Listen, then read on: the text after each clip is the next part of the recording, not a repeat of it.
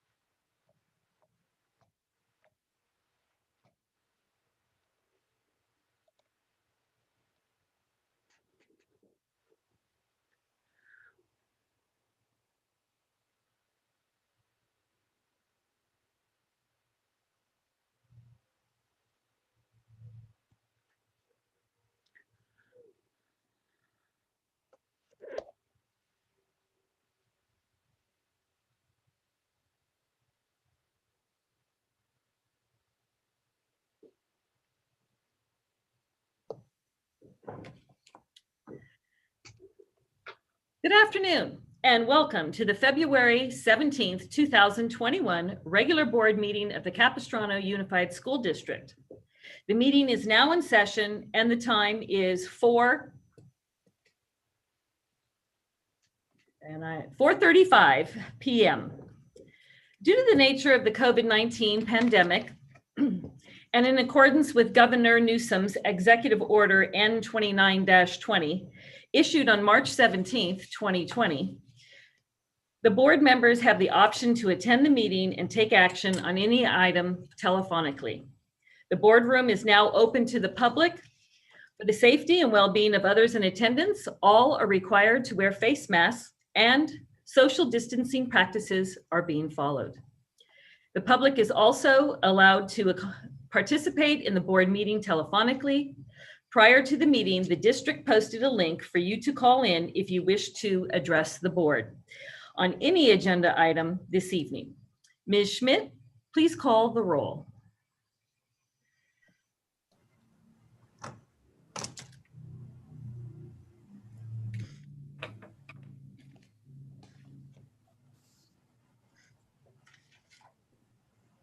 Mute.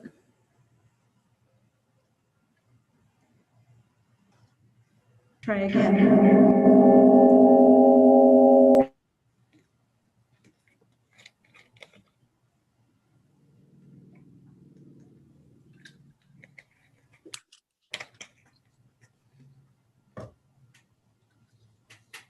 Susie, no one can hear you.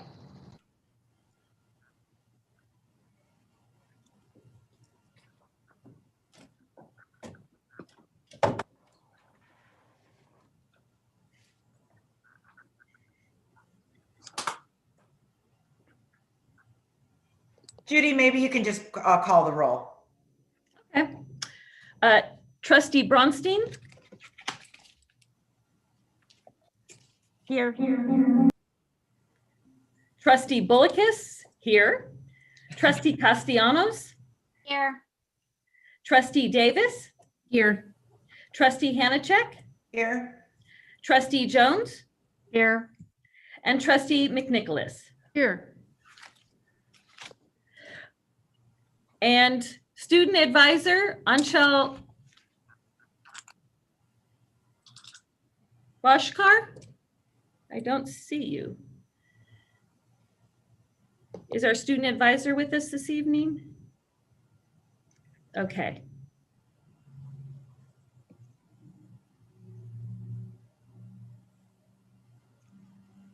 President Bullockis, you're muted. Thank you.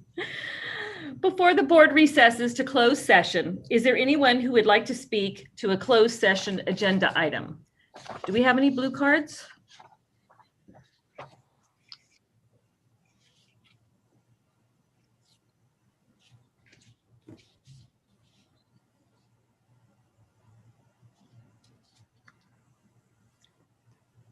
I'm not hearing, and I don't see that. Judy, there should be 3, Judy. Okay, then can I have either Ms. Hayes or Ms. Schmidt call the names, please? I don't have a list.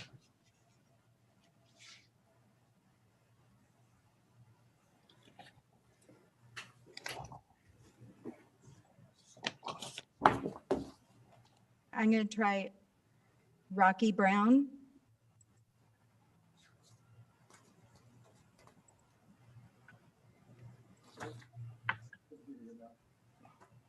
Can you hear me now? Yes. Okay. Courtney Bucco? Courtney, go ahead. You have to unmute your microphone, please. President Bullockis, we do have 2 speakers, but we're having difficulties. Okay. Courtney, you need to unmute your microphone.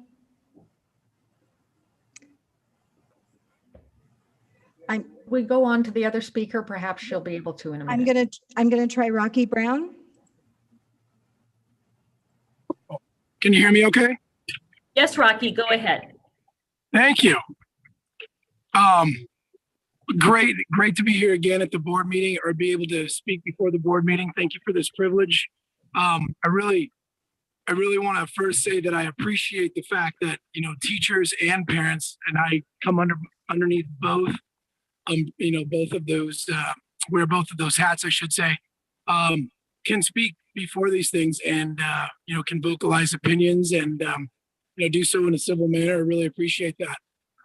Next, as a PE teacher for middle school, I'm looking forward to the board hopefully helping PE move forward in the way of getting letter grades for students, especially since I have so many students right now with the new curriculum who are really aiming high on it and wanting to get that A.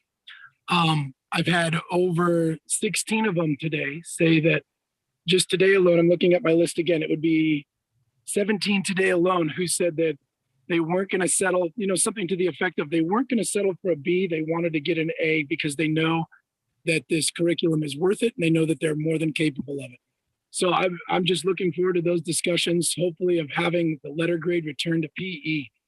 And then last but not least, as a parent, I did want to say that I've been looking at some of the new adopted curriculum, and I'm seeing the word inappropriate attached to it a lot, which is a very great concern to me, because it does say that with teacher guidance, that even with inappropriate material, that it would be okay to present it to students. And I think I can speak for a lot of parents. I know I can speak for my wife and myself, but I think I can speak for a lot of parents when I say that if there is anything inappropriate, it would be best to leave that for parents to teach their own students and to be able to get curriculum that does not have that inappropriate tag level attached to it. In addition, with the PLC model that we have in place, it would be great to involve parents in surveys as far as what curriculum is adopted. I think there's a growing sentiment that more parents would like to have that happen, would like to see that moving forward, and I thank you for your time. Thank you, Rocky. Thank you. Courtney, are you there? We see your name, but if you unmute.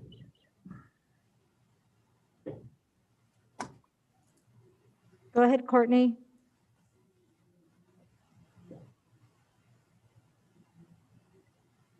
I don't know if Courtney wants to hang up and try to come back in as we go to the third person. Courtney is the last speaker. Oh, okay.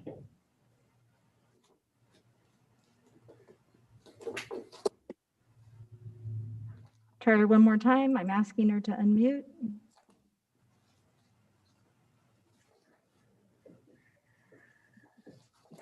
Okay. We can ask Courtney, you could put her in oral communications and try again at 7 p.m. in order for her to speak to the board. Okay, I'd be happy to do that. Why don't you go ahead, President Bolokas? Okay. That'll close the speakers for the evening until the next session. So the board will now recess to close session to address the following agenda items. A, public health emergency, consultation with agency counsel. B, conference with legal counsel, anticipated litigation, significant exposure to litigation, 7 cases. Conference with legal counsel, existing litigation, significant exposure to litigation, 2 cases. Student expulsion, 1 case. Public employee discipline, dismissal, release, 2 cases. Conference with labor negotiators, CUEA, CSEA, Teamsters, and KUMA. Conference with real property negotiators, property Pacifica San Juan property, South Transportation and Groundskeeping Facility, Paseo de Colinas property. The board will now recess to close session. It is 4:44. Thank you.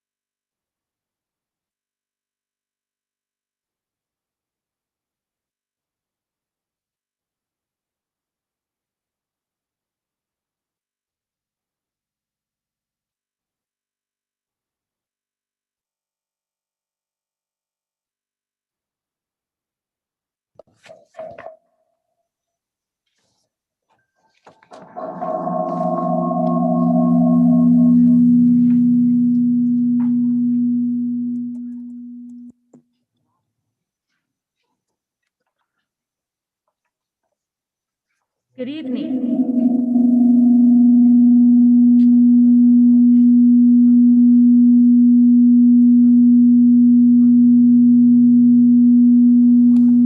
Should I turn this all the way down? I'll turn off. Do I mute?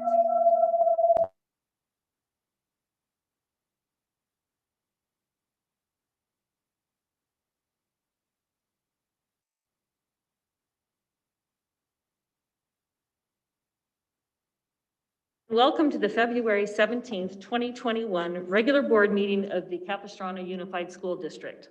The meeting is now in session and the time is 7:10 p.m. Due to the nature of the COVID-19 pandemic and in accordance with Governor Newsom's Executive Order N-2920 issued on March 17, 2020, the board members have the option to attend the meeting and take action on any item telephonically. The board room is now open to the public. For the safety and well-being of others in attendance, all are required to wear a face mask and stay socially distanced. The public is also allowed to participate in this board meeting telephonically. Prior to this meeting, the district posted a link for you to call in if you wish to address the board on any agenda item this evening. Please note the following. On agenda item A, public health emergency, trustees were provided with Exhibit A-1. Staff has pulled agenda items 14, Talking Points Software Services and Support Agreement, and item number 27, Instructional Materials Recommended for Adoption, Cultural Proficiency Lessons, grades K through 12. On agenda item number 7, Master Joint Use Lease Agreement, Wellness and Prevention Center, staff has updated section 22 to include a statement that written consent is required according to the mandates of the California state law. Also, section 24 of the agreement is revised to reference Orange County rather than Los Angeles County. In addition, the services for the Wellness and Prevention Center will be provided at the Aliso Niguel High School Library. A revised map is provided in the back of the room on our district website. On agenda item number 11, Memorandum of Understanding Agreement number 50814 with Orange County Superintendent of Schools for Mental Health Student Services Act Partnership 2020 through 2024, staff has made a correction to item A.7. The word scare is a typographical error and should read as care coordination. On agenda item number 25, first reading, temporary board policy T 6146.1, high school graduation requirements, and item number 32, first reading board policy 6176, education of homeless children and youth. Staff has made corrections to these policies. Revised copies are provided in the back of the room and on our district website. Mrs. Hayes, please call the roll. Student Advisor Bosker, Present. Trustee Bronstein, Here. Trustee Bullicus, Here. Trustee Castellanos, Here. Trustee Davis, Here. Trustee Hanachek, Here. Trustee Jones, Here. and Trustee McNicholas. Here. The Pledge of Allegiance is going to be led by Trustee Pamela Bronstein this evening. All rise.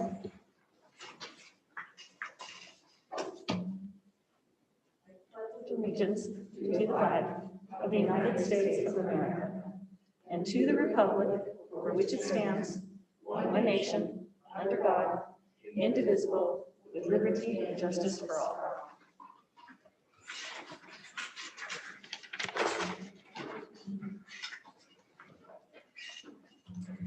Adoption of the agenda. May I have a motion to adopt the agenda?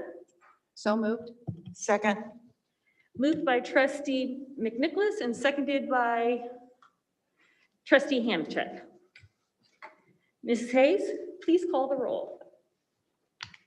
Student Advisor Bosker, Aye. Trustee Bronstein,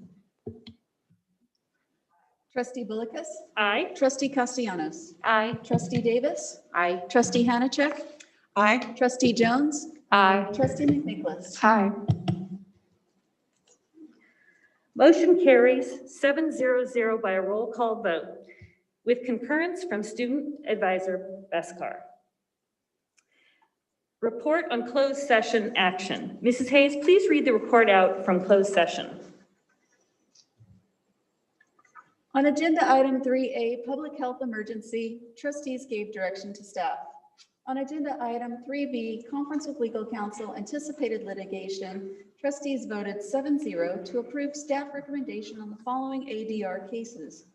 Case number 2020-1006, 2020-1102, 2020-1208, 2020-1209, 2020-1213, 2020-1216, and 2021-0120.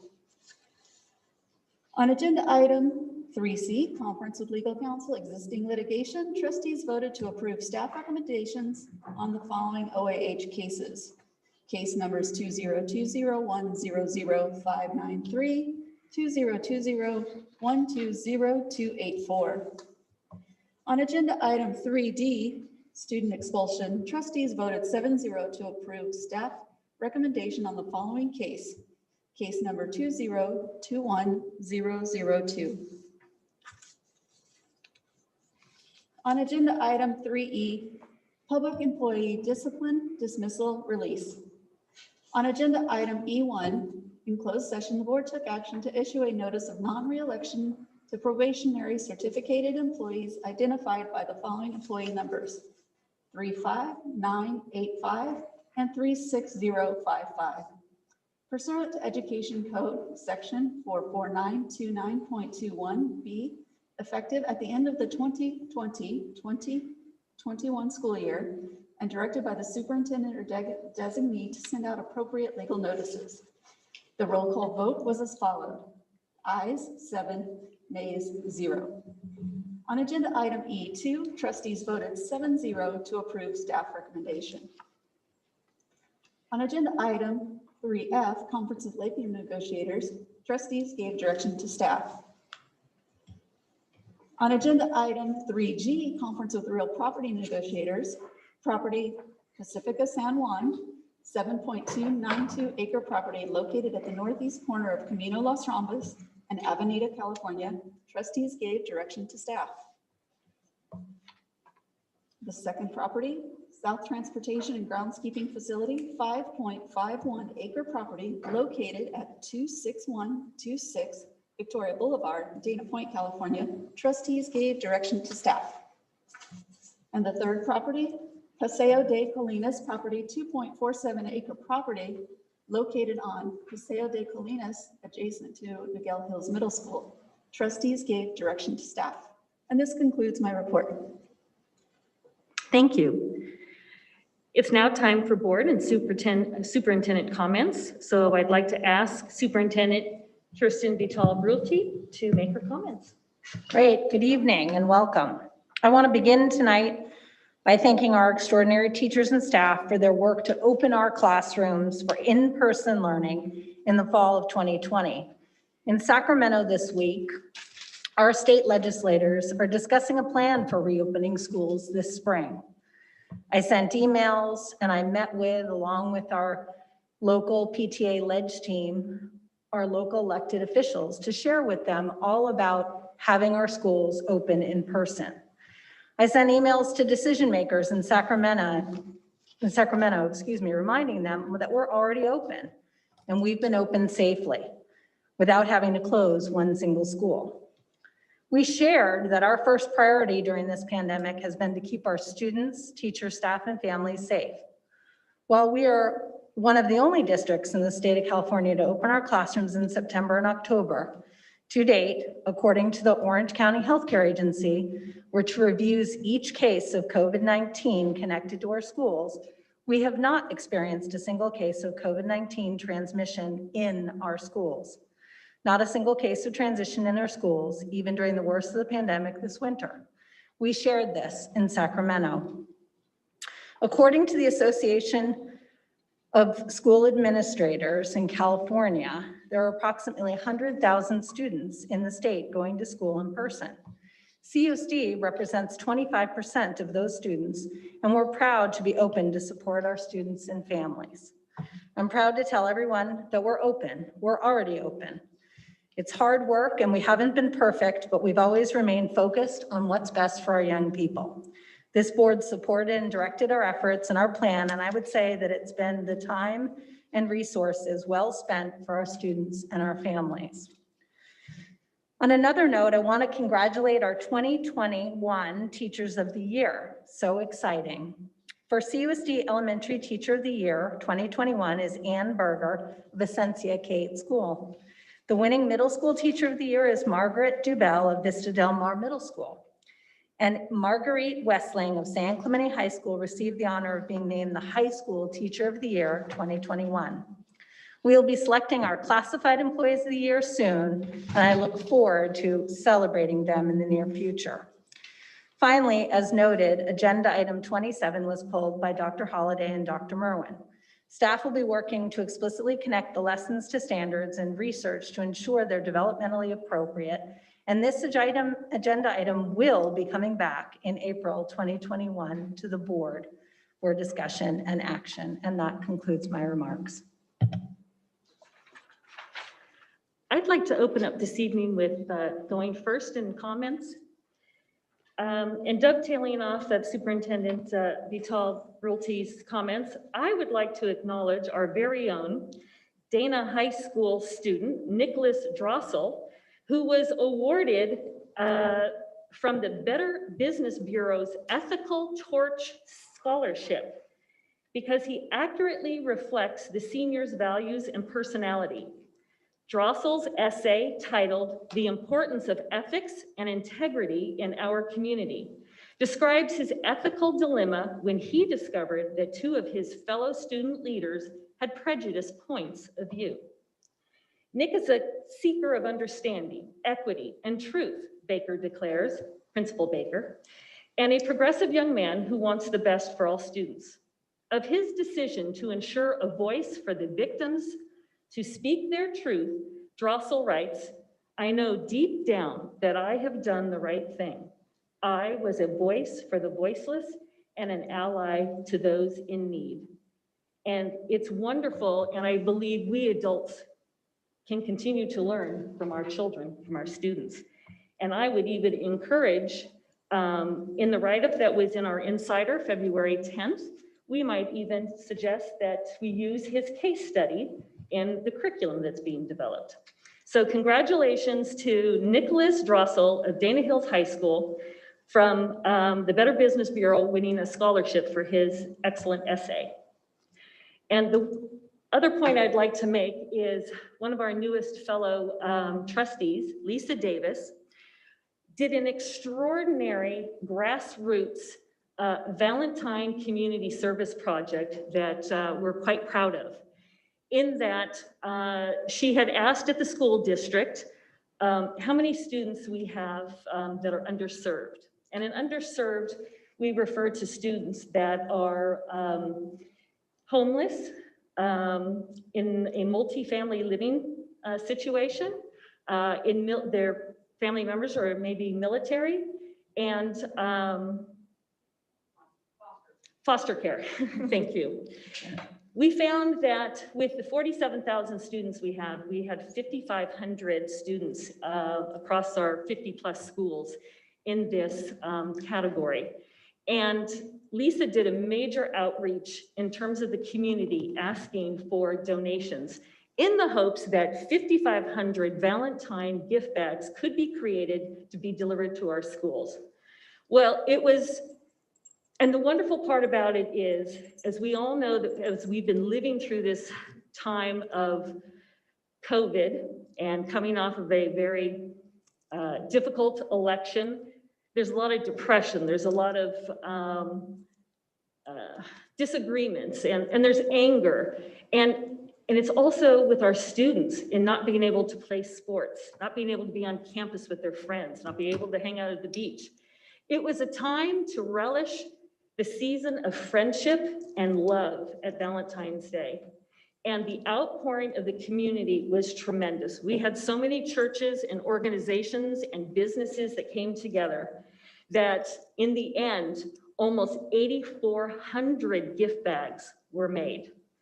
And very surprising to me, every one of our high school students received a gift card in their gift bag.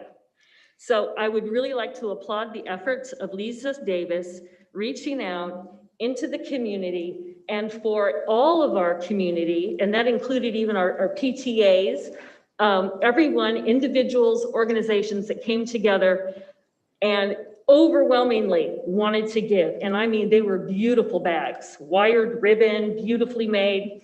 And it was so well received. The schools were just so thrilled. And they were confidentially given out as the school administration had contacted each of the students to come up to the office. And so they had a very nice surprise. So I just wanted to thank Lisa Davis for doing this effort. It was a joy to see this happen. Thank you. And now I would like to ask our student advisor to start off because I've forgotten her in the past. So I think we will have you lead off, Advisor Bhaskar. Good evening. I just have one thing.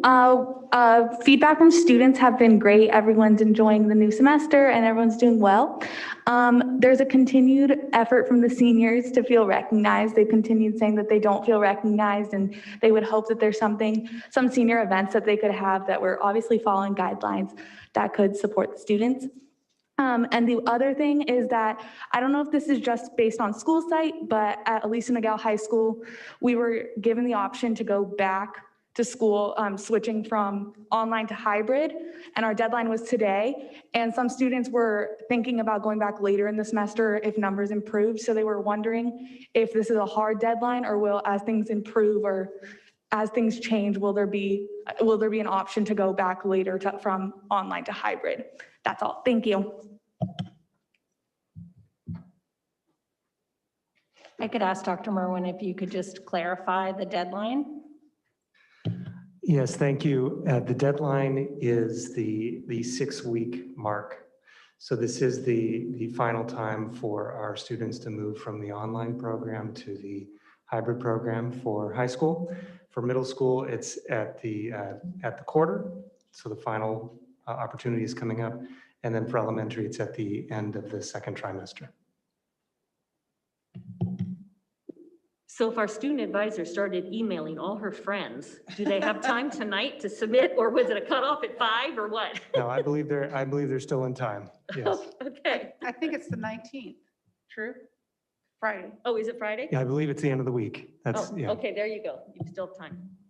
In the email, it said, like I just opened, it said February 16th. I don't know if that's just for our school site for high schools, but it did say February 16th for us. So I don't know if that needs to be clarified or if that's the case. Very good. I'd be happy to follow up and make sure our high schools communicate that out and clarify. Do any other trustees have comments this evening? Yeah. Trustee McNicholas? Yes, a couple of things. One, I was so happy to be involved in the celebrations of our Teachers of the Year at Esencia and Vista Del Mar and San Clemente. I'm disappointed they were all in the south and not in the north, but that's, we have good teachers everywhere. But it was just so inspiring to be back on campus, even though we're social distancing and we had our masks. And it was just, that is one thing I really miss, is being on campus with students and teachers. And they are all wonderful, wonderful teachers. So proud of them. The other thing I want to bring up is a shout out to Dana Hills PTSA.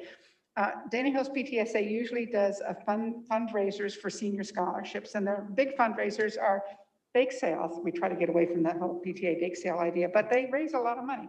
Well, this year, not so much on bake sales. So they are having a drive-through ice cream sandwich sale that was this afternoon and tomorrow afternoon for Handel's Ice Cream in Laguna Niguel for $5, and the proceeds go for senior scholarships. And I want to thank Principal Brad Baker, who I know is listening, for getting us started with some ice cream sandwiches for the trustees. So I want to encourage everybody, do a drive-through tomorrow if you don't have that, if you can, in the afternoon from 2:45 till 5. So support senior scholarships. Thank you. Trustee Hanushek? I wish I had them now because I'm starving. So that would be great. So thank you. Yeah, so I just wanted a quick check-in. Our board meetings are basically the business meeting of the board conducted in public. And once in a while, we are presented with opportunities to consider, discuss, and implement policies, curriculum, or programs that directly relate to students. And these are items that support our district's mission, which is to prepare our students to meet the challenges of a rapidly changing world, and our vision, unwavering commitment to student success. And one of our wigs that I want to touch on tonight, which is to engage students in meaningful, challenging, and innovative educational experiences to increase post-secondary options for all students. In recent years, there's been a growing movement for schools to help students develop 21st century skills alongside academic competencies, driven in large part by frequent reports of employers unsatisfied with the skills of recent school graduates. Business leaders point out that they not only need employees who are smart and competent in math and reading and writing, they also need people who can lead teams, communicate effectively to partners, come up with new ways to solve problems, and effectively navigate an increasingly diverse world. To quote Dean Foster from the Wharton School of Business, it's the 21st century, and there's really no wiggle room at this point for cultural ignorance. The opposite of cultural ignorance is cultural competency, the ability to understand that people will be thinking differently. They'll be doing business differently.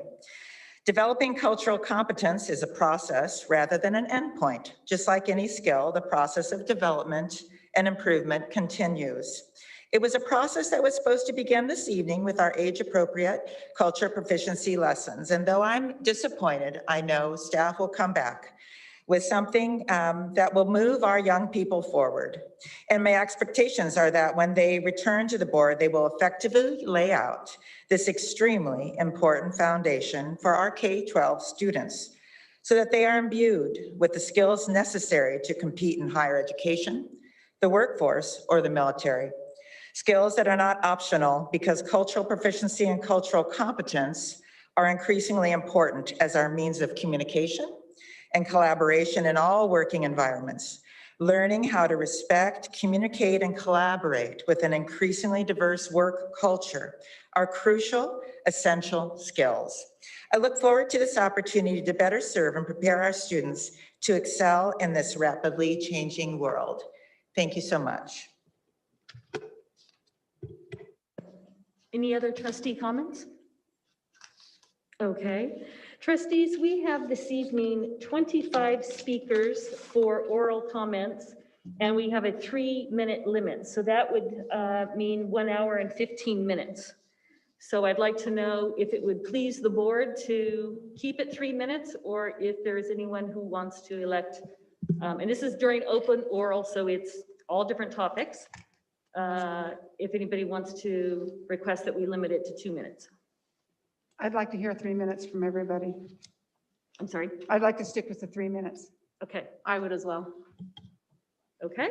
Are we sure that they are not mostly speaking about item 27, which was pulled from the agenda? I do not know that. Do we know? I'm sure there's quite a few, but I don't know. So, and we don't know, as we've experienced in the past, if everybody will be on the phone. Okay. So with that, I think we're in agreement that we will move forward. And the first speaker is Sarah King. And if I could take this opportunity, we learned at a recent meeting, I admittedly am poor at pronunciation. So please, if I've mispronounced your name, please give your name at the beginning so that we know. Thank you. Thank you, President Balakas and trustees. My name is Sarah King. Thank you for the clarification. I'm an English teacher at San Clemente High School and the campus coordinator for No Place for Hate. I'm very grateful to our principal, Mr. Carter, who has supported the No Place for Hate committee by making space on our campus for curriculum and discussions that promote diversity and inclusion. I'm here today to speak about inclusive book adoptions. When it comes to including diverse authors, one of the common comments I hear is, that book is so great. Oh, but there's that one section. It might be a few pages of reference to sex or inappropriate language. Here's the logical problem with rejecting book adoptions based on a few pages of inappropriate content. It always starts with history. Most of the novels our students read are written by white authors prior to 1960, when if you wrote about sex or profanity with honesty, your book would not be published. If you are not white, your book would most likely not be published. The only books published are ones that reference sex solely through vague metaphors. They didn't write in metaphors because they wanted to. They wrote in metaphors because society mandated it. Trust me, if F. Scott Fitzgerald wrote The Great Gatsby in 1980, it would be an entirely different book. After the 1970s, contemporary authors wrote with realism and honesty about these experiences. This honesty does not detract from the beauty of the language, but serves to challenge our students to think about authors' purpose. At the same time, after the civil rights movement, non-white authors were finally gaining recognition in the publishing industry. Most of the books by Latinx, Asian, Indigenous, and Black authors were published post-1970s when society started to finally accept them. Contemporary authors write with realism and honesty. Therefore, if you are to unilaterally reject books that have a few pages of profanity, you will be rejecting almost all of the new diverse and inclusive options, not because these groups are inherently degenerate, but because the era in which they were allowed to write requires honest storytelling. So the question we need to ask ourselves are, how many books have we rejected for this reason? How many of them are books of color? Do our students of color deserve to see themselves in the books they read? And is there a way to teach diverse books while respecting the values of our community? I know we can find a way. I want to end by thanking the school board for the work you are doing with the Cultural Proficiency Task Force to make all the classrooms across our district an inclusive place. We are headed in the right direction. Thank you. Thank you. And speaker Jamie, I don't have a last name, or Jamie is the last name. I do not have Jamie registered to speak. She Okay. is listed, but not on the line. Leslie Power. Leslie is here tonight. So Leslie, if you please come forward, and we are requesting that you do not touch the podium or microphone, but we will be able to hear you. Thank you.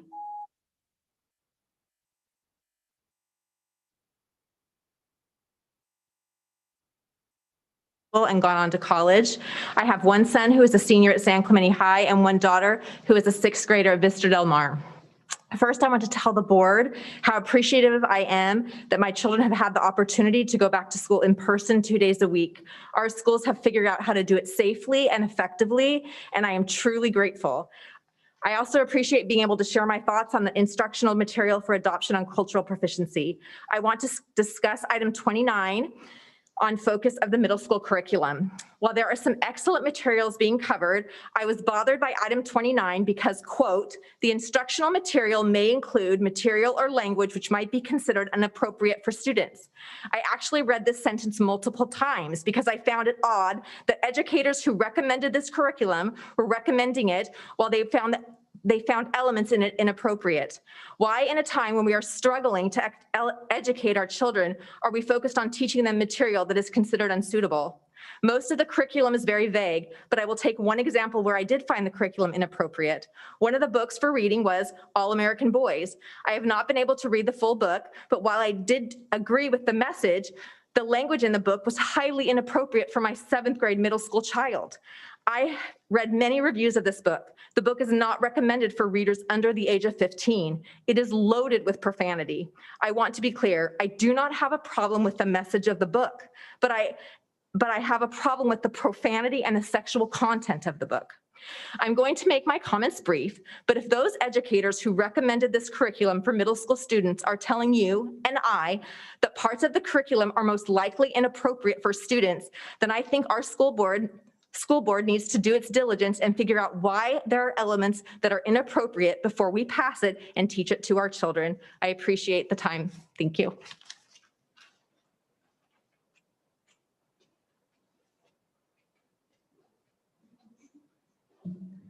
Eliza Wellman.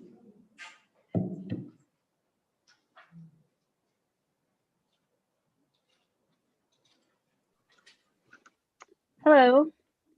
I have a fifth grader and a third grader at Truman Benedict. And my comment is on the cultural proficiency curriculum. While there are a lot of good elements in this curriculum, my main concern is the concept of privilege. The way that it is presented completely ignores a huge factor in many wealthy or so-called privileged people's success, which is hard work and good choices. While it is true that life is unfair and everyone is born into a different set of circumstances, making their lives easier or harder than someone else, what our society seems to love to ignore these days are the concepts of choice and accountability. Rather than teaching our children that they are victims of their circumstances and that because life is unfair, less privileged people should be given handouts and freebies, we should empower them with the knowledge that anything is possible for those who are willing to put in the hard work and effort, regardless of their race, gender, social status, etc. We should heavily emphasize the importance of making good choices in achieving happiness and success in life. Choices regarding drug and alcohol use, premarital sex, education, personal responsibility, marriage, and work all have immeasurable effect on someone's success, or what you might call privilege in life. An amazing book that I'd highly recommend as middle school or high school reading material is Dr. Ben Carson's Gifted Hands. For those of you who don't know, Ben Carson was a skinny Black kid who was raised by a single mother with a third grade education in inner city Detroit. He eventually grew up to become a world-renowned neurosurgeon and ran for president in 2016. These are the stories of hard work and success that we should be teaching our children and emphasizing. Thank you. Thank you. Colleen Bashforth. Colleen Bashforth. I do not have Colleen logged in currently. Okay. Christy Kraft Rowley. Christy is not currently logged in. Okay. Chelsea Erickson. Chelsea is not logged in. Oh, in Because she's here. person. There she is. Thank you so much. I have my head down. Yeah, thank you. Hi, my name is Chelsea Erickson. I wanted to start by first telling you all thank you for your time and efforts and everything that you have done for our schools in the district. As I have talked with other friends throughout the state, it is very clear that our district and our school, Vista Del Mar, are very prepared and on top of things, and it has made for a much smoother ride along this crazy pandemic year. I am here to address the petition that has been presented to the district from the group CUSD Against Racism in regards to Christine Hostetter, my daughter's current fourth grade teacher at Vista Del Mar Elementary School. I just want to share our absolute gratitude for the teacher that Ms. Hostetter has been to our daughter this year. We've offered our daughter the option a couple of times to do 100% online learning, for the opportunity to go visit family and stay with them while doing her schoolwork. And she has turned us down every time, telling us that she does not want a different teacher by doing that, and that she wants to stay with Mrs. Hostetter. Our interactions as parents with Mrs. Hostetter have also been wonderful and very professional, and we have been very, very grateful for her. When we heard of this petition, I did a lot of research into this situation. I wanted to know because it's my daughter's teacher. I read the entire petition. I watched all the video links they shared as evidence on their page. We had no idea of Mrs. Hostetter's political affiliation, even during such a volatile election year. This made us wonder if our daughter had any idea. So we asked her if Mrs. Hostetter had ever commented about the elections or those running, and she told us no. In fact, she told us that some of the students had been talking in class about it, and she asked them to stop talking and that they needed to discuss that at another time and place. This is the type of teacher that we believe should be in the schools and in our children's classrooms. It is always a little concerning for us as to whether a teacher is sharing personal, political, or moral viewpoints on things in the classroom with our young and impressionable children. We were pleased to hear that Mrs. Hostetter steered the kids away from any such talk that could lead to that in this situation. Obviously, if something illegal is done, that's for you to handle. But I have to say that after reading and watching the evidence shared on the petition, I am very blown away at the liberties that were taken in the wording of such things compared to what I actually saw. Nowhere from what I have seen does it show that she did anything illegal. Marching in a protest is not illegal. In fact, it's a right that we all have. To me, it seems that this is a group that's out to get rid of someone who believes in something politically that they do not, and that's not okay. They are a group that at its foundation seeks for more inclusion, yet they are seemingly attacking a person and teacher who is a peg that does not fit into their hole, and it's disappointing. I just want to share that I hope that she can get back in the classroom as soon as possible. A number of teachers or parents that I have talked to in the class have said the same. Thank you, Chelsea. Courtney Bucco. Courtney, your line is live. Just unmute. I'm unmuted now. Thank you. So I'm a parent of a first grader and third grader at San Juan Elementary School, and we are the Spanish immersion program, and that's basically what I'm here to talk about. When we first signed up for this program, we were told that, that my child is going to be with the teacher 6 hours a day in basically an 80-20 program, which is most of the day is 80% of Spanish and 20% in English. And I'm not a Spanish speaking home, so I was very apprehensive to sign my children up for this program, but they told me that everything was going to be fine. Don't worry, your kid's going to be with their teacher for 6 hours a day in Spanish. And then once they get to second grade, it's like 5 hours in Spanish, 1 hour in English. And then by the time that they get to fifth grade, it's 50-50. So it's an immersion program, and it does go both ways. So there's kids there that are non-English speaking, and eventually they become English speaking, which is their second language. So we committed to this this program, and with the model that is now happening with the 50% of the day with the paraeducator and 50% of the day with the teacher, it's been very unsuccessful and unsustainable. So I feel like the board needs to come up with a different model or solution for just the immersion programs and not have the paraeducators. I'm not sure what the solution is, but I've had to hire a tutor and paid out a lot of money for this.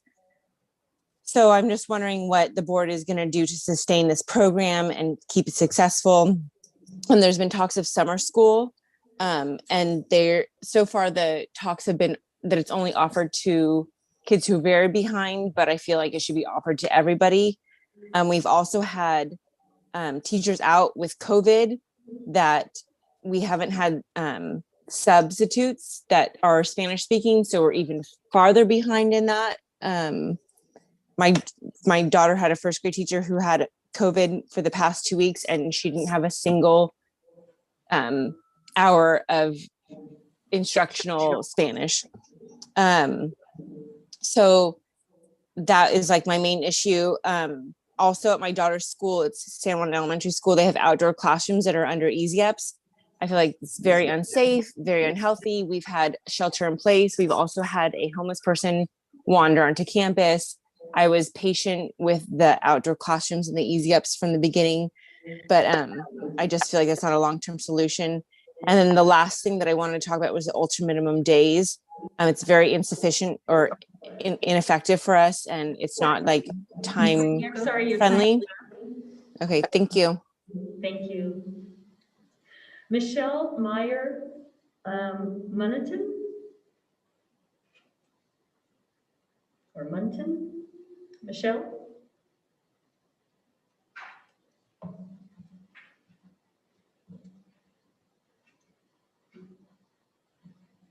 Ms. Hayes, do you have Michelle?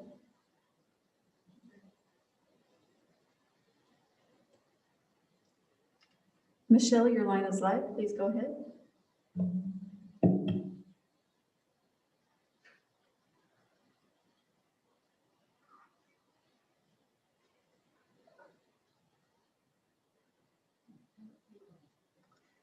She's listed as just Michelle on your screen. Michelle, go ahead and unmute and you may speak.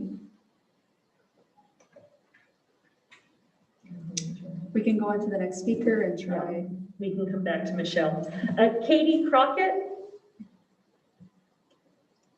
Katie, your line is live. Please go ahead. Thank you. My name's Katie Crockett. I have a child in first grade at Essentia. I was going to comment on agenda item 27, and I'm still going to. I support the approval of the cultural proficiency curriculum. I'm excited that my children could have the opportunity to learn these types of lessons, and I'm disappointed that it was removed from the agenda. I understand the need for staff to ensure that adequate detail and justification for curriculum is provided to the trustees, but I'm disappointed that this is being pulled from the agenda because it's likely due to controversy. This is not a controversial topic. I heard a group that is against the curriculum for cultural proficiency state that this is really anti-racist and privilege cloaked in cultural proficiency, as if being anti-racist is a negative thing or could be construed as such in any way. I'm disappointed. I will be here in April when this comes back, fully supporting this curriculum. And that's all I have to say on this. Thank you for your time. Thank you. And Michelle Plossel Campbell. Michelle, go ahead. Hi, good evening, Superintendent, Board of Trustees. PTA is a membership organization, and the mission of the California PTA is to positively impact the lives of all children and families. We are so thankful for all of our members, parents, teachers, students, and community members. I encourage all to join your local school's PTA and become a part of the largest child advocacy organization in the United States. The California State PTA just hosted their annual legislative conference virtually for the first time. The theme of equity. We heard amazing speakers, including Michael Eisen, on the benefit of community schools and the importance of validating student voice and student experiences, especially with the eye towards cultural proficiency and awareness. With this in mind, I am disappointed that the cultural proficiency curriculum approval was pulled from tonight's agenda. The content is important for our students to learn. I'm hoping it is back on the agenda for March 17th board meeting, not waiting till April. We need this curriculum now. It is what our students need, and we need to do what is right for all children. Thank you. Thank you. Deborah Stapley.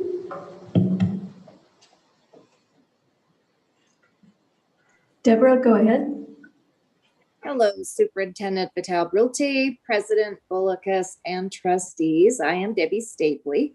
My youngest son is a student at San Juan Hills High School, and 12 of my 13 grandchildren live in the district. On Monday, I learned that the board was being asked to vote on a cultural proficiency curriculum.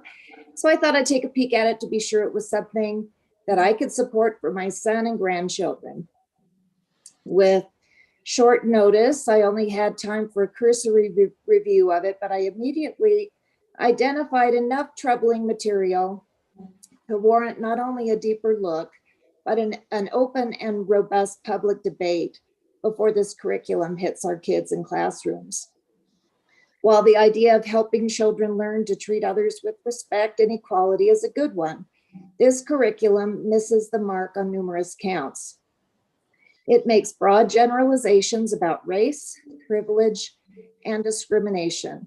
It suggests negative role plays involving discrimination and hate rather than positive experiences that might teach kids how to better accept and celebrate one another's differences. There may be portions of this proposed curriculum that would be beneficial and welcome in our classrooms, but we will not know that until a full community-based review of the proposal is made and its various components are fully examined and discussed. In doing so, we as responsible adults would actually be modeling the very behavior that this proposed curriculum purports to promote.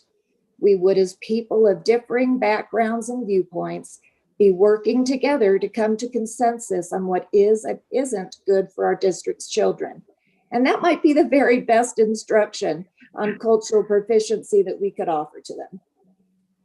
I was very grateful to hear today that you had already decided to give this proposal more thought, and I thank you for giving me an opportunity to add my opinion to the discussion. Thank you. Thank you. Amanda Ernest?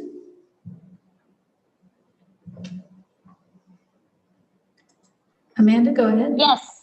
Hello. Thank you so much for having me and for the time here.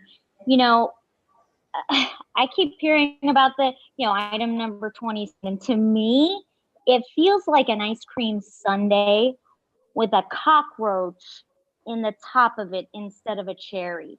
So while there's a lot of lovely things about the curriculum as a whole, as far as I could see, there's enough in it, just like Debbie just said, Eliza, Leslie, and several others, that is really pretty outrageous. And as a parent, I don't want teachers whom I don't know well and whom I didn't choose for my kids teaching them values-based lessons. Those are things that are best taught at home. So after reviewing the curriculum, it's clear that critical race theory is being pushed on our children. I believe this victimizes children of all races and divides them further. It aggravates a false narrative or agenda that the media and other social engineers of our time are trying to push. While being responsible and compassionate citizens is important for all children and adults to learn, using things like the quote 5-finger privilege game and telling a child that he or she is underprivileged because he can't find a Band-Aid that's their skin color at the store is beyond ridiculous. Children need to spend time in school becoming academically proficient, critical thinkers. They should not go to school to be taught or brainwashed this offensive curriculum that further victimizes and alienates and divides students in the name of cultural proficiency. If the community as a whole wanted to add some sort of training in this area, it would be more appropriate, number one, to only have the ice cream parts. That's first. Two, have an assembly outside the classroom, similar to the DARE program, character counts. We have so many amazing programs outside of our academics to help support our children in gaining life skills and becoming good people. Do we really need to use class and academic time to teach them about, quote, their privilege? To those who support this curriculum, why can't they teach their children these skills and values at home? Look at the amazing community we rallied around the Valentine's Day Project. Our families are good. Our students are good. Americans are good. We don't need to sacrifice time learning, reading, writing, and arithmetic in our classrooms in order to make our children proficient in any of these areas. And I do not support the adoption of such a curriculum as I've seen it laid out thus far. Thank you so much for the time tonight. Thank you. Julia McDonald?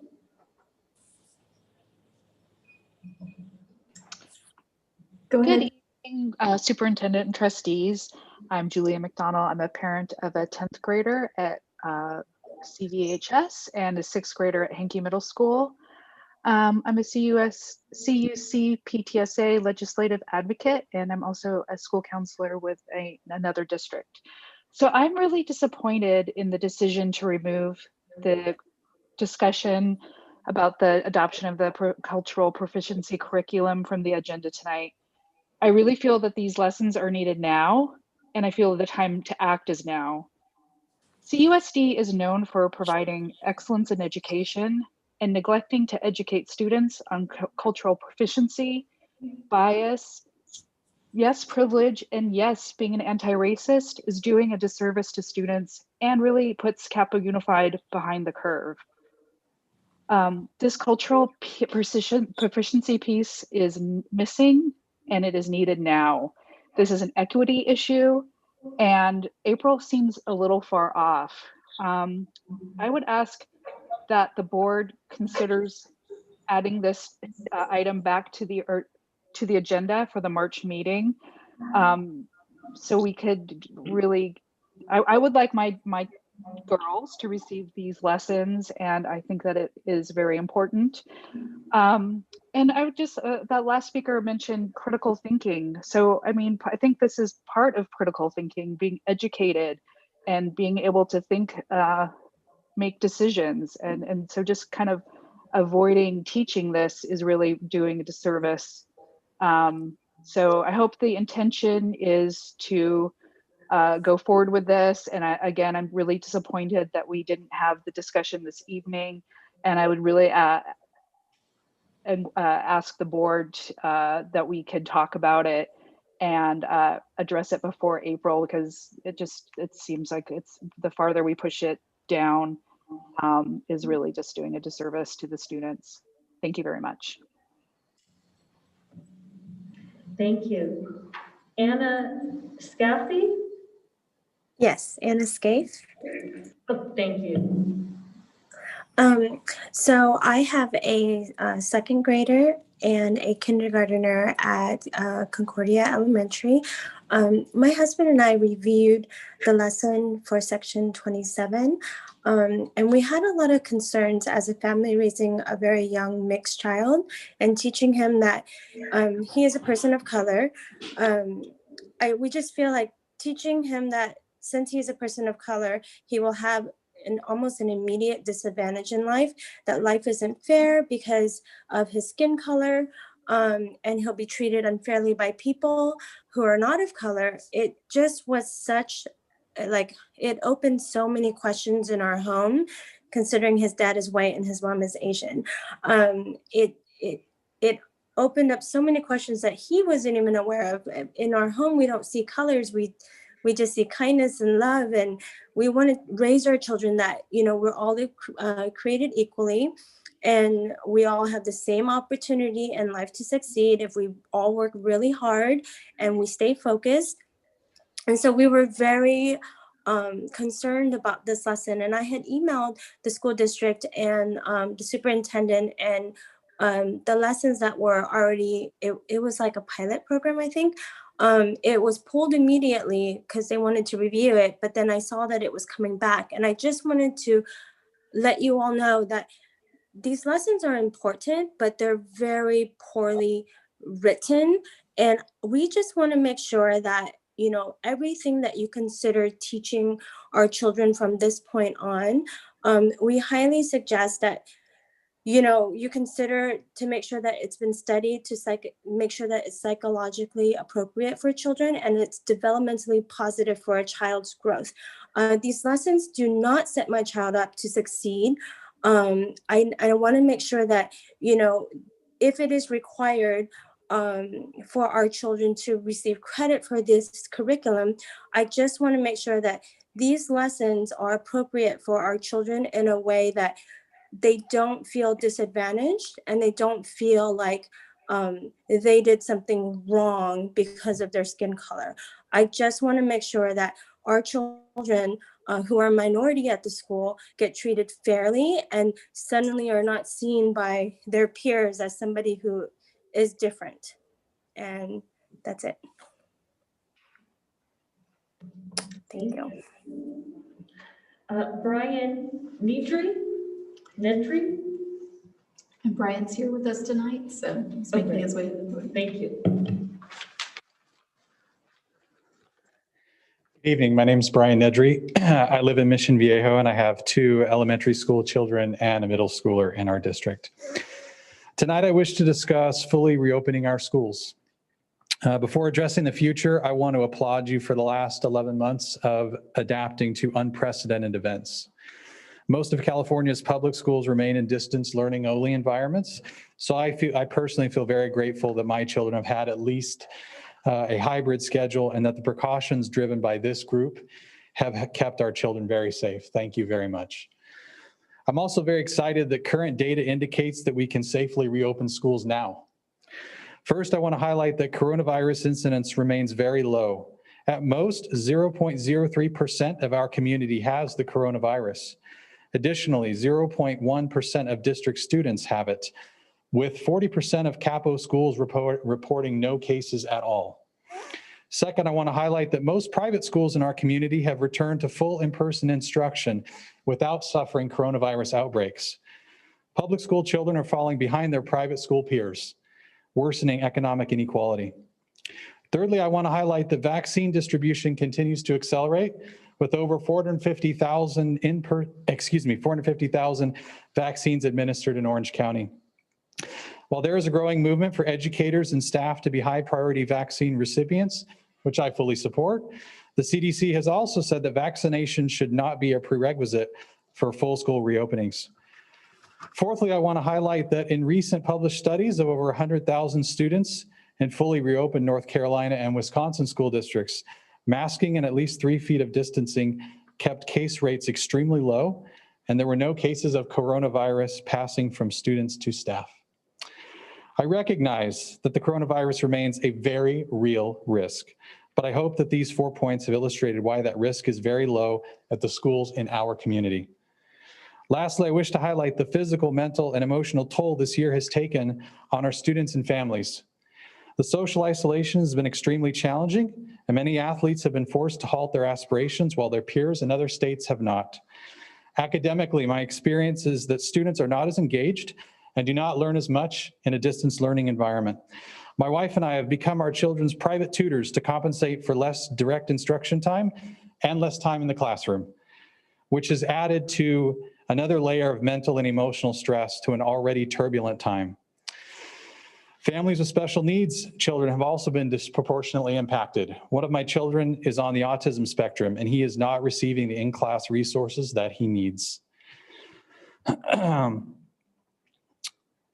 I'm short on time, so I just ask that this group consider safely reopening our schools, at least giving the option to do that. Perhaps a pilot of select schools where the case rates are low and the school community is receptive to that idea. Thank you. Andrea Dustin. Andrea is with us live in the room, so we're just going to wait just a second to wait for the podium. Thank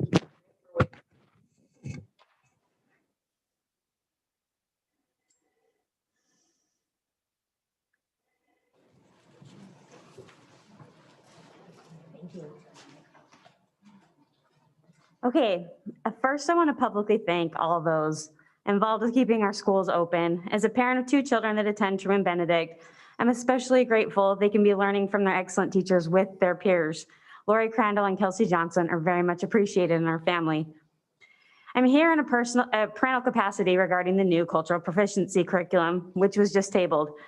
I would like to ask that the trustees in the district allow parents a say in shaping this value-based curriculum. I was involved with CUSD in providing parental feedback for the sex ed curriculum. I was grateful the district provided parents the opportunity to have a voice in how value-based curriculum was implemented to our children. It should be noted that we were still allowed a voice despite the fact that California legislators wrote a value system into law. I was unaware of the new cultural proficiency curriculum until yesterday. I learned it was implemented earlier than anticipated and included no feedback from parents or the community. I was concerned that Capistrano Unified had decided parents no longer have a voice in the decision-making process when it comes to teaching values in our schools. But this day on the vote tonight gave me hope that we could still be a part of the process. Many parents fought hard and won to erase biblical values from schools. Values taught in school should always be placed under scrutiny. What are the anticipated outcomes of this curriculum? Is there empirical evidence that supports the efficacy of these types of values being taught in the school system that you could point parents to? Do these lessons unify students or further stigmatize BIPOC students? By highlighting differences and teaching stereotypes, are we inadvertently reinforcing division? I strongly urge this board to educate parents first regarding these practices before implementing these new ideas. Perhaps the district could teach the courses to parents so they can see the supplemental material and understand what their child will be learning. If this curriculum is as strong as the staff has recommended, then it will surely withstand the scrutiny from parents of the students you serve. I urge you to allow parents to be a part of this process. I am willing to give my time to be a part of the review, and I know many other parents who are as well. Thank you. Thank you. Michelle McNutt. Hi, can you hear me? Yes. May I start?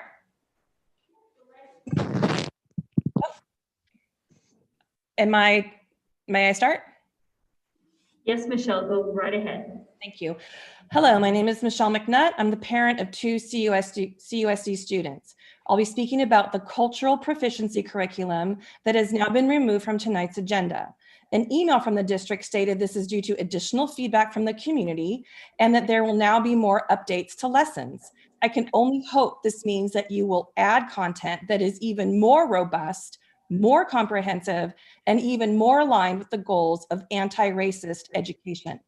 If this is not the case and your goal is to somehow water down this content even more, I'm asking the board members and the admin to look carefully at who is requesting that you withhold this vote tonight. I'm asking you to please recognize the differences between a true desire to understand content versus propaganda disguised as concern for BIPOC students. I'm asking you to question why anybody in this community would suggest that anti-racist lessons are harmful. These are the people that stand to gain, or are these the people that stand to gain the most by keeping the status quo? Ask yourself what exactly it is they fear by ensuring that everyone is treated equally, or even by acknowledging that privilege exists. Systemic racism is in every community, including CUSD.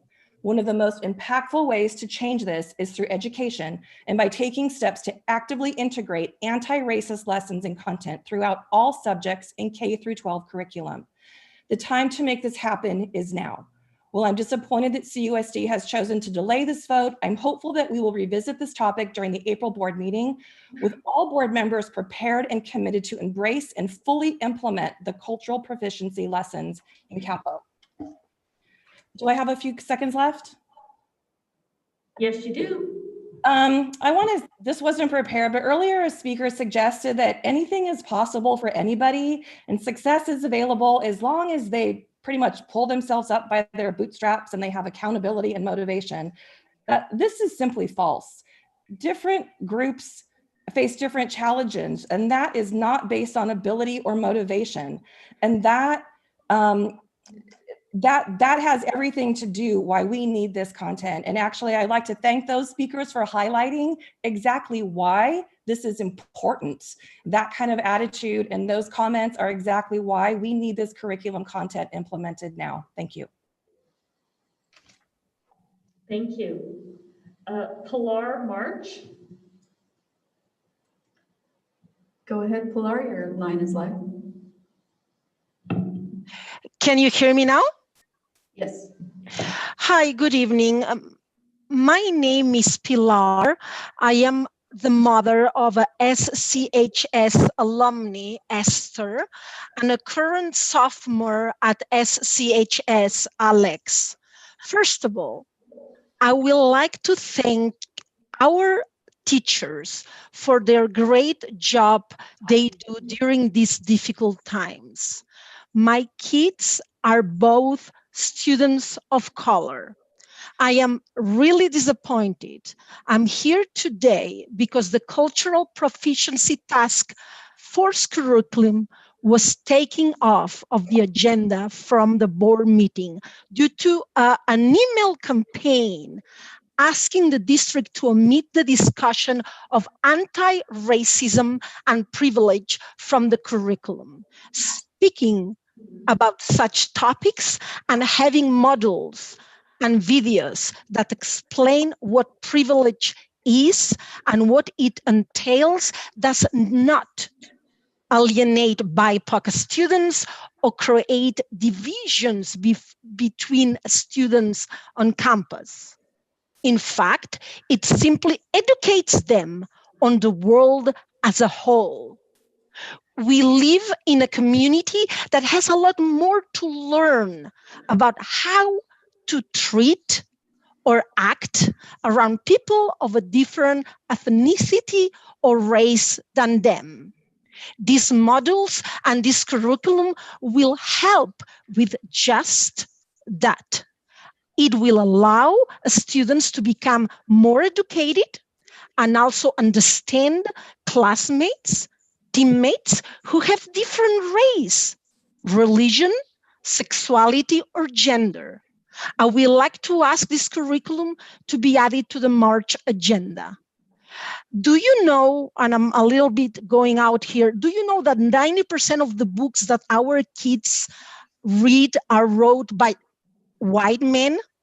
What about books written by women? What about books written by minorities, African American, Native American? Do you know that 30% of our high schoolers are the Latino origin? Do you know that there is no options for these students to choose Central or South American history classes? This is what needs to be changed.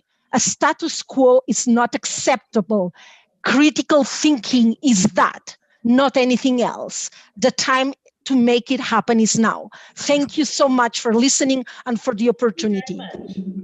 Jessica Geyer.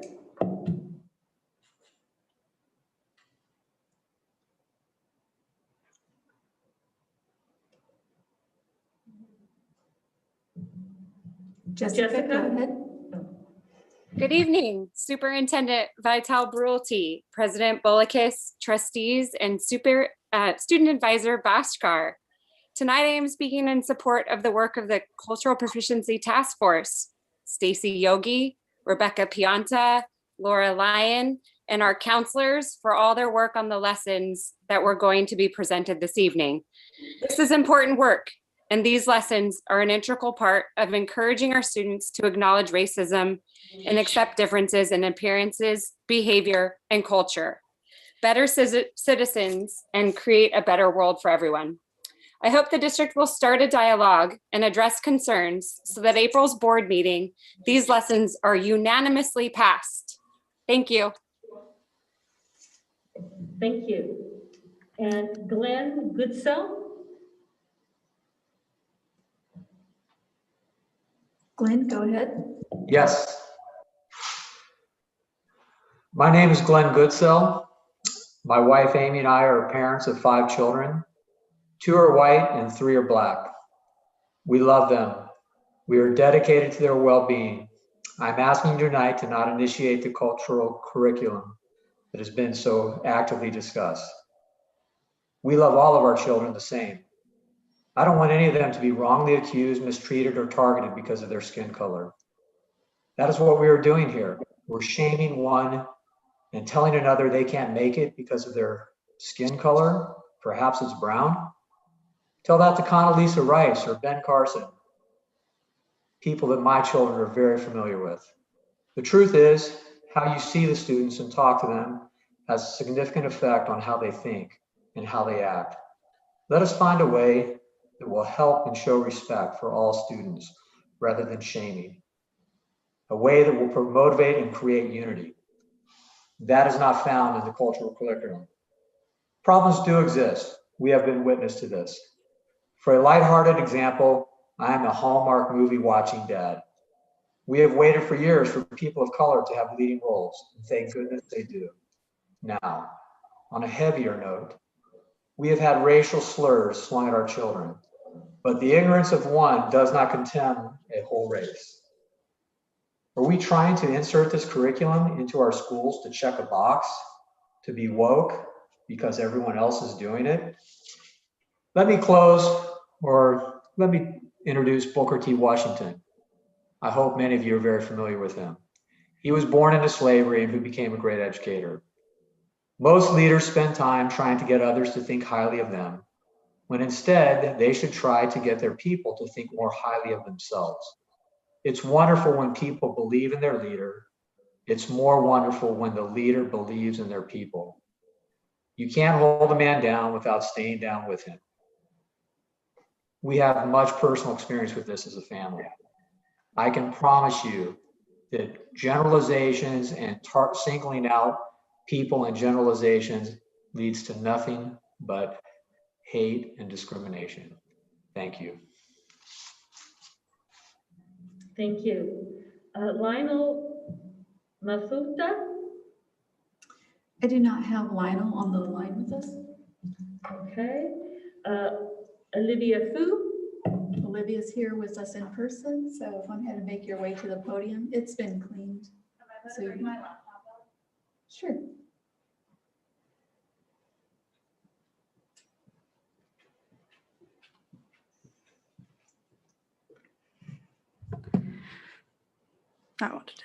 Good evening. My name is Olivia Fu. I graduated from SJHHS in 2018 after spending 12 years in CUSD schools, and I'm also one of the core organizers for CUSD Against Racism. First, I am thrilled to see so many diverse novels up for approval on the agenda tonight. Since our group's inception last June, one of our priorities has been diversifying the curriculums in our classrooms so that students of color have the opportunity to feel seen and validated in our curriculum, and to generate conversations about compassion and empathy for people with experiences different from your own. While some of these novels contain heavy subject matter, they are representative of the experience many students of color live through each day. Though they are fictional novels, the experiences they describe are true, and it is important not to shy away from these stories in our classrooms when students are seeing them already and hearing them in much less nuanced ways on the news and in their own lives. From my experience in CUSD, our teachers are well equipped to navigate these conversations, especially with the guidance from the district and the FAIR Act. I strongly encourage the trustees to approve all the novels on both agenda item 28 and 29 tonight. I was also excited and encouraged by the K-12 cultural proficiency curriculum that was originally supposed to be on the agenda for tonight. Our group has been so appreciative of the thought and care put into the development of these modules by the experts and the cultural proficiency task force. We especially value the emphasis of teaching compassion and standing up to racism for younger students. Now more than ever, these lessons are needed. To remind the board why these lessons matter, I'd like to share some testimonies we've received in this last month. We heard from a concerned community member that a student at Oso Grande Elementary School ran for student council on a platform of building a wall, and that another student that same day manufactured a Ku Klux Klan-like hood during class and then ran around after school on campus. Another community member this past week shared how there's an Asian family in Ladera Ranch who has been racially harassed by students in CUSD schools so badly that the police had to be called to their home. This mirrors the rise of anti-Asian hate crimes happening nationwide in the wake of COVID-19. For the sake of protecting students of color from hatred and discrimination, it's important that this education start early in our elementary schools. And the cultural proficiency curriculum is a perfect start. It teaches students that anti-racism is the act of calling out racism or unfair treatment of others when you see it. I see no problem there. The problem is not about talking about racism. The problem is racism, which, as you can see, is still abundantly clear in our classrooms.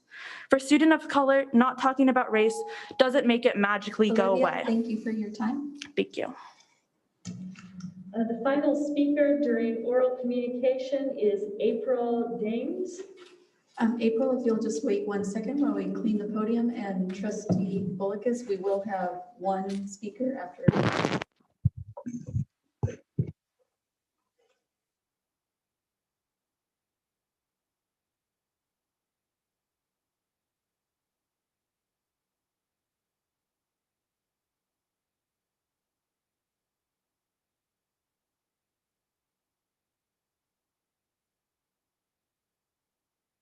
Hi, my name is April Dames, and I'm a parent of a 7th grade student, Margot Forrester, and a 3rd grade student at Sadwan Elementary.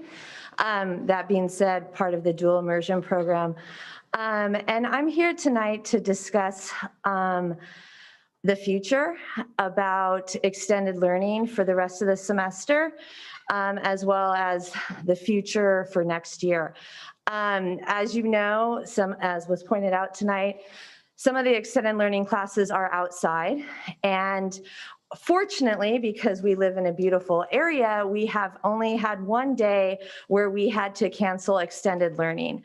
But as a working parent who is also a teacher, so I can't necessarily just bail on my responsibilities there, the idea of being at call and at whim of the weather is not something that's feasible for pretty much everyone.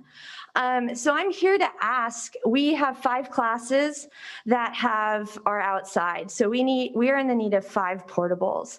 I have talked with Mrs. Bertini. I had a great conversation with John Forney as well as Laura Lyon. And Mr. Forney and I were talking more about next year. We know that probably coming down the pipeline is going to have something to do with class sizes, which we know is a buzzword anyways, just as far as a learning environment goes. But we know that we're going to need more space.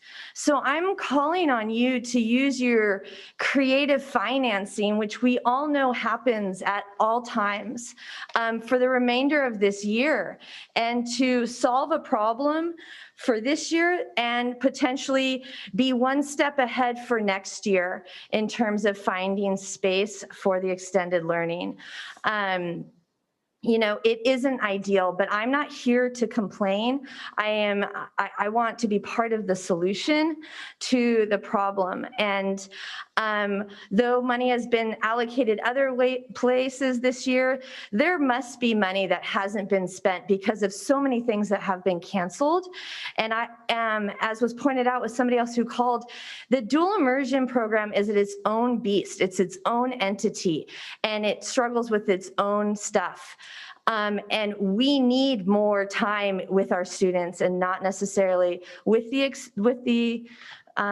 aides, but having them there at least, rather than being called off because it's too windy or it's too hot or it's raining, is not a feasible situation. So that's my 2 cents. Thank you. Thank you.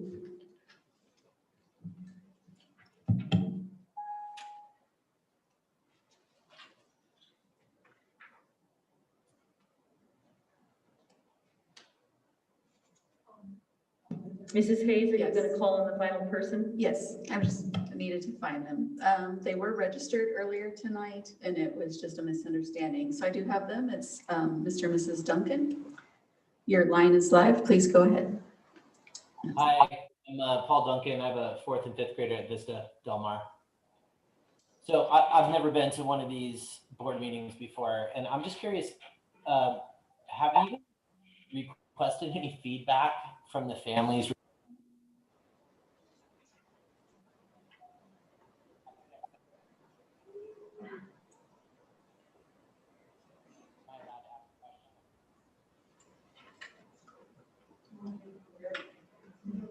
Mr. Duncan, we could hear you at the beginning and we are not hearing you now. If you need to step closer to your phone, we can hear some feedback.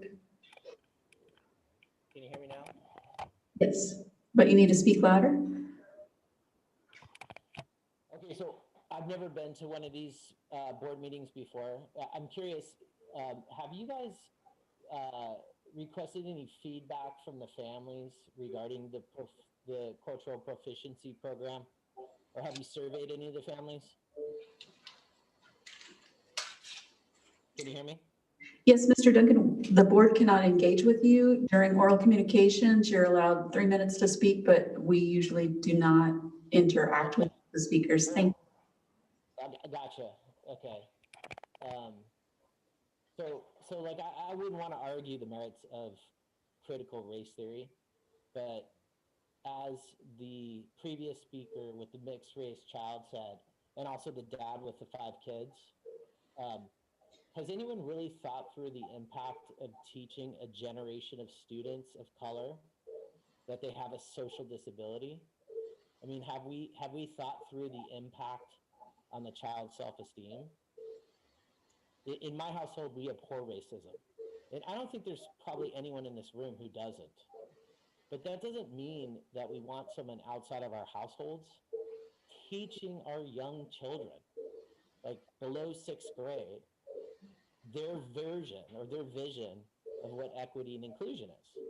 There's other avenues for that. We want you guys to stick to reading, writing, and arithmetic. President Biden the other night said that China's going to eat our lunch. And yes, they are.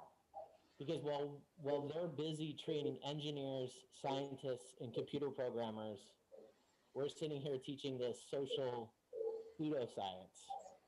So I'm curious to know whether or not you've gotten feedback from other families, because everyone in my peer group, we don't want this we don't want this taught in our schools. We can teach it just fine at home. And I can tell you that there's a lot of private school options for a lot of us. And if we start getting this, critical race theory in our schools, we probably won't come back. Thank you.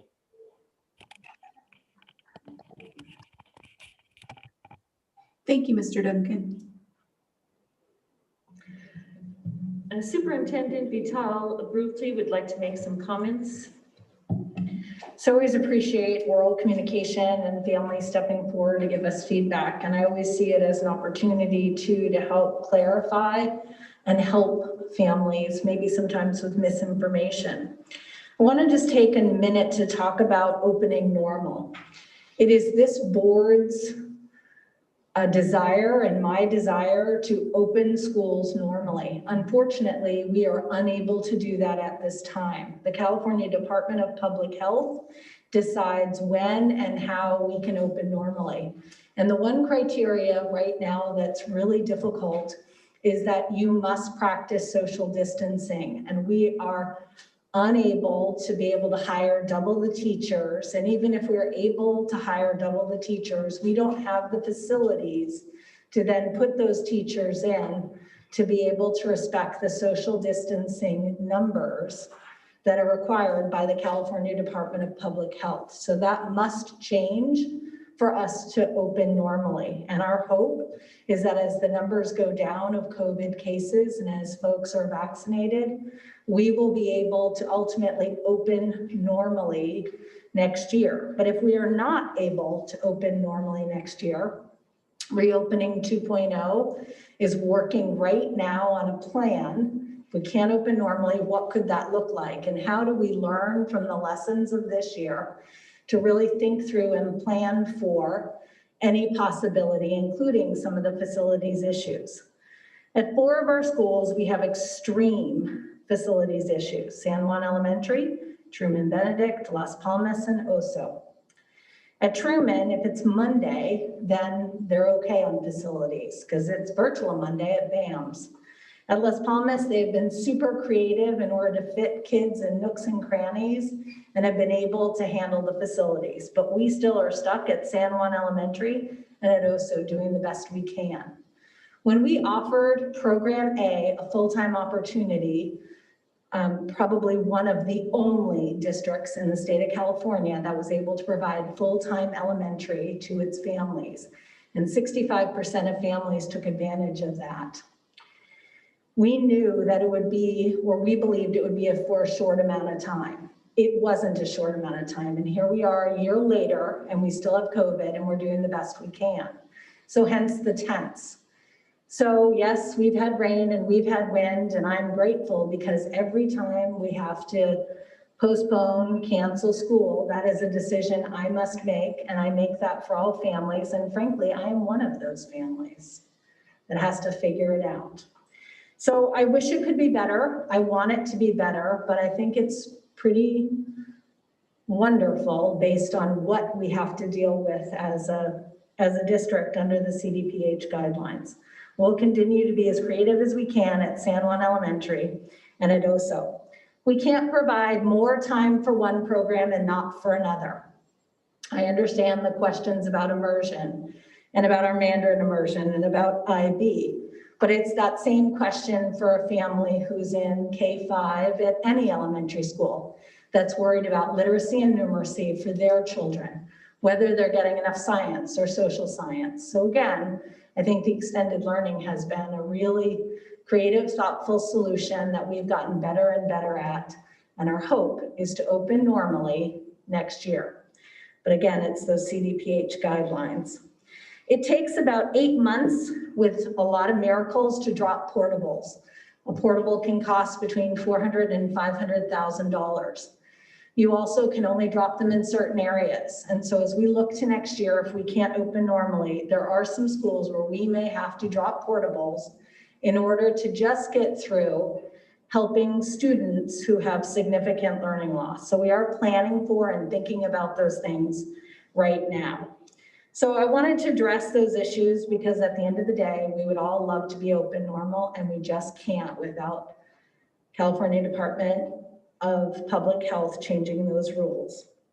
I am going to ask Dr. Merwin if you can just please address the cultural proficiency lessons, why April, why, what our curriculum process is. If you can just take a minute, because I do think many of the speakers came to hear that tonight and sounded either disappointed or glad that it wasn't on tonight's agenda. So if you can address that, that would be very helpful. Yes, thank you, Superintendent Vital-Brulte. I'd like to clarify the reason that item 27, culture proficiency lessons, was pulled from tonight and moved to April is not because of an email campaign that we heard from a couple of our speakers tonight. It is because although we've made significant progress on these lessons and we're very proud of this work, there is still additional work to be done. There are revisions that were identified very recently that need to be addressed, as well as we want to take the time to have explicit connections to the research regarding the developmentally appropriateness of every single lesson. So we want to be able to take the time to be able to have these done very well and ready to be presented. We want exactly what I believe all the speakers asked for tonight, which is to have outstanding cultural proficiency lessons. And so this is the reason why we have asked to pull it tonight and bring it in April, because we agree we want it done right. And we are very excited about the progress, but we do need the additional time. Could you also explain to the public what our instructional material review process is? That it isn't necessarily, we don't open it to a committee of thousands, that there is a process, but it's always publicly available. Could you explain that? Yes, absolutely. So the materials are publicly available. And as it actually states on the board reports for the novels that are, I believe, item 29, it does actually describe the IMRC and the different representatives that are assigned to the IMRC to represent and then vote on materials. So very important part of the process is having the IMRC fully prepared and having everybody able to vote and everybody to provide their feedback before then it comes to the board for consideration. So we obviously have a lot of pride in this, but we also understand we want to take a look at the IMRC process too and make sure, is the IMRC ready with the sufficient materials? Do they have all the materials they need so that they're fully prepared to make the recommendation to the board?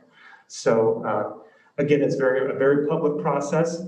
And one reason why, if we now can have the additional time, we want the transparency with the community. So as we heard tonight, many speakers said, we just found out about it a day ago or 2 days ago. We don't want that to happen again. We want the time to be fully transparent and to have the public understand. These were posted this time around, but we want to do a better job of communicating that out to the public so they know when the lessons are reposted that they have access to them. I'd just like to add that we're very big in education on acronyms. IMRC does stand for Instructional Material Review Committee. Thank you, President Bolkus, exactly. All right, we will now move on to consent calendar. And I see we do have a speaker, Susan Parmalee.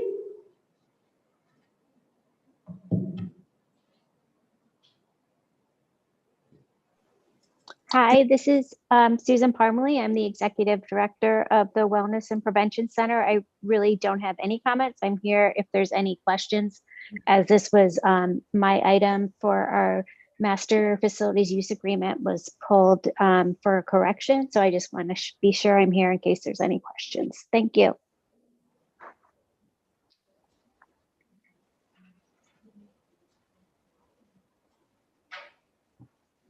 Okay, thank you. Trustees, does anybody have an item to pull on consent?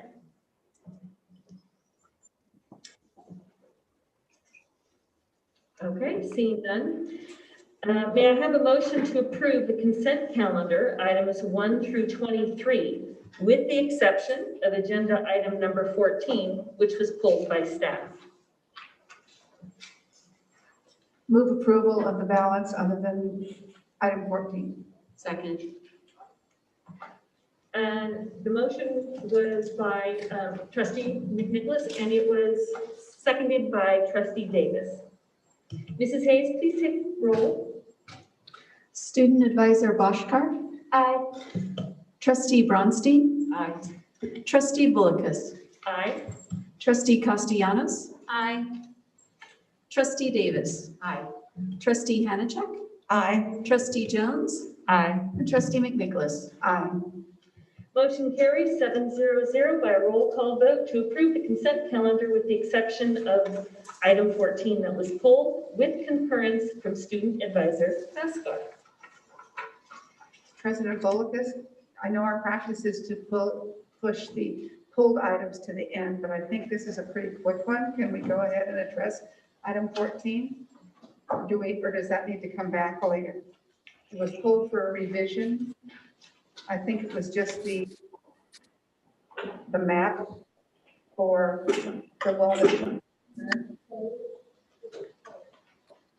No, we're pulling it all together? Yeah, the item was pulled. Oh, okay, sorry. Not pulled for discussion, pulled from tonight's agenda. Okay, thank you, I'm sorry, I For misunderstood. clarification. Okay, so we're going to move to discussion action items. First, item number 24, first reading of temporary board policy T, S121.1, grades evaluation. I'd like to recognize Susan Holliday, Chief Administrative Officer, Education and Support Services, to present the item. And I'm sorry. Oh, we do have a blue card, but that's after she presents. Yeah, okay. Dr. Holliday, please. Thank you very much, Board President Bullicus, trustees, and Superintendent Vitale. This evening, we bring before you Board Policy T5121.1, Grades and Evaluation of Student Achievement. On January 20th, 2021, trustees directed staff to review this policy based on feedback from parents and teachers on the desire to have the option to receive a letter grade. The board's direction was to have grade marks default to credit, no credit, but then also to work with our middle and high school PE teachers to revise this language and provide a draft for trustees' consideration to give students the opportunity to select a letter grade. So in collaboration with our PE teachers, both middle and high school, we've developed draft language to provide students the choice to select a letter grade in place of a credit. The previous policy stated the default mark was to be a credit, no credit. This proposed draft, though, reflects that with feedback from teachers that we'd like it to default to a letter grade. Staff and teachers recommend that additional policy language allows students who fail with the option to make up the class or has received an A, B, C, or D to select a credit mark if they so wish. PE teacher input shared that the preference is to default to a letter grade. They actually surveyed many of their students to get their preference, and over 80% actually asked that they receive a letter grade and have the option to select a credit. They feel that this will provide students motivation and encourage them in their engagement and completing of required assignments. This policy would be retroactive and apply to previous semesters and quarters. Students would receive a letter grade unless they select the credit. We realize that communication will be critical in communicating this to our families as well as to our students about this option. So we will work with our PE teachers and our principals to send out messaging as soon as this policy is approved, pending board approval, to make sure parents and students understand their options. Students that receive an A in second quarter will be able to revert back to that A in second quarter. And this is so that they can be honored for the superintendent's honor roll in middle school. So this concludes our staff presentation, and we look forward to questions. Thank you. Thank you, Dr. Holliday. We do have one speaker, Michelle Plossel Campbell.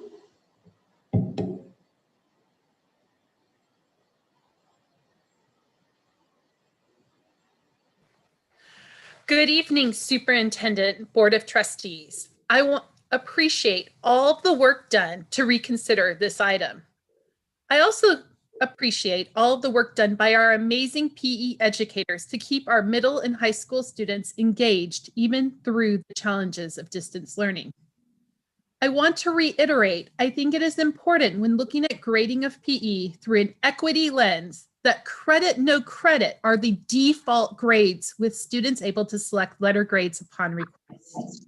No matter what happens, there has to be clear communication in the family's home language, no matter which one it is, and we have over 40 home languages represented in our district, to families to let them know how to either, if it's credit, no credit is default, select a letter grade, or if you end up with the policy of it defaults to a letter grade, how a family can go through the process of selecting credit, no credit. This needs to be equitable.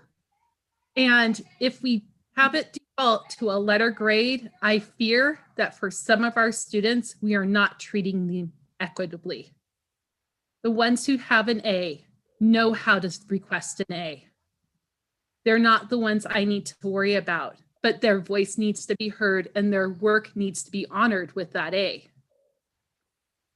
But if you have a second language learner, sometimes they do not have the supports at home.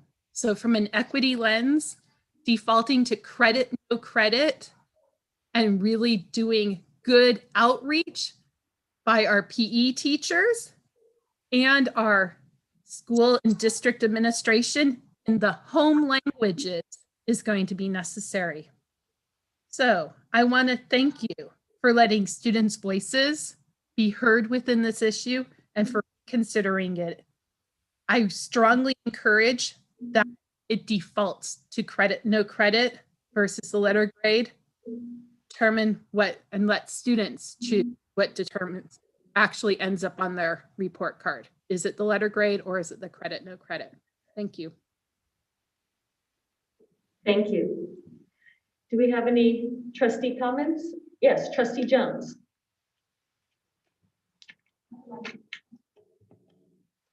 I'd like to make a motion that we amend this policy as the last speaker has just requested, so that the default is credit, no credit, and that students may request a grade. I'm making a motion. I would second that. We have a second by Trustee Ronski. And do we have any comments? Trustee Bullockis, we would need to waive the second reading first before the motion to amend, but we can go forward with comments now at this point. Okay, I thought I would keep those comments. I think we could deal with that when it's time to vote. Okay. I think, to me, Dr. Holliday explained fairly clearly that with the outreach to the PE teachers, who also outreach to their students, that students preferred the grade as the default. I thought that was pretty clear. And I also wanted to thank Dr. Holliday for clarifying that it's retroactive to first semester or first quarter, because that was one of my concerns. So I thought it was fairly clear. And I guess I don't understand the reason why we would default to credit, no credit I guess I don't understand the speaker or Gila's motion on why we would do that. Well, I guess I would add at this point, it does seem counterintuitive to me, because normally we would give a letter grade, and then if you wanted something different, you would ask credit, no credit. Now, I recall when we went through this at the last time that we voted on the PE grade, it was only the students and the families of students who were receiving who thought they would get an A or B that were upset by that I heard from. So I've heard from my colleagues that, and from Michelle Plossel Campbell, the concern is the students that might not necessarily know how to respond to this and make the request. And so the default is really just for the benefit of the student that we have greatest concern in terms of having clear communication. Whereas, as it was stated, a student who is probably going to get an A or B knows how to ask for it. It does seem counterintuitive to me, but I am open to this to make the playing field level and would appreciate any further I guess I comments. disagree with that, because I think some of the statements, input we got before was some students had, that may have been their only A, and were struggling in other cases, and they wanted to keep that. And if that's a family that doesn't necessarily communicate with the school, we should give them that option then to keep that A. So I guess I don't get that. I think in Trustee regard Davis? to what we did in the fall with Apex and the changes that have been made as far as how to better do PE, and with Amy and I met with a number of PE teachers that also felt that they would prefer a letter grade, and it is what we have normally had in PE. So I would like to keep it as is.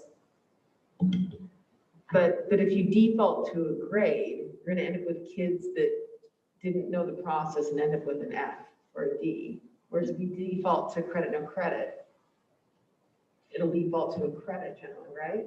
I guess an F would still be a no credit. I'm just trying to protect the kids that don't, trying to get the floor up, I just a quick comment. I think the struggle for me is I'm worried about the communication getting home to families that their first language isn't English, right? So Spanish speaking homes or any variety of these home languages, do those parents really understand that they, that there's a process? If it defaults as credit, no credit, the students who are seeking the A or the B or whatever, they will go get it, right? Because those are our students that are fully aware of their grade.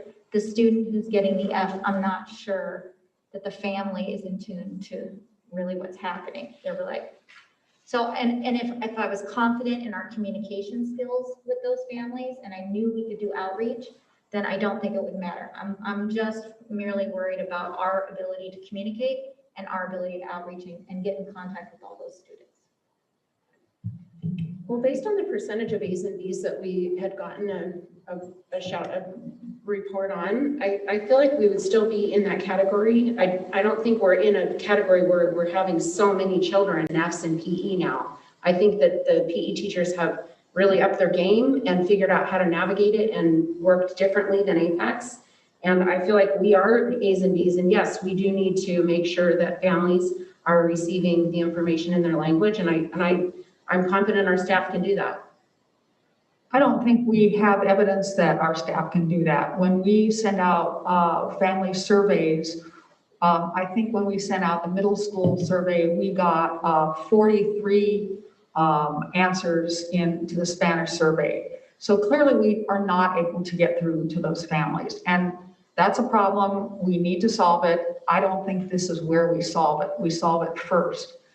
I think that if I had a child who was failing a class, I think my child would feel more motivated by getting a no credit than by getting an F. An F is you failed, you did bad. Whereas a no credit is not, to me, as hurtful. It doesn't, kind of stab you in the heart the way an F does. One of the things we found with Apex was that it's a very language-based curriculum. And a lot of kids who are not very fluent in English do well in PE normally because there's not a lot of language. They just go out and throw a ball or whatever. But Apex, being very language-based, flipped that around. And a lot of the kids without a lot of English language and who had no parental support in English language suddenly were doing very badly. So we don't have a breakdown on who is getting the D's and F's in PE here. We didn't get that. But kids who are doing well can make the request. We will let them make the request for the A or the B or even the C. But we just have not shown an ability to communicate with that population, with our very disadvantaged population with our non-English speaking parents. And until we have that, I just don't feel like we can confine these kids to Fs. I'd rather have them get no credit. It's just not as demoralizing. I think that's what this is, that an F would default to a no credit. It would not. An F would default to F. No, that's not the way. You cannot mix grade schemes. You either have A through F, a kid chooses A through F, or they choose credit, no credit. If they get an F, they're getting an F. If our default is A through F and they get an F, they get an F. They don't get no credit. So Dr. Maroon, can you please clarify? Because when we last left, the board directed to start with credit, no credit, and at the same time have conversations with teachers. And in those conversations with teachers, the policy came back, not as the board directed, but what came out of that teacher conversation. And so there has to be a compromise here, because at the end of the day, I deeply believe there are young people who will not request a grade, will not take that extra effort. We already know that in the high DNF rate we have during COVID. It's just the reality we're working really hard on. And so we have to navigate that significant issue of equity of some of our kids who are struggling more than others. And at the same time, I get honor feedback of our PE teachers, but this board directed that it come back credit, no credit as the default, and then that seemed to shift. So if you can address what the solution is, that question about mixed grades and credit, that would be super helpful. Yes, I'd be happy to. Thank you, Superintendent Patel-Brooklyn. Thank you, trustees. So staff recognizes that when we were directed to come back with this revision, it was as the credit, no credit as the default. That is how we were directed to return with the revisions. And then in addition, we were also directed to work with our PE teachers, and through those discussions is where you can see the recommendation shifted. That being said, we do recognize the original intent, and I apologize for the confusion here regarding what we brought back to you is not what you directed us to bring to you. I would like Dr. Holliday to jump in and just kind of explain the technical parts on the on how the F would work, and if you could answer those questions, Dr. Holliday. Yes, thank you, Dr. Merwin. So two things, I think we have to think now and we have to think future as part of this policy. Now in the sense of looking back at what students will have on their report card and their transcript and how that is determined. And then secondly, how are students graded now and being motivated and engaged to participate and complete work and turn in work through the end of the year. And I think that's the hard part of this conversation, and what's confusing is we have to look at both those pieces in this policy. And so when the teachers gave feedback, they kept that in mind about how to motivate students, keep them engaged, knowing that the student could get a C and still tried really hard online, wasn't very successful online, and could ask for a credit. That was their thinking. They're also very motivated and completely agree with trustees around how important it is to make sure parents are aware and reaching out one by one. They said they were willing to reach out to each student to make sure they understood that they could select a credit and explain that to them. So they were willing to do that. And thirdly, we can mix, and the policy allows us to do that. And the way that the policy is written is that if a student gets an F, they default to no credit. That's that no harm piece that we want to support our students, that they get the opportunity to earn a grade and it not harm them if they're struggling. And then it would default to a letter grade unless a student, again, like we were talking about, would select the credit in place of a B, C, or a D. So I hope that clarifies those pieces. Dr. Merwin, please let me know if there's anything in addition. So Dr. Holliday, theoretically, you could have an A, B, and then default to credit, no credit for C's and D's and F's. Correct. So that's a way to maybe thread the needle around dealing and supporting students who may not make that request. It's Now, just wait a minute, something we you talked about this when we originally adopted this policy that we're now revising, and the discussion was that California Ed Code does not allow the mixing of two grading systems. So I remember that. Dr. Holliday, can you address the discrepancy that from that time to this time? I think the difference is we were looking at it universally, right, for every single subject area and for all grade levels. And I think that's the difference. And I'd have to go back again and research those notes. But that's the difference here is we can do that. This grade is not, this specific class is not impacting GPA specifically either. But Dr. Holliday, I'm sorry, Dr. Holliday, I understand the teacher's concern, as it has always been, that they want to incentivize students, and the A and B student will feel less incentive if they were getting credit, no credit. But in this case, every student can get that fabulous grade that they're working towards. They just, if we were to follow what is being requested by Trustee Jones, they would be getting a credit, no credit, and they would be able to ask for that letter grade. So the incentive essentially does remain for the teachers to be able to share with the student.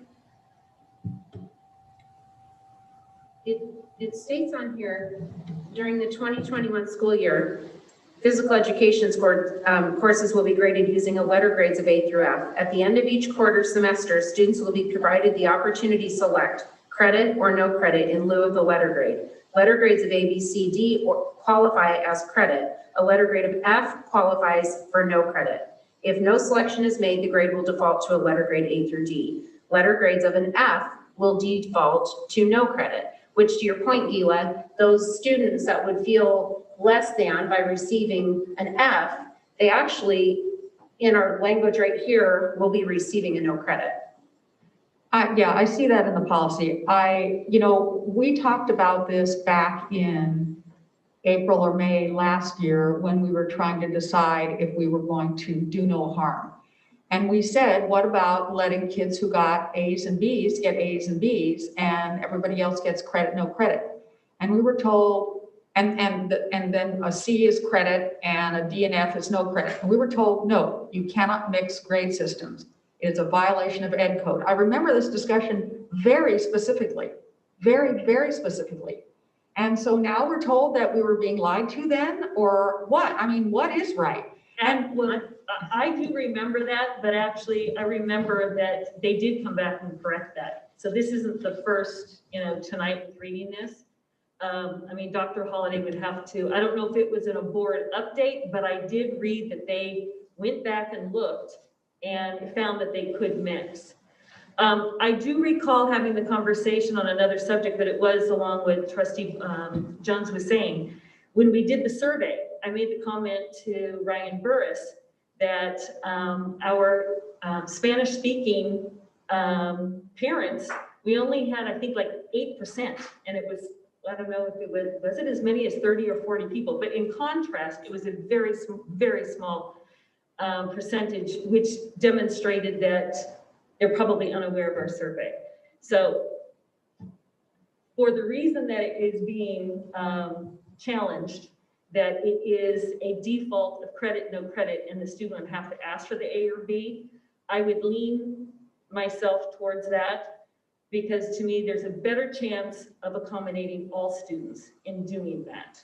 Even though, like I say, it's a little counterintuitive, but I am concerned about those students that may not get the communication, because we know it's not great. Well, I think that we have a commitment here from what I understand with Dr. Holliday, that the physical education teachers will contact each student directly. It's not a survey that they have a choice of whether I'm going to fill out or not. That was, I don't think, not that we don't have to address the language communication, whether it's text message or whether it's a survey or whatever. But this is one class, and and it's middle school and high school only, and it's not an overall. I think, you know, I think our PE teachers have stepped up on the curriculum, and I think they'll step up on the communication too. Okay, I would really have to counter that and say, knowing what we went through with COVID and the D's and F's, and knowing that we have teachers that have 350, 500, 600 kids in a PE class, that if you were going to have to speak to each one of them, it would be easier on the part of the teacher to give the credit, no credit, and speak to the probably smaller population about the A's and B's. I disagree. That's not what our PE teachers said, though. I'm saying. President Bullicus? Yes, trustee. Thank you. I've heard some wonderful thoughts here, and it's all student-centered, which is the best, and which way is the best for students. So originally I thought, because what our kind of discussion was credit, no credit. And that's how they did it the first semester or quarter. And then we would, the A's and B's or A's that could be requested. So there, and I think you make a very salient point in that, you know, you can get an A or a B, right? So the motivation is there. So you're gonna go for it, you know, I mean, and so yes, there might be kids that'll just go, oh, I'll just go for credit, but that's, again, back to that teacher doing that personalized service, right? That's what they're doing every day. And I've had feedback from some parents who are really receiving that. I think Trustee Castellanos talked about the outreach that her daughter is getting. And I'd like to comment too, our teachers, man, we handed them lemons and they've been amazing. I respect that they probably want to be on operating the same as their fellow teachers are with social studies, English, so on and so forth, where everyone is doing the letter grade.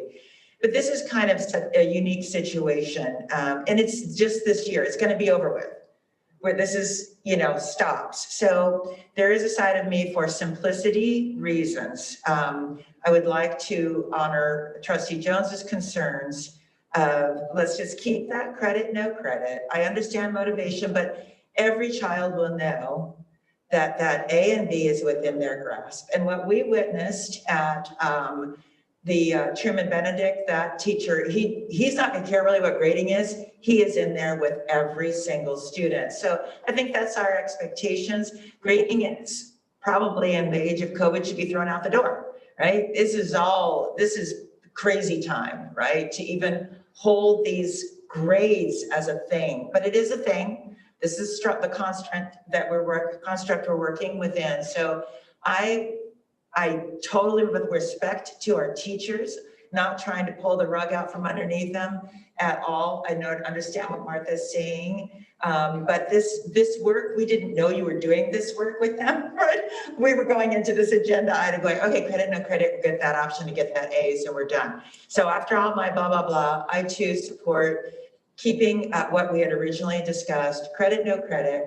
The young people will know that A's and B's are in their grasp. They will go for it. And that way we don't worry about losing folks that may fall in that crack that Mrs. Jones is very concerned about, and rightly so. So I hope that made sense. Yes, and so just for further clarification for everyone here, my understanding in discussing this item number 24, the only conversation we're having is this credit, no credit, which is the default. So in terms of whether to determine whether we need a second reading, does anybody have any questions about any other part of it? Then if we can have a motion to waive the second reading, and then we'll finalize whether it's default to credit, no credit, or great. So my motion is on the floor, but I will withdraw it temporarily if you want to do that first. Okay, I'm getting a nod. I think we need to do this first to waive the second reading. I move to waive second reading, President Bullicus. Okay, motion moved by Trustee Hanachek. Do I have a second? I second. Second by Vice President Castellanos. Okay, and Mrs. Hayes, can I have you take roll, please? And since we have all 7 trustees present, you do not have to call the roll. Oh, we don't. So okay. all those in favor? Aye. Aye. Any opposed?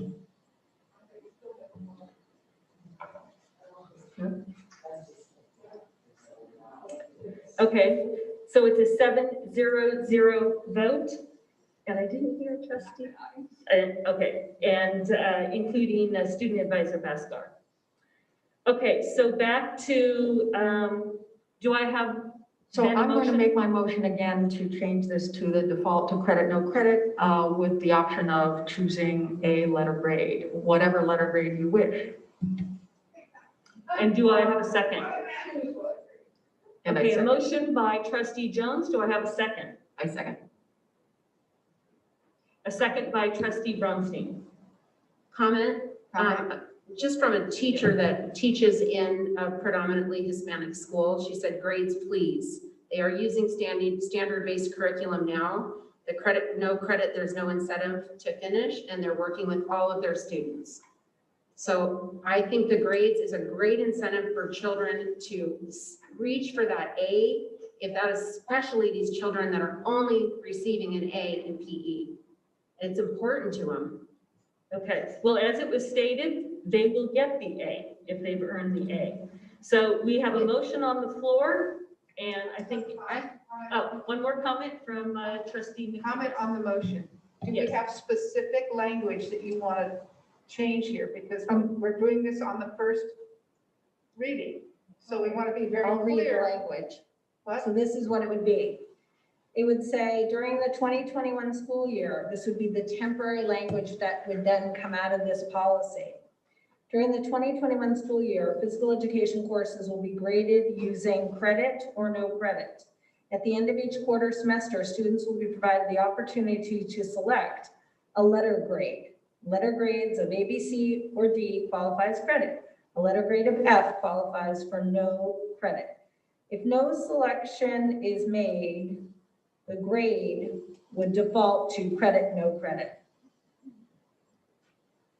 I think if we do that, if we're flip-flopping it, it's again creating more work for teachers. I think after taking away Apex, working with teachers to help them work from proficiency-based, and if we follow up with teachers to reach out to individual students, I think we can stay with this language and still provide an opportunity for students to earn an A without having to search. I really don't think that students like to Krista's point, that they're going to reach out to try to get that. Well, why don't you let them get an A if they earned an A instead of credit?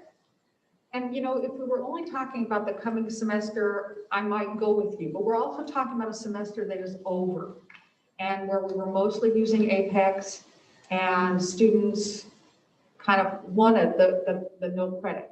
But, and I also am concerned that are we really going to get 100% of PE teachers talking to 100% of their first semester students and 100% of their second semester students? I don't think so. I mean, a lot maybe, but those are big numbers. That's all of high school and all of middle school. It could be like 5,000 students, 10,000 students. I have no idea. I just think that we're talking, if we cannot guarantee that all the teachers will talk to all their students, we just can't. We certainly cannot. We certainly cannot. But I think to our statistics, Greg, can you share out on what our statistics of A and A and B? Yes. Yeah, we did. Trustee Davis, it's just district-wide. It's district-wide data. So we have for the first quarter of 2021, we have 58.9% were A's, 14.1% were B's, 7.6% were C's, 5.5% were D's, and 13.8% were F's. To that point, I think, District-wide. so 74% are A's and B's, and then 5% are D's and 13% are F's. I think the teachers, that was before when working under Apex. So I think that I absolutely think we could count on our teachers to reach out to those students and help them understand that they could choose to have no credit. But you have to reach out to the B students too. I mean, how does it create, how does it create more work to default to credit and credit versus You still have to reach out to all the students. I'm down to 74%. No, but you have to ask, that no matter what, how you default, you still have to ask. What I'm worried about is the C or D student who doesn't respond, so ends up with a C or D. Right? Instead of a credit. Right. I'm not worried about the A and B student who, right? I think it's the same amount of work either way for the teacher. Yeah. I have to say to point, because what I was wanting is, I think anytime we have to make a decision like this, I like data because it's just so then clear.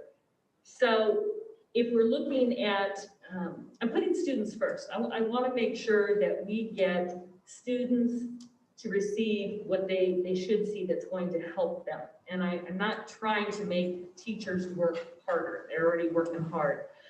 But if you look at numbers, and to Trustee Davis's point, if you've got 75% are going to get the A's and B's, and then those are the ones you have to talk to say you need to do the next step, and you have to come forward and ask that, now you are saying you're talking to a greater population. I think it's easier to talk to the lesser population, to be honest.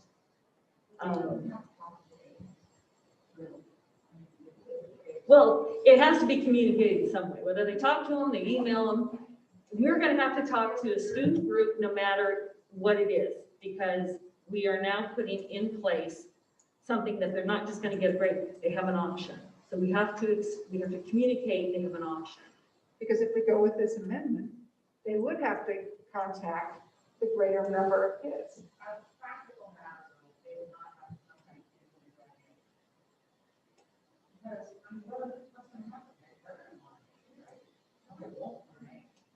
Yeah, but the default is. To the same point, it's going to be those students that don't know that process, right? The students that are dying and working so hard for their GPAs, they're going to know how to work for that A. The students, to your point, are the ones that this is not an easy thing for them, and or nor their parents. Their parents aren't looking at going, what's happening? What's going on? That's a large percentage that now the teacher is now going to have to navigate. Okay, I have a couple questions. Yes, First Trustee. off, wow, the data, when you consider our first semester with Apex, and they got that many A's and B's, I'm like right on. Our teachers are rock stars. They were doing an amazing job. So motivation, it's there, right? And kids knew they were getting, oh no, at the last minute we did throw in the credit, no credit. So you're right. They were motivated. You're right, Martha, for that A's and B's. So there's that. And I think the other point is trying to understand what's best to capture as most, if not all, students. So let me just understand this. If I'm a teacher and I'm looking at my roster and the teachers have been keeping grades, I see all my A's, I don't need to contact them. Are they really going to tell me they want no credit? So I could then make that executive decision. And I guess what I need to understand the executive decision is, could I then assume that my B's want B's, or they're like, whatever, I don't get an A, I want, so I think there's a point where I do need to understand this outreach. We don't have any teachers here. I do feel we got thrown a little loop because it wasn't in my head. All I wanted to do is get kids that wanted A's, a chance for them to have that A. How they get it at this point, I don't really know, because again, our rockstar teachers are going to continue to motivate students at this very, wacky time. So I know there wasn't much help, but I need to understand if they can make that executive decision. If you've got a student that's a C, you don't hear from them, or can you assume they want no credit? It's going to start to be kind of absurd. So, okay, if anybody can help me figure out how to capture as many students as possible and the integrity of the work they're doing, we're good, and then we can move on with this. All I want to make sure is the kids So get there may A's. be another compromise. Dr. Merwin, can you Yes. please clarify about the mixing of grades and no credit? Yes, thank you, trustees, and I again apologize for the confusion this evening. Dr. Holliday, you have been reviewing this. Can you clarify on the mixing of the grades? Yeah, so we had the policy review by legal, and legal did verify that we could provide for the letter grade and the option to do credit and no credit. In addition, we've evaluated the CDE website and we've looked there to make sure that we're in alignment with that guidance. And that also says that districts can use a combination of these options of pass, fail, credit, no credit. So then theoretically, the policy could read at the end, if no selection is made, the grade will default to credit, no credit, or an A or B if earned. Oh, now we're really mixing it. Correct. Normally a Dr. D, Holliday? normally is non-credit, right? I don't understand why D gives you a D and only an F gives you no credit. Is that not correct? A D's credit. The language is there. At the bottom it says, letter grades of an F will default to no credit. That is already Right, in but that's our- not the normal thing in a grading system. But this is COVID. So right now, this is what this is, Okay. right? Yeah, D for credit. I have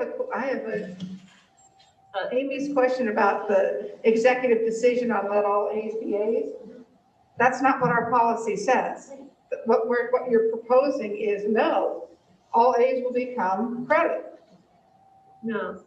So, and who wouldn't want an A? Well, actually, I got an email from a high school parent who said, let my freshman take the credit because an A will bring her grade point average down. Because she's taking all AP classes.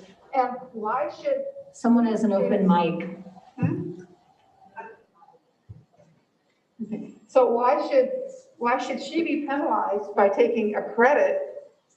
Or why shouldn't she get the opportunity to take credit instead of no, even though she's getting an A? So she can call her teacher And say, yeah. So that's in answer to the question, who wouldn't want an A? There are some people that don't want, that an A is a lower grade for them. and they can go. We have one more speaker, student advisor. Let's hear from a student.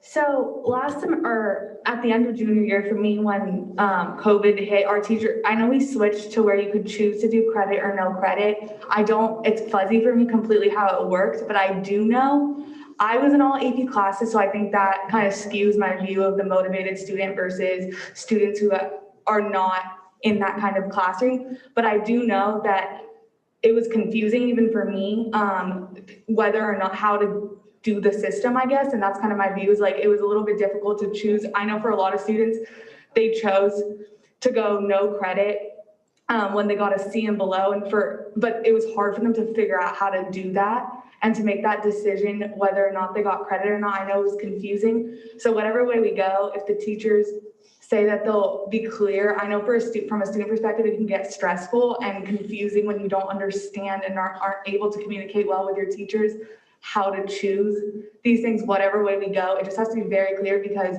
I do know last semester that as much as the teachers are doing, and I know it's very different now, and the teachers are communicating more, there's still limited hours and teachers are getting other things done during the period. So it can get confusing. So I don't really know what to do, but whatever way we go, I do know it needs to be really clear to the student what their options are and how to go about that, especially to our students who maybe don't speak English at home or don't have access to those kinds of resources.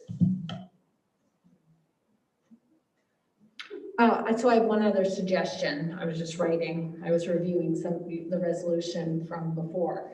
So under the asterisk that says physical education, you could also add to that same asterisk, all students who earned A's last semester / previous quarters would revert to that letter grade.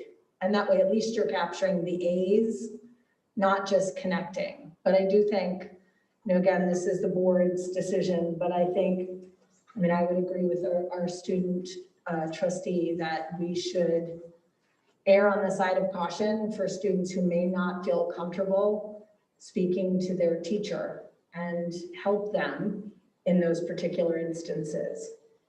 But again, it's up to the board, and you waived second reading. But if you are not unanimous, then it will come back for a final approval. I have the board policy 9311 and come back as a ratification on consent. Yes, it needs to be all 7 of you. Otherwise, it'll come back, as Mrs. Hayes says, as a ratification.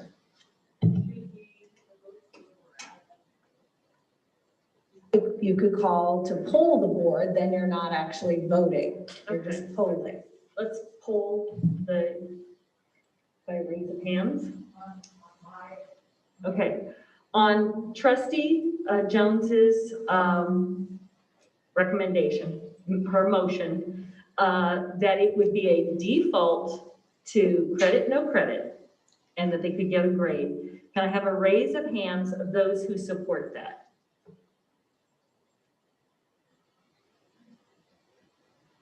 Okay, so it is not unanimous.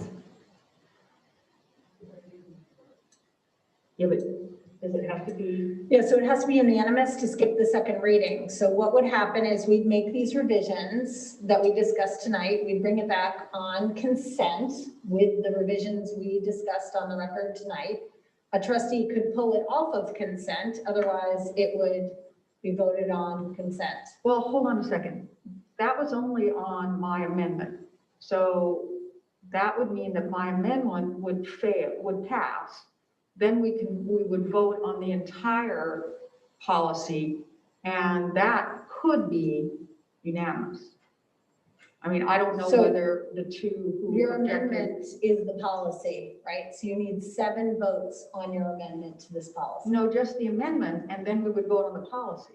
The amendment's separate from the policy. No, the amendment changes language in the policy for the board to then vote on.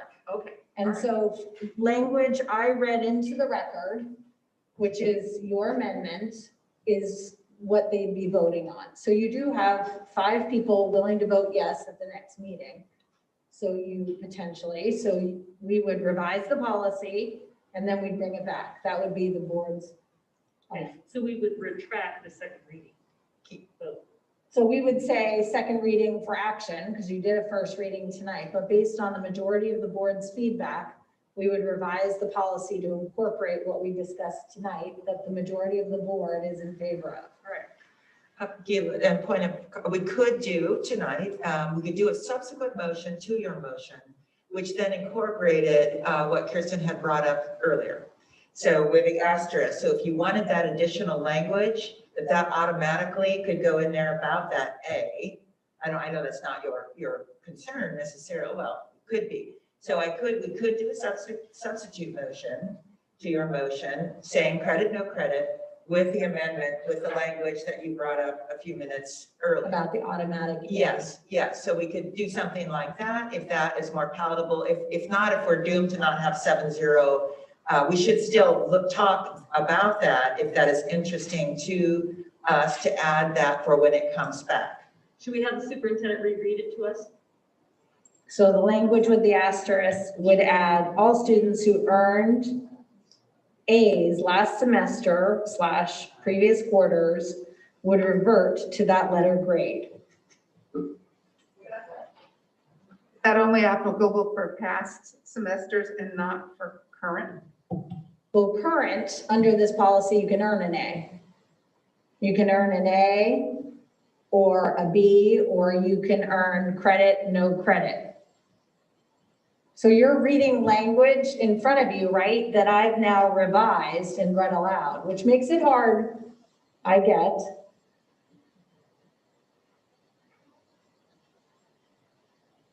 So a draft, because you're not all 7 in agreement, will come back with this language.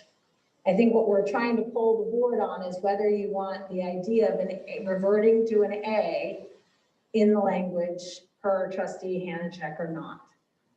Well, what about reverting to an A? If you earn an A and no credit, or no credit if you earn an F. What if we add that to it and then keep it and pass it? Would that suffice? That's fine with me. An A is an A and an F is no credit, and but everything else is teacher has to contact. But if they don't hear from the student, it's credit, no credit. So that puts it at 25% for the teachers to have personal contacts with, based on last semesters, which we know are those grades are lower than normal. So I'm guessing that that would even make it more like 18 probably percent that teachers will need to have a direct contact with. For the discussion here that we're gonna have a follow-up, that the teacher should individually, per Krista's request, talk to each family. So everyone who gets an A, who earned an A receives an A. Everyone who earned an F receives no credit. Correct. And then teachers contact everyone else, but if they don't get an answer, they just get credit. Right? Are we good with that? I'm good with that. Martha, would you be good with that? Okay, all right, so now we're only 6-1. So if we bring it back and on consent next time, is that considered second reading? Yes, it will be second reading next time. We'll revise this, which then will allow someone to pull it off the consent if they want to have this discussion. But we'll revise it based on those two elements. Okay. Because the majority of the board is in support of that. But And it would default. my feeling is A's and B's. What you all just said is the A and the F, but I think if a student had a B, they'd want a B. Or are we really speaking just A? Just A? I'd be fine with A and B, and then that only takes us to 11% last semester at 6 and 5%. But I get it. I would with Martha, and We gotta use your as listed. I actually know people that got Bs that weren't happy getting a B. Some of the AP type kids ended up with Bs and wouldn't want the B. I don't think we can assume B. Well, it still allows you to select the letter grade. So people want to be, and the people who don't, won't. Right. So we could leave that part off. My friend who has all AP classes has to take the A, doesn't have the option to take. No, she can choose. She could choose no credit. That's the beauty. No, I thought you just said that A's will be A's and F's. Well, but it's still in the language that you could request it to be the opposite. No matter what.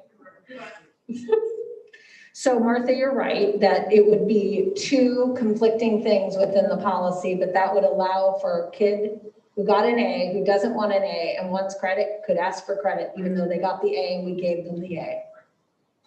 And my student advisor said it was already confusing last year.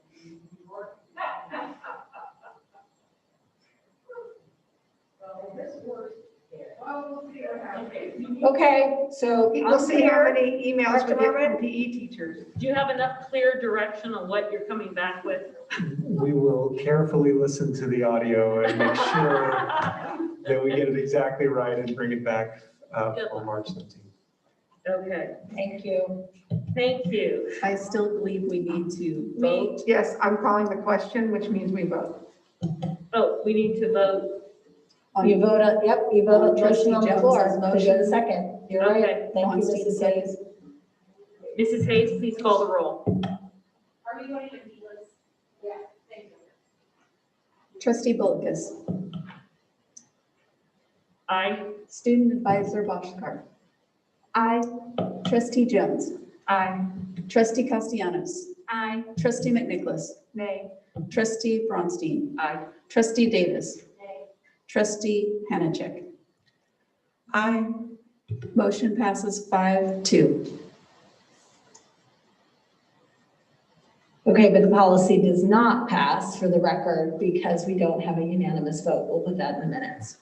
Bring it back on consent. Okay, so we are now on agenda item number 25, first reading of the temporary board policy T6146.1, high school graduation requirements. And we're going to recognize Dr. Susan Holliday, Chief Administrative Officer, Education and Support Services, to present this item. Thank you so much, Board President Bullicus, trustees and Superintendent Vitale. I apologize if my mic is giving you some feedback. We're going to have TIS look at this hopefully shortly, and it will fix it. Tonight, we bring forward to the Board of Trustees, Board Policy 6146.1, temporary high school graduation requirements. Per trustees' direction on January 20th, 2021, Staff was directed to bring this policy back with revisions to restore the credit requirements necessary to graduate. This item provides revisions to temporary board policy where it reinstates the required 220 credits for high school graduation. All high school principals have weighed in and recommended these revisions. Principals recommend that we increase the credit requirement and we phase it in over 3 years so as to not harm our classes of 2022, 23, and 24. The class of 2025 would be restored to the full 220 credit requirement. The classes of 22, 23, and 24 will be required to now have 210 credits to graduate. High school principals also recommend that the 5 credit health class continue to be waived for our class of 2024. This allows us high school principals flexibility to support students to retake classes if they failed any.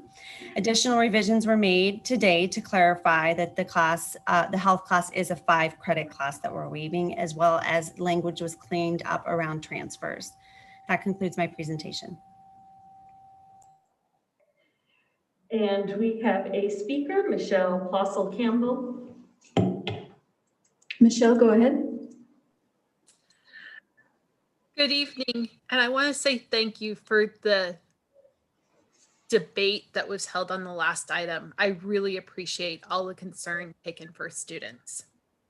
So to start this, I am pleased to see the restoration of graduation requirements. Our district is known for having high academic standards, and this will just reinforce that notion. I really want to see that health is added back in as a required class. Student mental health is suffering. Our health classes provide another class for students to learn resources available to them within our local community. Additionally, seeing a rise in fentanyl-related deaths in our district. We have had multiple students this year and last year, all since the closing of our campuses, die from fentanyl poisoning. I am hoping that by adding health education back in, we are adding yet another avenue for addressing this horrible drug that is impacting our students and families. We need our health class back. I understand we need to consider, okay, they didn't pass a class, but there is ways of doing credit recovery. We need health back now. We need it back for every child. We need it back for every family that is devastated by the effects of drugs in our community. We cannot lie and say, oh, we live in a rich area. It doesn't happen. It is happening here. It's happening at our schools, and it's happening at our middle and high school students are dying at unwavering rates that are crazy and impacting so many of our students. So we need health back. It is not something we can waive. Not something we can wait till the class of 2025. That is too long. We need it now. So please modify this policy and get health back in now. We've already impacted too many kids by not having that class this year. Thank you. Thank you. Are there any questions for Dr. Holliday in regards to this policy? Yes, to Trustee Jones. Oh, I'm a doctor now, great. Okay, so this is not actually so much part of the what we're concerned with here, but I had found some language under transfers that was confusing to me, and it has been clarified, except that now something new has been added. And I'll draw trustees to page 5 of 10, at the very bottom, part A. And so we talk about exempting these students who are they're homeless, foster youth, coming to the district anytime after the completion of their second year of high school. Or they're an immigrant student who's in the 3rd or 4th year of high school and is participating in a newcomer program.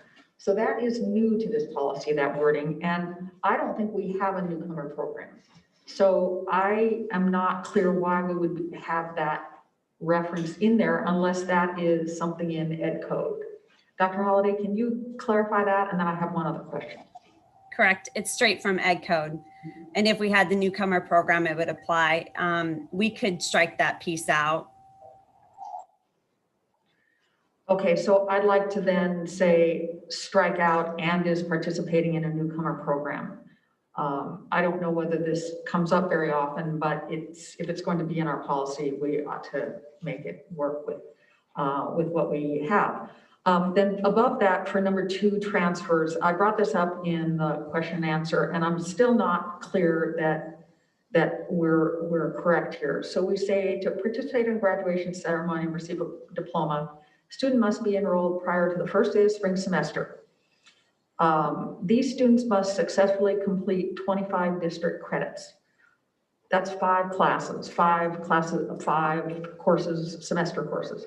So if a senior is only required this year to complete 4 classes, why are we making them here do 5? And the same thing for if they come in the fall semester, they have to complete 50. It seems to me it would be 40.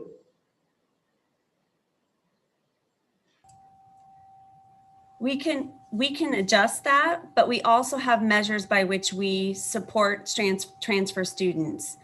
In the past, we've done resolutions specifically to address those students that transfer in from out of state. And we know that they are on track to graduate and they had taken courses that qualify. We then work with the family and the student, and then we bring a board resolution forward to support students that should graduate.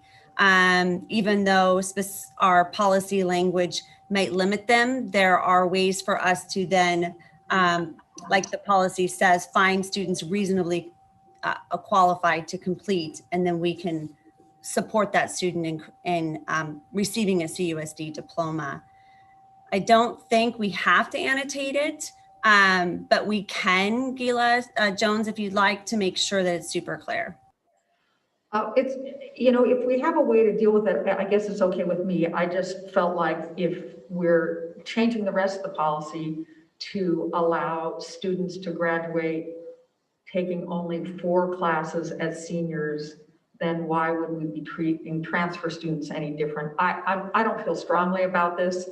I would like to take out the reference to the newcomer program, but the rest of it, I guess if trustees, also are concerned about this, we could change it. But, I just felt like it was, sort of penalizing someone for being a newcomer. And everybody else only has to take 4 classes, but they have to take 5. So. Yeah, I would be agreement to changing it to 20 district credits for incoming spring and then to 40 for seniors coming in the fall. And of course, that would only be for, what is it, this year? But we don't know for sure. Well, I don't know. Let's see. That this is a temporary policy. Oh, it's temporary. The whole thing is temporary, right?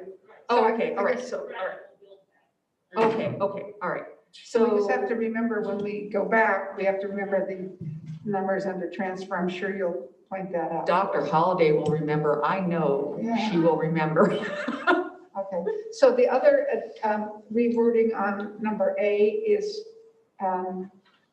more to be in line with Ed Code. Is that what's the reason for that addition? No, it was just the original language was like, I read through it and I could not figure out what it was supposed to say. I think it was just something that things got edited and pretty soon it made no sense. Okay, so this is just clarifying language.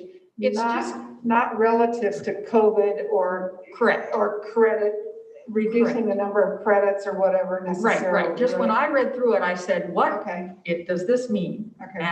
And it just didn't make any sense. So that's all I'm asking about. So just to recap, and I think Susan was saying, and I remember this work, when students transfer in, we have different, obviously, sometimes our levels here and they're efficient. So then I think she was saying we do a case by case to help them. So, as long as that stands, because that's been a problem. They come in either through our been in Arkansas or wherever they've been traveling around, and happens that way. I just have a little point of clarification around health. Isn't there still a requirement, I'm talking to Susan in the space, a requirement around the modules for this, the 3 modules, and then you can waive, of course, sex ed. I mean, is that something that the students are still doing? Thank you, Trustee Hanichek. Let me clarify. So again, health is required. We didn't waive health for everybody. We're just saying this year in 2024. So health is still a requirement. It's very important. And we want to make sure teachers, our students are still taking health. But in addition, we have law, the California Healthy Youth Act requires that we provide specific modules by law, ed code. So we do provide those, and we have provided a small module in Apex to accomplish that. And so it's just up to, and I know it's going to be a challenge again, that capturing those students, they're going to have to capture them and make sure they've gotten their modules taken, whether, and I know they're not thinking, you know, it's punitive ideas of summer, but I talked with the principal of doing it a different way. So that'll be up to the school to find them and make sure that they, this is all in their ducks in rows, that it comes time for graduation, there's any surprises. Correct. And we found them. We know exactly who they are and we're working with them. I would like to suggest that we defer this decision until next year when we're beyond COVID and we're back in school 5 days a week. If we pass it, if it's not passed, the temporary policy remains in force. If it's passed, the present policy remains in force for this year. Why don't we just hold this and then revisit it when we're back in school? That our principals have to plan now for the incoming classes. They're now talking to their 8th grade families. They want to, as one person articulated very well to me, we're prioritizing normalcy. We're going back to normal. And so that's what we're doing. We're kind of turning the ship back and with our eye on the prize of hopefully that normal environment and creating, again, going back to our expectations for excellence and for, you know, achievement as best they can. So I think we have to start turning the ship now. And obviously it's over a period of time. We just can't do it overnight. And that's something I didn't quite understand. So I'm good with this as long as we get to that point, that it's all laid out here, so that this class of 2025 is back to 220 with health, with the whole shebang. I had that question from principals as they started to prepare for their 8th grade welcome. They need to know what to tell the students. Okay, if there aren't any more questions, do we have a motion to approve? Excuse me, or do we need a second reading? Well, I think it, Depends on the vote. I move approval with the additional correction of changing 25 district credits to 40 district credits on page 5. What paragraph is that? And taking out the And representative. taking out the and participating in a newcomer program. What paragraph on page 5? It's the last paragraph on page 5 and the paragraph just before it. Oh, okay, up here. Yeah, thank you.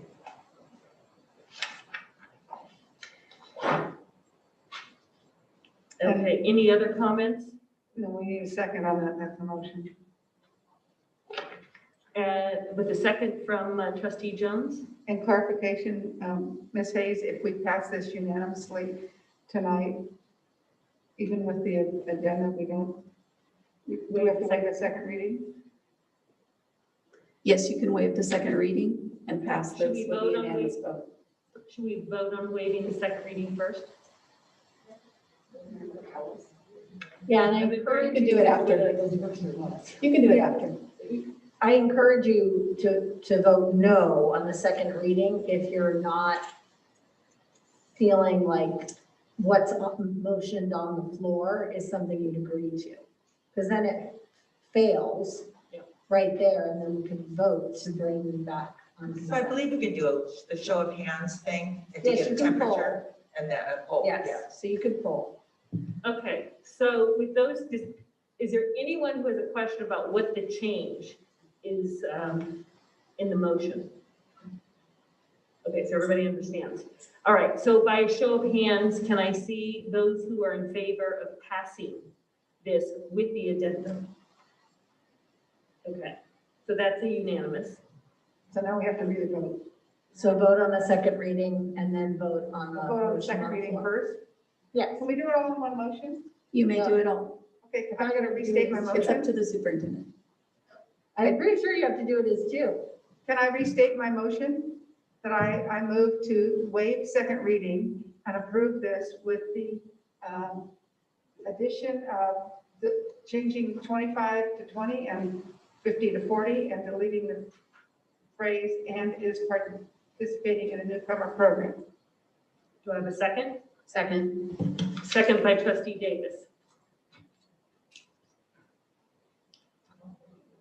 And Mrs. Hayes, do we need to do a roll call on that, or all in favor? You may do all in favor. All in favor? Aye.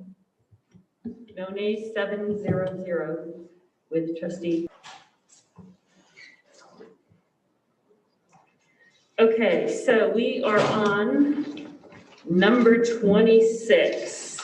Before we go to number 26, I just want to correct for the record, number 24, that policy T5121.1 did not pass on first reading because it did not have a unanimous vote of the Board of Trustees and will come back on consent. I failed to say the word first readings. Thank you for the clarification. Presentation and receipt of the district and community facilities district's annual financial reports for the fiscal year ending June 30th, 2020.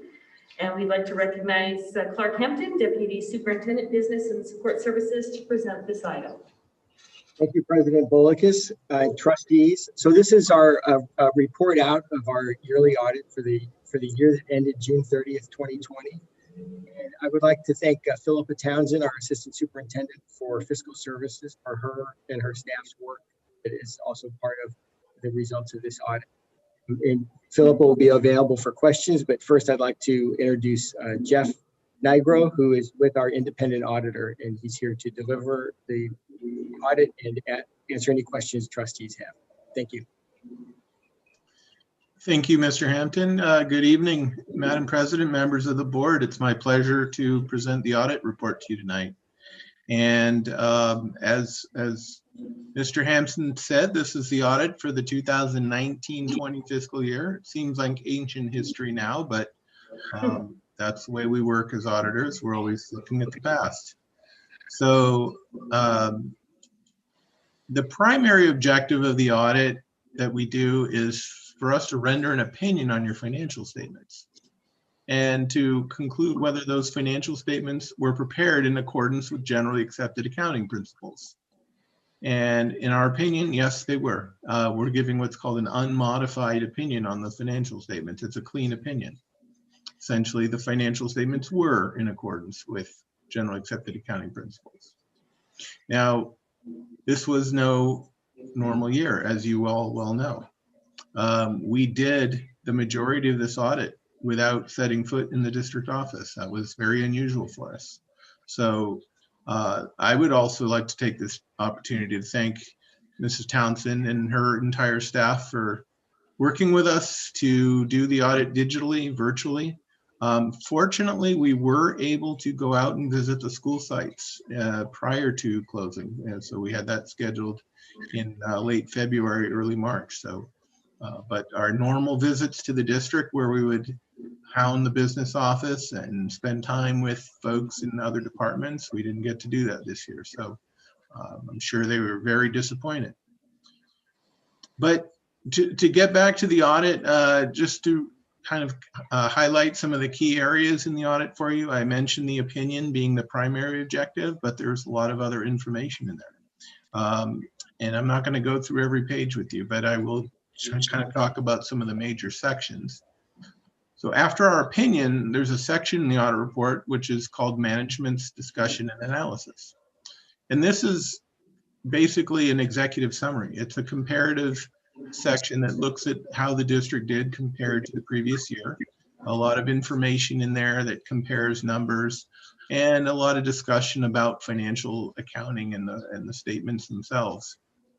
And then you get into the actual financial statements, and that's where we really start getting into a lot of detail. So there's different views of the financial statements of the district, looking at the district as a whole. And various statements that look at individual major funds of the district as well. And then after that, you get into the notes, which give you even more detailed information. So if you really want to get into it, roll up your sleeves.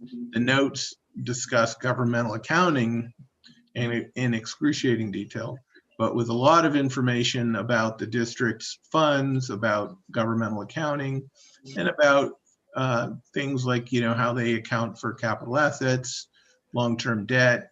A lot of discussions in there about the STRS and PERS pension plans and the retiree healthcare plans. So that's all in there. After the notes, you get into supplementary information, which is a few schedules that are required by GASB, the Governmental Accounting Standards Board, as well as the State Controller's Office. So there's schedules in there that give you even more information about your pension plans and the retiree healthcare plans. There's schedules in there about the district's ADA offerings, as well as schedules that show the financial trends of the district over the last few years. And then there's some letters towards the back of the report where we explain how we followed professional standards when conducting the audit. We followed government auditing standards. We followed the uniform guidance to select a sample of federal programs to ensure that the district complied with federal program regulations for a sampling of programs. And then there's a number of state programs that we also had to follow in the state audit guide to audit things like the attendance accounting, the LCAP, the after school program, things like that. So those are all listed out there. And those letters are basically saying that if we found any areas of significant deficiency in internal controls for the district, or if we found any non-compliance, that we would report them in the audit to you as audit findings. And I'm very pleased to present to you that there are no audit findings in the audit of the financial statements, no weaknesses in internal control, no findings in the area of federal compliance. And so there was only one finding this year, and it had to do with the reporting of CalPADS data to the state.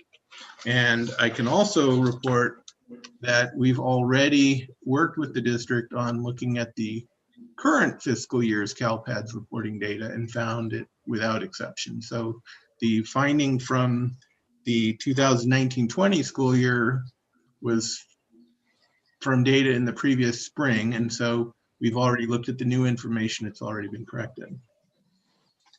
So that's the district's regular audit report. Now, I don't know if you'd like me to stop now and take questions, or should I just go ahead and talk about the community facilities audit report? Are there any questions, trustees? Please go ahead on the facilities. Okay, my pleasure. So in addition to the district's annual audit, which is obviously significant, there is the number of community facilities districts that the district oversees. And we are engaged to report a separate audit on just the financial activity of those community facility districts. And so that's in another report. Now, there's some similarities in that CFD report. We also have an opinion on the financial statement. So again, referring back to that opinion letter where we say there's an unmodified opinion, clean opinion, that the financial statements of these CFD funds is presented in accordance with generally accepted accounting principles. So for the 2019-20 fiscal year, we've got financial statements that show the CFDs, and we present them in different types of funds. There are those that we call debt service funds, and there are those that we call capital projects funds. So it depends on where the funds are kept and what their purpose is. Some of them are to be used for capital project related activities, and some of them are held to repay the debt on the CFD bonds themselves. And then similar to the district's audit report, after the financials, you've got notes that explain a lot of information about the CFDs, and there's some supporting schedules in there that break them down by individual CFD. But ultimately, you get to the end of the report, and probably what you're most interested in is our performance report, which is basically that we selected a sample of expenditures across all the different CFD accounts. And we looked at those expenditures and compared them to the CFD language to see what the projects were for, and made sure that the funds were being spent on appropriate purposes for each of those individual CFDs. And so we're pleased to report no audit findings, that everything was in compliance with the language in the CFDs. And so the fact that there's nothing to report after that is a good sign. So the end of the report after that discusses the sort of the objectives, the scope, and the procedures that we performed. The CFD audit is a clean audit for the district as well. So I'd be happy to answer any questions on that. Do we have any questions, trustees?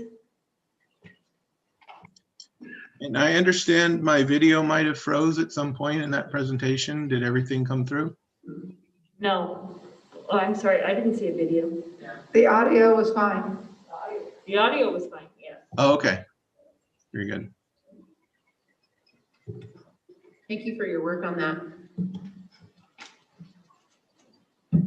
Yes. Good to know we're in good standing.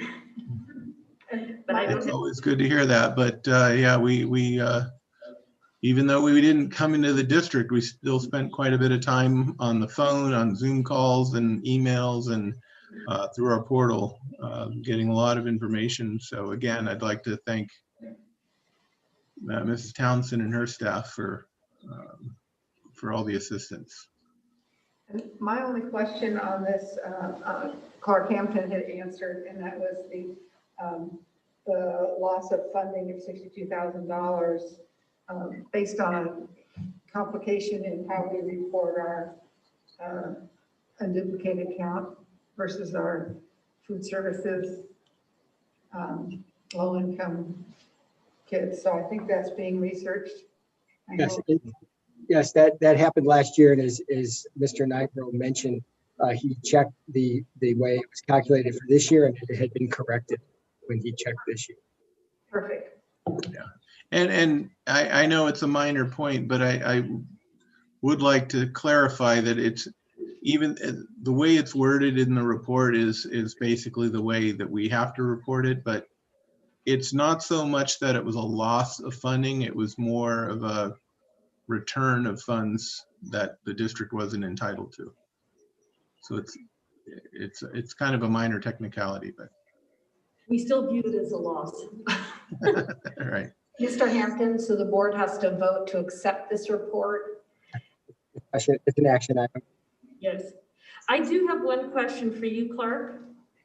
On page 23 of 107, exhibit 26, or if you're looking at 695 of 949, it's the reconciliation of the government fund statements of revenues, expenditures, and changes in fund balances. Mm-hmm. It seems that it's a full page here with bullet points in terms of, I don't know, someone in our accounting that we didn't understand, like capital outlays reported in governmental funds as expenditures. And there were some that should have been depreciation expense.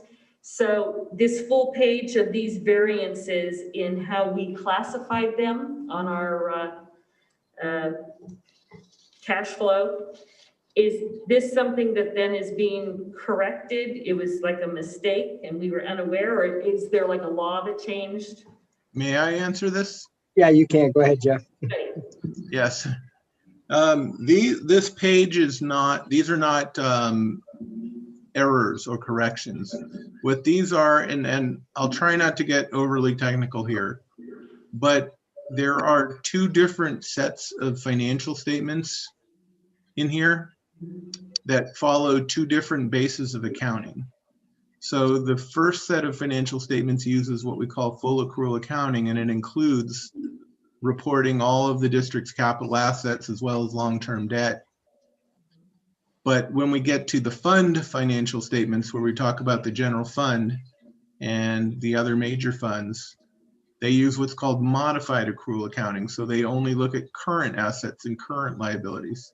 And so this page is required by GASB to reconcile those two sets of financial statements by showing accounting differences basically between the two different statements. So those are not anything that the district did incorrectly. Those are simply accounting adjustments that are made in accordance with GAAP.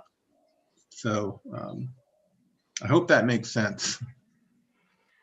Well, I thank you for the clarification, because I didn't understand that was the reasoning. Right. If you were to go back and look at all the previous reports, you'd see a very similar page with different numbers on it. Okay, thank you. Do we have a motion to accept? So moved. Second. Okay, so it was moved by trustee Hanachek and seconded by trustee McNicholas. And can you take roll? Is it it's a roll, but. It's not a roll. We put that in everywhere because we didn't know everybody was going to be in attendance. So all those in favor say aye. Aye. Opposed? Motion carries 7-0. Okay. Thank you. Good night. Thank you, Jeff. Much. Okay, as previously expressed, item number 27 was pulled, so we are now on 28, instructional materials recommended for adoption. High school English language, arts and history, social science grades 9 through 12. We're going to recognize Dr. Susan Holliday to present these materials. Thank you so much, Board President Trustee Bullicus, as well as Trustees Superintendent Vital. For both items 28 and 29, I have similar backgrounds and introductions, but I'll share with you in both cases, as Dr. Merwin shared earlier, we're looking at our IMRC policy and reviewing that process to make sure that we have sufficient materials for all those involved in evaluating materials, and we want to make sure that that process is super tight and clean and supports this great work of our teachers and our staff. So with that, this item requests the approval of 9 supplemental titles for grades 9 through 12.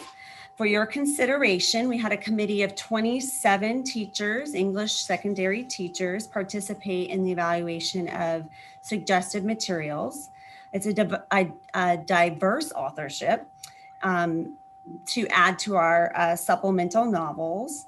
It will increase representation of diverse authors, engage students in higher order thinking, and provide additional equity and diversity in our materials. With appropriate teacher training and, of course, instructional support to provide context and unbiased viewpoints, the novels will enhance our students' instructional experience. This also supports our cultural proficiency plan to address diversifying the current curriculum by increasing representation of our diverse authors. The recommended books support making sure we represent marginalized and understudied populations in history. Dr. Holliday? Yes. Some buzzing, so we're having a hard time hearing you. Okay. Would you like me to try a different microphone, or would you like me to move down to the district board room? I'm trying to figure out how to solve the buzzing.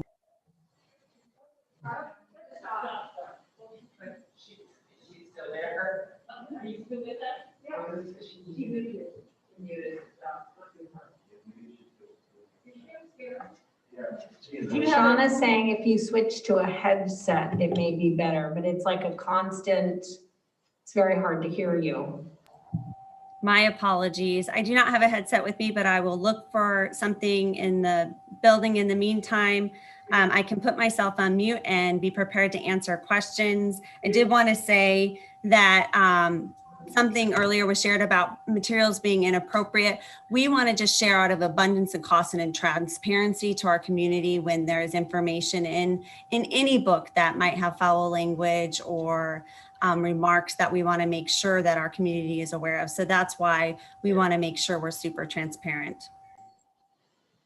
Dr. Holliday, while you try to get a headset, we do have a number of speakers on this. So we will go ahead and call on those people joining us tonight. The first speaker is Tori Bollard. That speaker's not on the line. Okay. How about Noah Rodriguez? Noah's with us. Noah, go ahead. Your mic is live. Well, good evening, Superintendent Vital and the trustees. My name is Noah, and I have 3 children who have attended CUSD school since preschool and are now at Oso Grande Elementary. I'm speaking in support of agenda items 28 and 29, and also in support of the new K-12 cultural proficiency curriculum. Over the past 4 years at Oso Grande, we have seen the exit of the only 4 Black families that were there. The parents of these children pulled their children from Oso, not because they moved to another city or out of state. In fact, the families still live in the community, but rather they pulled their children from Oso because of years of microaggressions that their children suffered, unfortunately, at the hands of other children who alleged that they unknowingly made offensive comments about Black hair or Black skin. To address the lack of basic cultural literacy, in March of 2017, I, along with other concerned parents, wrote to CUSD leaders and our local K-8 Ladera principals, and I quote from the letter that we wrote 4 years ago. We are concerned that our Ladera K-8 schools are not adequately preparing our children for the world in which they live. Specifically, we are troubled by the lack of a contemporary, culturally relevant, and competent curriculum. The current diversity model is ineffective, antiquated, and lacks curriculum that teaches inclusiveness and draws upon critical analyses of diverse contemporary literature and informational texts, end quote. That was 4 years ago, and we are still waiting. And unfortunately, as recently as 2 weeks ago, a 5th grader running for vice president at Oso Grande made a promise to build a wall between Oso Grande and Ladera Ranch Elementary and have them pay for it. This statement was not only culturally ignorant, but also offensive. This evening, we heard from one of our trustees informing us that employers of the future are looking for a workforce who not only excel in math, reading, or writing, but also know how to lead a team and navigate an increasingly diverse workforce. Preparing our children for the future global workforce is a primary responsibility of our schools. Teaching about the realities of systemic racism, economic privilege, and yes, race-based privilege is not radical, controversial, or value-based. These are well-recognized issues that affect all of us in the present day and will impact the job force readiness of our children. As such, these issues need to be addressed early and often, both at home and at school. We heard about teaching our children to pick themselves up by the bootstraps. This cliche metaphor assumes that all children are born with boots in the first place and is just sorely simplistic. We need cultural literacy now so that our children don't fall into the same simplistic traps and cliches as their parents, but instead can think more critically. I strongly encourage the board to address the cultural ignorance that has plagued our schools for far too long and support the new K-12 cultural proficiency curriculum and agenda items 28 and 29. Thank you. Thank you, Mr. Thank Rodriguez. you. Vanessa Santos. Vanessa, go ahead.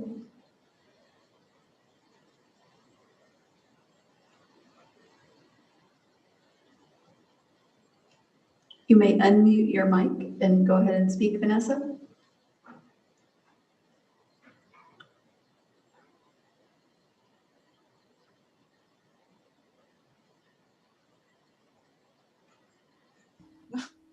Sorry, I'm here. Go ahead. Sorry about that. Thank you for the opportunity to speak. I am a mother to 2 young boys at elementary school in the district. I would first like to say thank you on behalf of my family for all the work done to keep our schools open. And I hope all of you understand how much this has given my kids. So thank you very much. I was speaking tonight on behalf of supporting the updated reading lists and the work of the Cultural Proficiency Task Force. I am disappointed that number 27 was pulled from tonight's agenda. I do think that cultural competency is important in our diverse society. I believe all students in our district should feel seen and celebrated in our schools. And that's why representation is so important in what they read and experience at school. I was excited and proud to see that our district was taking this on, but this delay of number 27 has me nervous. I want my children to see that their school cares about all the students. I reviewed the curriculum and it does take on difficult issues. I think it is important to recognize that we must talk about these issues because otherwise they get ignored or overlooked. I don't think that these are values lessons. They're simply lessons on how we all experience the world in different ways. Our diversity is our strength, but if we are not willing to even recognize that difference, then how do we move forward to build a more equitable world? This is not about driving a wedge between our students, but to build bridges and acknowledge our common ground while celebrating our differences. My own story of privilege as a white woman is something I recognize because I experience the world differently than a person of color. It should not be like this, but it is. Not being honest about the unfairness in the world and teaching that if someone can't succeed, it must be all their fault is part of the problem. We need to empower our students that they can work to make it fairer, hence the attention to empathy and compassion in the cultural proficiency curriculum.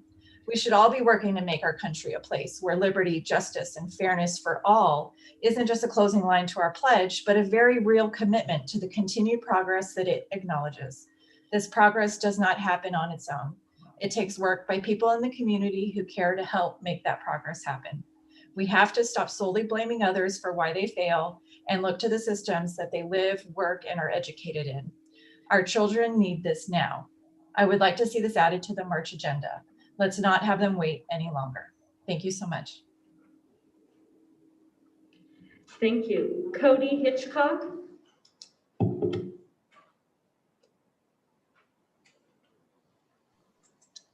Hello, can you hear me?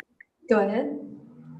Hi there, my name is Cody Hitchcock. I'm an English teacher at San Clemente High School. I teach English 1, English 1 Honors, and English 3. I'm also the leader of the English 1 team at San Clemente High School. I first want to commend Stacy Yogi and our Cultural Proficiency Task Force for securing several $1,000s for 9th grade new text adoption. And I very much want to be vocal about Chris Carter's support of our entire English department and his willingness to work alongside the Cultural Proficiency Task Force. We truly feel like he is coming to the defense of English teachers and supporting our desire to increase diversity in all of our texts at all of our levels. So I just want to be very vocal about that. Just get started. First, let me say this. I'm very excited that the IMRC is working so actively alongside our teachers, 27 teachers to be precise. But my worry is that our board is going to be hesitant to approve some of the texts that are being presented from the IMRC process. What I want is don't run away from any form of language use or controversy. I think it is so important, so crucial for our students, and that there are going to be times when they agree with items that are being presented to them and times that they disagree. And whether or not they agree or disagree, it is so important that our students understand how to do both things in a manner that is productive and respectful. All of the texts that we deal with controversy of some sort, deal with race in some way, deal with language in some way that is presenting a challenge to our students. To Kill a Mockingbird, Of Mice and Men, Slaughterhouse-Five, Kite Runner, Catcher in the Rye, Lord of the Flies, Toni Morrison and everything that she writes, all of these things are difficult texts that demand that our students learn the 21st century skills of understanding how to agree the right way and perhaps more importantly, disagree the right way. And we are not given the right vessels in proper BIPOC authorship, we can't provide the opportunity to give these our students the ability to discuss these things. Several people tonight have boiled our job down to 3 things: reading, writing, and arithmetic. And that is just a gross oversimplification of what teachers do. We do so much more than that, and we are trying to prepare our students for so much more beyond the 4 walls of our classroom. Behind these screens, our students are so much more than the faces that we see, and we want to prepare our students for critical thinking. And to be honest with you, 21st century skills, our BIPOC skills, our critical thinking skills, and being able to navigate these things are just so important. I don't know how else to put it. Thank you for your Help time. us with that. Thank you. Susan Salcido. Susan is not online. Okay, Katie Crockett. Katie, go ahead. Your line is live. Thank you. Good evening again. My name's Katie Crockett. I support the adoption of the additional books for the high school curriculum and just could not agree more with the last speaker.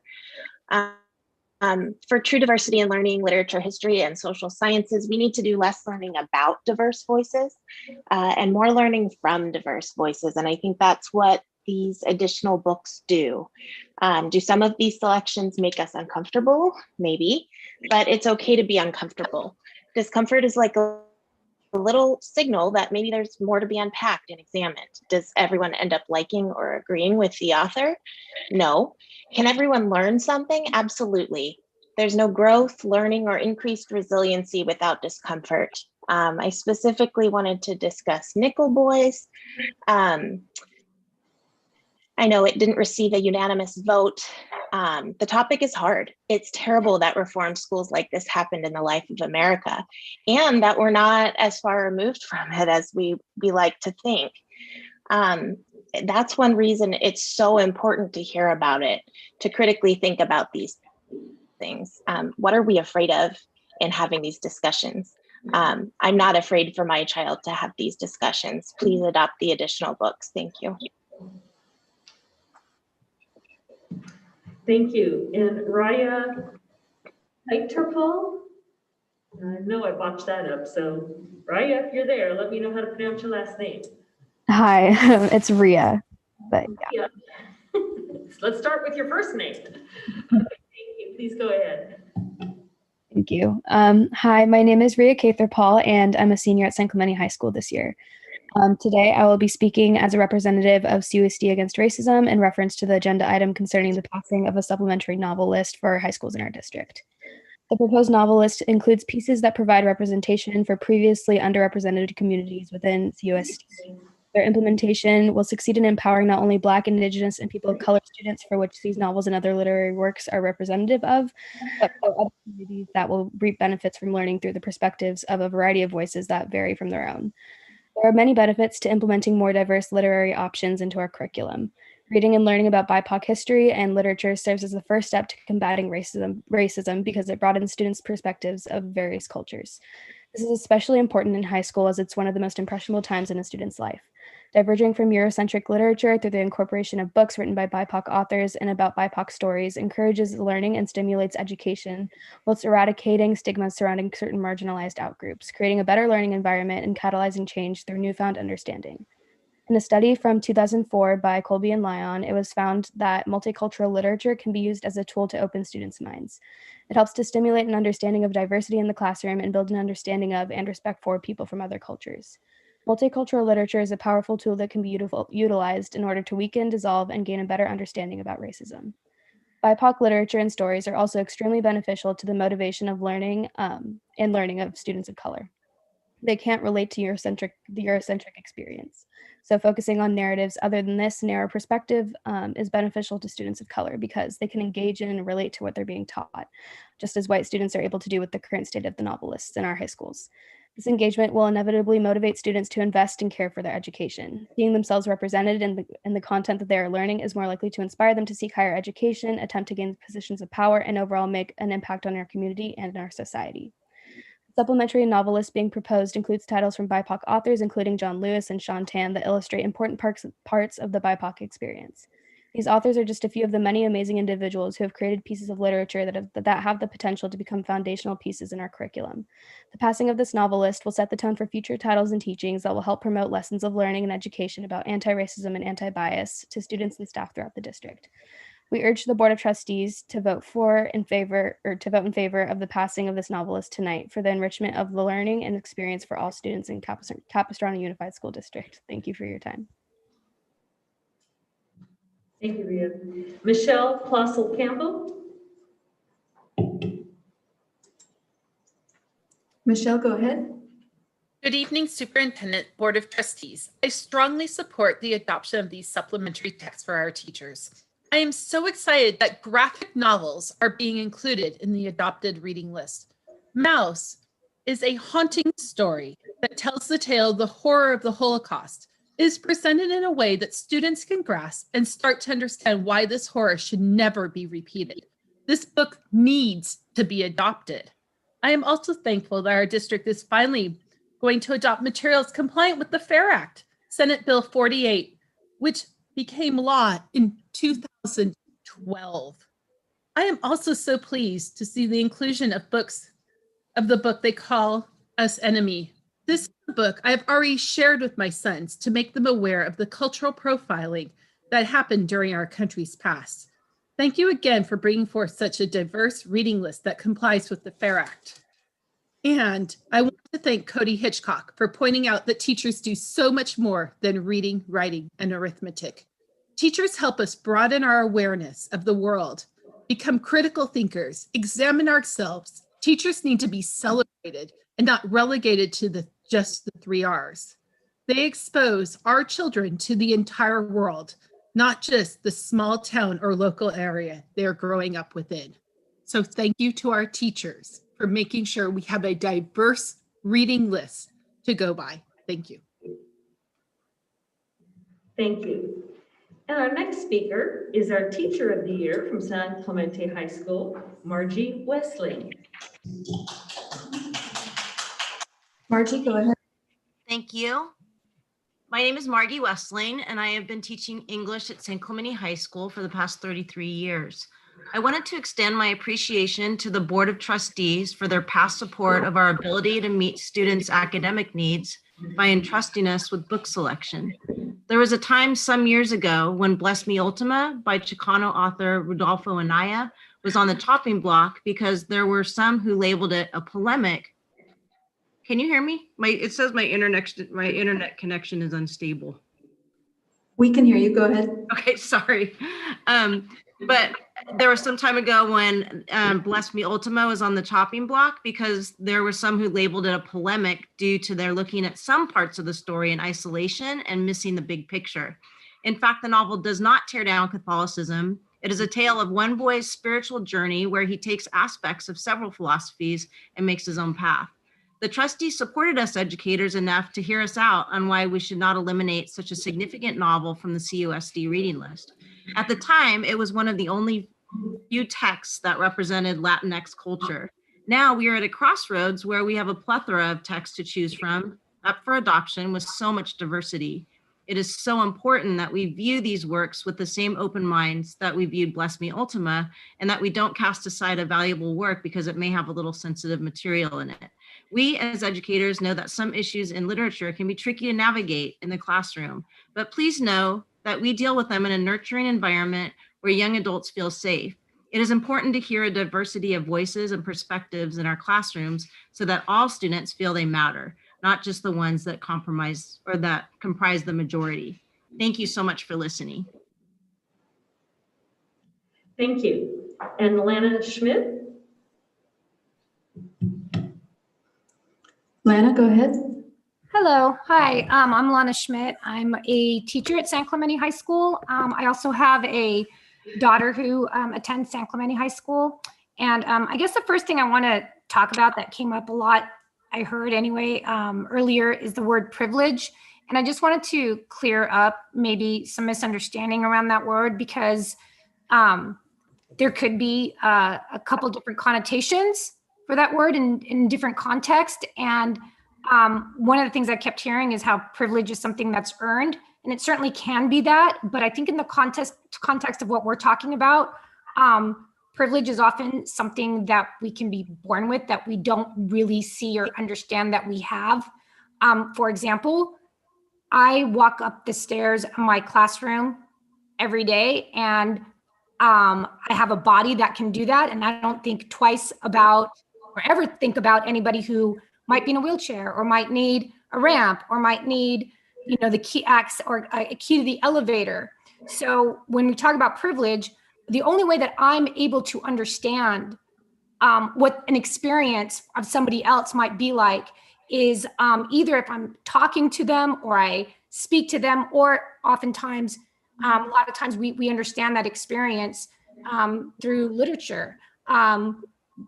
In fact, literature becomes a very real experience because it's so cognitive, and that's one way we can identify with others. So just a little bit more of my background. I wasn't going to mention that part, but it just made me think about the idea of having diverse text for the two purposes of inclusivity and perception. So I'm the daughter of immigrants. My father came to this country from Jordan, didn't speak any English. He only had a couple $100, and he came here for opportunity. My mother is also an immigrant. She's from Russia, and she had to grow up in Brazil because she's basically a product of World War II refugees. And she experienced, and her family experienced, all the atrocities of war that are not comfortable to talk about. Things like family separation, death, even rape. And yet that became very much a part of her experience, and those are difficult topics to address. But when we read them in literature, we can engage in those topics in a safer, controlled environment.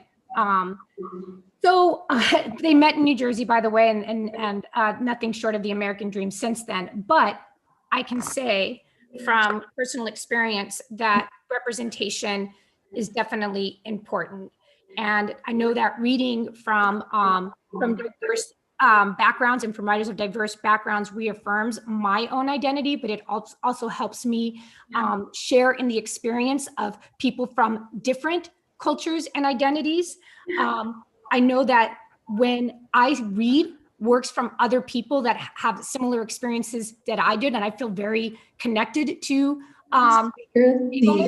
Your time is up. I appreciate your comment. Michelle McNutt. Michelle is not online, and that Lana was our final speaker for this topic. Okay, I had one other person, but I assume they're not on here? They are not on. Josh is. Yes. Tashara is not online. Okay.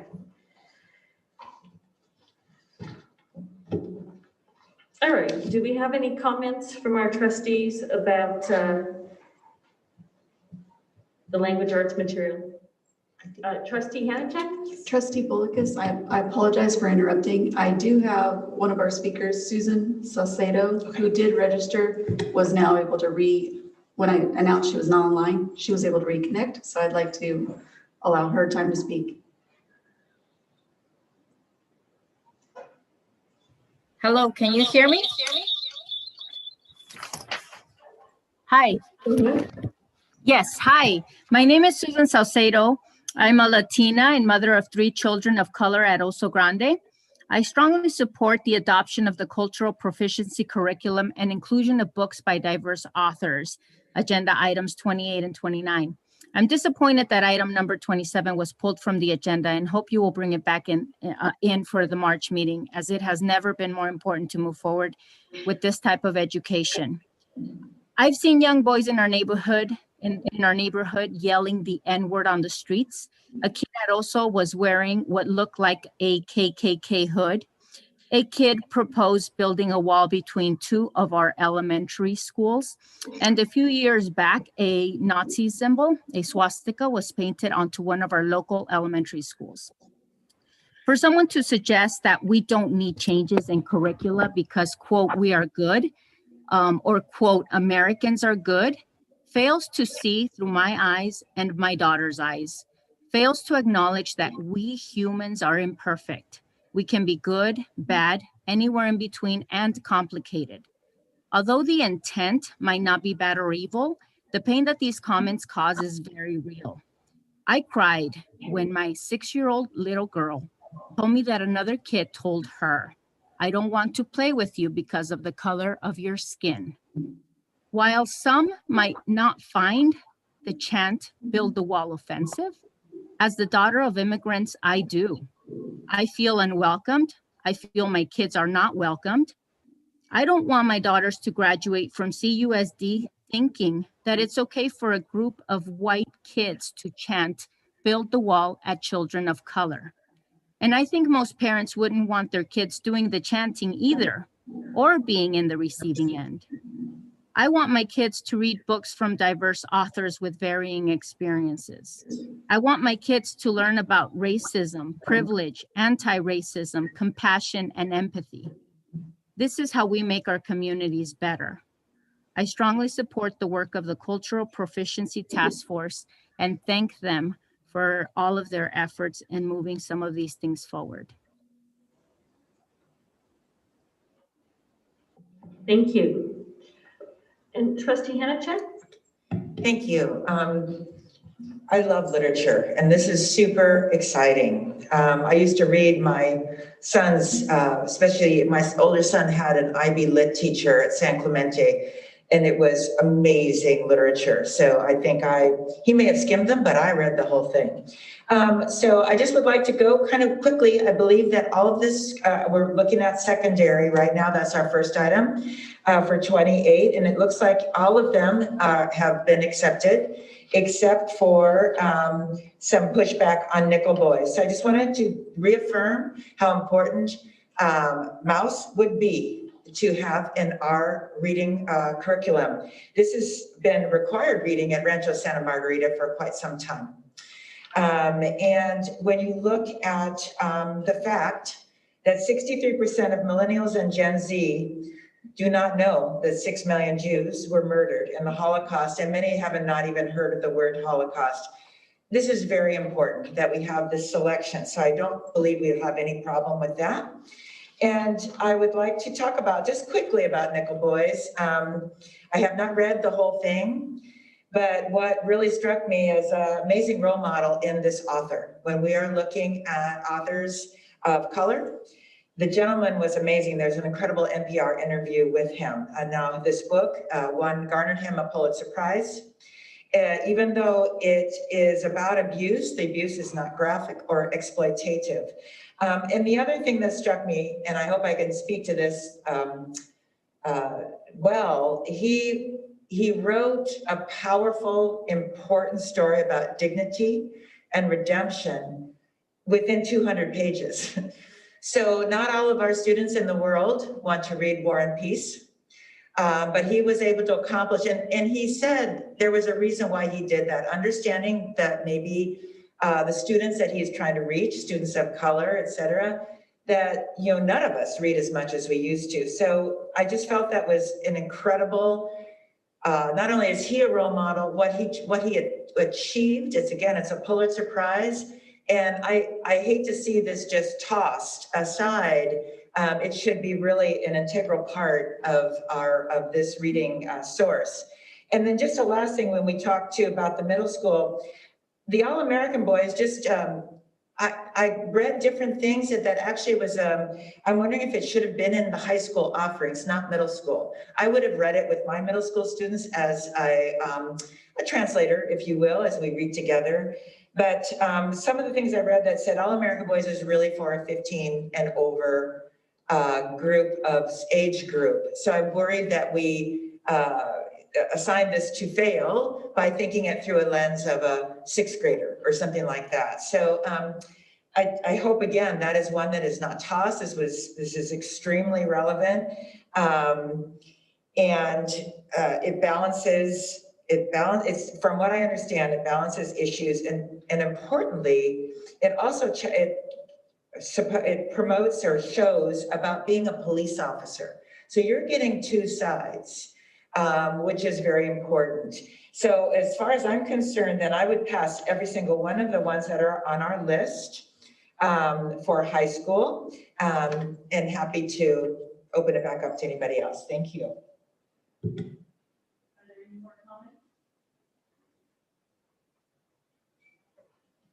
Then I'll add mine. I am a member of the IMRC, and I will be voting against Nickel Boys this evening because I cannot condone that story.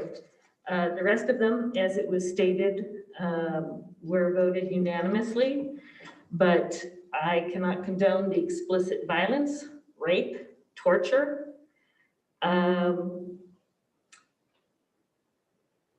And I just don't, I think there's enough other books that can be read to make the stories come across. I know it had won many awards, but I voted against it. I'm going to vote against it tonight. I don't think it's appropriate.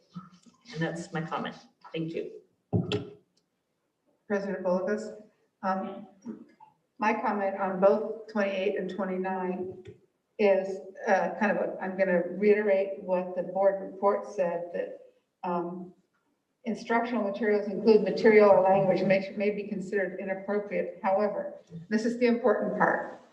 With appropriate teacher training and instructional support to provide context and unbiased viewpoints, the novels will enhance the student's instructional experience. And I want to especially kudos to the teachers that spoke tonight, Margie Wessling and Cody Hitchcock. You know, they are the rock stars that we need to be supporting. And I think with this kind of material, we really are going to rely on our teachers to set the context. I mean, even in my era of novels and To Kill a Mockingbird and George Orwell, 1984, Stranger in a Strange Land, it really requires the teacher to kind of set this is the terminology that was used in this era, or this is how these people talk to each other. Even Gone with the Wind, you know, has some, if it were in today's society, we wouldn't allow those kind of interactions or those kind of positional things. But in the context of history, this is how people operated. And I really think it's going to be on our wonderful English teachers to guide our kids through that. So I have some questions, but I'm going to support both of them.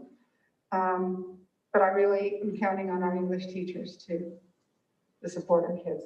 Well, that is part of my problem, is that my feeling is it's the excellent teachers who are the ones who bring these forward, who want to use them in the class.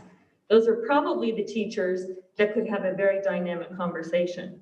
But as soon as we approve these, it means any teacher can use these. And it was noted as grade 10 through 12. And there was comments within the IMRC conversation that it does not seem as appropriate for grade 10, you know, perhaps for the senior class. But when it comes to the All-American Boys, I will not be voting for that as well. Those were the two books that I am a part of that vote. The amount of swearing, graphic violence, adult beating a teenager, mentioning two teachers having sex at school. I mean, it does show teen resilience and activism, but even a middle school teacher who was a part of the group said this is a very difficult text and would need gentle guidance by a teacher at this level. And she was not quite certain that just anybody could deliver it. So that is where I'm taking my my decision from. But question for Dr. Holliday, because we approve these, it doesn't mean they have to be used in the classroom. It's still up to the teacher to choose from our approved novels. Is that correct? Trustee McNicholas, yes, that is correct. It is an option once it's approved under our supplemental materials. And part of the recommendation is that we require staff development tied to this adoption. Yes, Trustee Jones. But my understanding is that generally in a school, the English department chair works with the English teachers and they develop the novels that will be used in that school. So a particular teacher might object to it, but if the other teachers in the chair say this is what we're doing, that's kind of what they're doing, correct? I'd have to probably defer to Mr. Hornig in regards to if they're all mandatory have to do it, if just because 2 of the 3 or 3 of the 4 have selected it.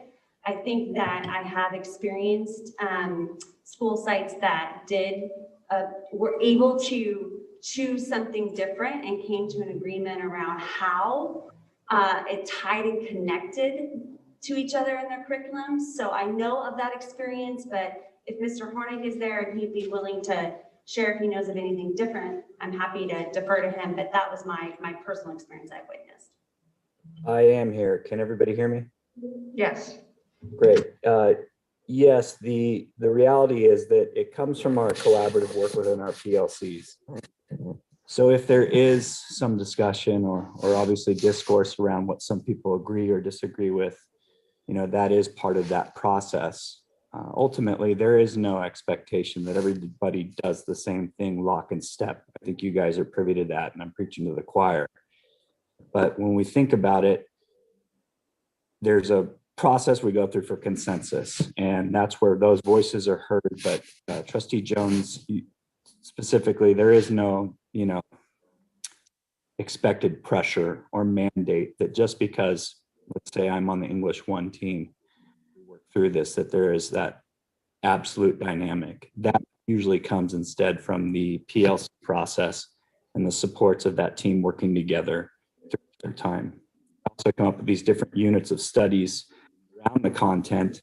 So it isn't really just the novel specifically in isolation, instead collaborative work around that as well. Thank you. I do want to make a comment about the one no vote for Mouse. That was my representative who voted against it, and I've spoken with her about it, and I actually did go in and read the book in the IMRC. Well, it's a graphic novel, and frankly, in my age group, they're a little hard to get through, but I went through it. I mean, I read it. Her objection was to the fact that in Maus, the Jews are portrayed as mice, and the Germans are portrayed as cats, and the Poles are portrayed as pigs. And in Judaism, a pig is an unclean animal, and she felt that this was a deliberate denigration of Polish people. And coming from an Eastern European family, I'm very familiar with this particular prejudice. I did feel that that really the pigs were a stand-in for every sort of non-German, non-Jew, and I didn't necessarily think that it was just Poles. And there are relatively few instances where the pigs even appear. So I feel that it's perfectly appropriate. I was not offended by it. I'm going to interrupt you. Yes, go ahead. Wouldn't that be a great discussion? Yes, in I the agree. English class? Yes, a great discussion. Yes, exactly. Why this animal is portrayed this way, and right. I think that's sometimes the provocative literature starts the discussion. Absolutely, absolutely, and I agree with you, and I think that's a wonderful point, and thank you for making it. Can I chime in on that point, just because this is something that had come up in the past around this book, and the comment was made that for the person that had a problem with the pigs being representing Poles, and this particular person wrote, the thing is, Maus made him uncomfortable, so he didn't want other people to read it. That is censorship. As opposed to parental guidance. So that could be your discussion point in that classroom. When someone objects, if they're uncomfortable reading something, what is that censorship? Is that, what is happening? So there's some really great deep things here, especially when you're looking at your age group. So great point, Martha. Thank you, Gila. So I also wanted to mention Nickel Boys, and there were 3 who voted against it, and that certainly makes one think. But, President Bulkus has made some excellent points, but this is a high school text. I think it would be, the subject would be less acceptable to me in middle school. I did, however, going to All American Boys, which is a middle school text. And if you read it, it's very simple language. It's the Lexile score that makes it appropriate for middle school. I don't think I would have a problem with it for high school. It is a little difficult for me to place it in a middle school classroom. It's a younger age group that is not as discerning and not perhaps as able. I mean, middle school is such a strange time, as most of us probably either know or remember. I'm just not clear that a middle school audience would be able to kind of deal with it. But if it were high school, I would feel differently about it. But I would be pleased to vote for any of these, but I don't think I can support All-American Boys for middle school. That's my only issue. To that point, I would approve it if it were high school, but I'm not going to approve it for middle school, All-American Boys. Dr. Holliday, It doesn't seem appropriate for preteens. was it the same team of English teachers that reviewed all these books and came up with the separation, or is it the Lexile that kept it in the middle school as opposed to content that would have bumped it up to high school, you think? It was both those things, Trustee McNicholas.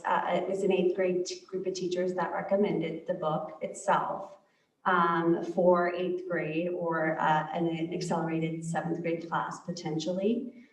Would be a good fit. And it is recommended through Common Sense Media for ages 12 and up, tied to that reading level, and then the complexity and the difficulty of the topic. I understand, and I do agree that professional development for teachers and implementing it should be tied to that. I just want to caution us that we're talking about middle school and we have speakers on middle school. So I just want to pull us back to just dealing with high school. And then when we get to middle school, allow for these speakers because I don't know what they'll be weighing in on.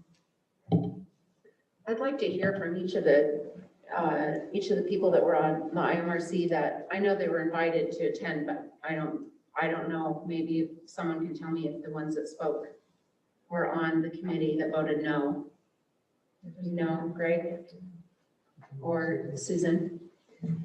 This evening, the speakers, I do not believe any of the teachers were on the IMRC committee that spoke tonight. They may have been on the panel of teachers that recommended the books, but the IMRC committee, I don't believe any individuals spoke this evening. I'd be really interested to hear what their thoughts were on that. Just going down the line, The Arrival's wordless graphic novel. And I mean, it would be a great 30-minute go through, and you could have a great exercise where you could just take that and do something with it and create a story. Yes, it's not literature per se. And it says critical reading, it's adopted under these curriculums, but it's wordless. So Mouse is very heavy, deals with mental illness and suicide, a strained relationship with his father and a relationship with his father's second wife. And considering the times we're in right now, I would absolutely vote against that under the suicide piece completely. They call this enemy. Again, all of these are graphic memoirs or graphic novels, except on the high school one, except Nickel Boys, and Fences is a play.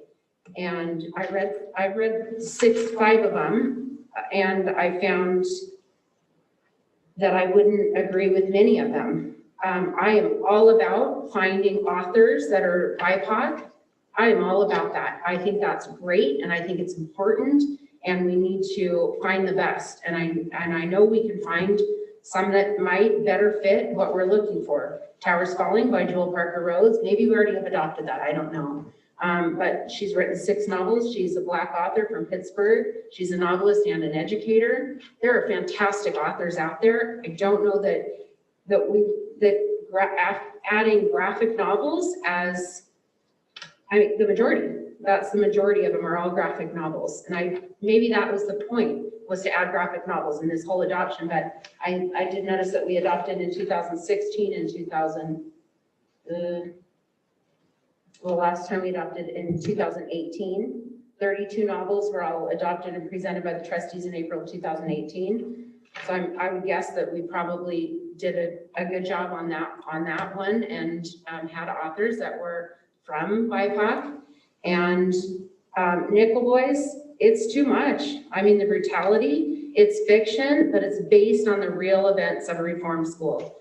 Horrific abuse, injustice, rape, torture. It's heavy. It is very heavy in a time where suicide is on the rise, and it is a massive problem. Trustee Castellanos is on the IMRC with me. Would you like to weigh in? Yeah, I just have a couple of comments. First about Lisa's comment about graphic novels. So I don't teach with graphic novels, obviously, but my daughter has read one this year, and I found it to be tremendous that she got to read a graphic novel. I think it was Frankenstein, that is now a graphic novel. And it allows a student who isn't necessarily into reading, right? And it brings the story alive through pictures. And we may not like to read graphic novels that, we're used to more print and we want to read it differently, but it appeals to them. So I think adopting more novels that are graphic novels are actually appealing to many students. So I don't want to discount that. But another point that a caller made that I thought was an incredible comment is that these are all difficult conversations to have in classrooms, and they're uncomfortable. But how do we have these discussions in classrooms? Novels help us do that in a safe environment. So even all the way down to TK in my land, when we have things that we need to discuss, how to be a friend, how to, whatever the case may be, what do? I introduce it through a piece of literature, because it's an easy way to get kids to have conversations that are difficult to have in that type of an environment. So I do think that these are hard discussions to have, but I think they're necessary during these times. So I am supportive of the novels on the list tonight. I need a vote to extend the meeting. I move to extend the meeting. What do you think, till 11:30, 35 minutes till 11:30? Yeah, we've got. Would that be good, Judy, knowing what we have left? Yeah, let's do 11:30, and if we 11:30, adjourn earlier, okay. then. Okay, so I move to extend to 11:30. And a second by Trustee McNicholas. All in favor? Aye. Aye. In regards to the March books, I think they all come from a place of victimization. I don't know that that's the place we want to have children reading books coming from. And I had a note from a parent that reached out in regard to graphic novels in general. We moved here from Texas and came from a very rigorous school this summer. My fourth grader was required to bring in his own reading book for times when they had finished assignments and had time to spare. I received an email from the teacher asking that we not allow these picture comic style books to be brought in by fourth graders for their free time reading. I appreciated that email and agreed with it. I think those books are fine for entertainment purposes, but should never be part of formal school curriculum. So I think these would be great to have in libraries, and but I don't know, maybe it just would be a very short reading of a book. President Bullicus, I think I don't want to deem, I want to make sure that most of us are on board. This is very important. And I feel like if we can, I know we won't all agree on this, so we could probably debate all night long, but I think it's time maybe to call the vote. Anshul, you've got to talk. Thank you, Eli, I can't see.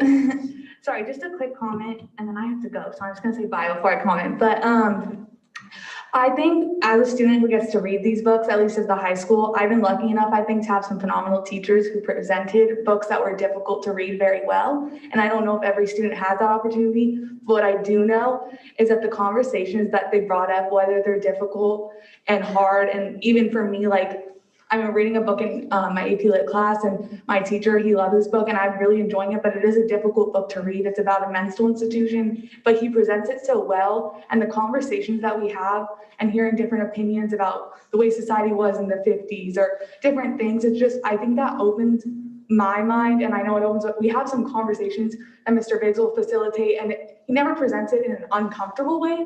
It's just a way where we can like think and hear what our peers think, and why did the author do it this way? And why is he talking about it in the book this way? And I think those conversations have the novels themselves. I love reading, so reading's fun for me, but for my peers who maybe don't love reading, I know even for them, the required readings, the books they read in school are sometimes the only books they read. And the presentation of books that evoke thought, I think is really important to, at least we're talking about high school. So I really think those conversations are important, whether they are uncomfortable or difficult. I think they need to be presented early on, because I know I'm gonna face uncomfortable things in society. I'm facing horrific events are happening in society, and I have to learn how to hear diversity in thought and hear things. And I think those novels really allow for that diversity in thought and that diversity in conversation. So that's kind of my view. And so as a student and we have read controversial novels already, or like not controversial, or I know I've even said myself, who loves reading, like this is a hard book to read, like it's heavy and I'm not in the mood to think about people dying today. We're in the middle of a pandemic, like why do I have to read this? But then it's kind of like the learning that I'm gaining from it and the conversation in class. My teacher, Mr. Biggs, frames it in such a good way, and he kind of turns it into a positive note. So it's easier for me to process those things and understand how I should deal with those kinds of things. So I think I do understand that some of these topics are controversial, but I feel like the benefits and the learning you gain out of it kind of overweigh that. Thank you and good night. So Trustee Hanachek, someone just needs to make a motion, second it for the board to vote. I call the question. Is that a motion?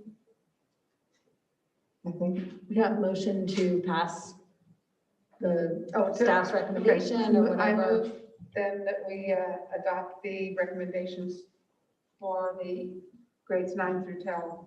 I second. Okay.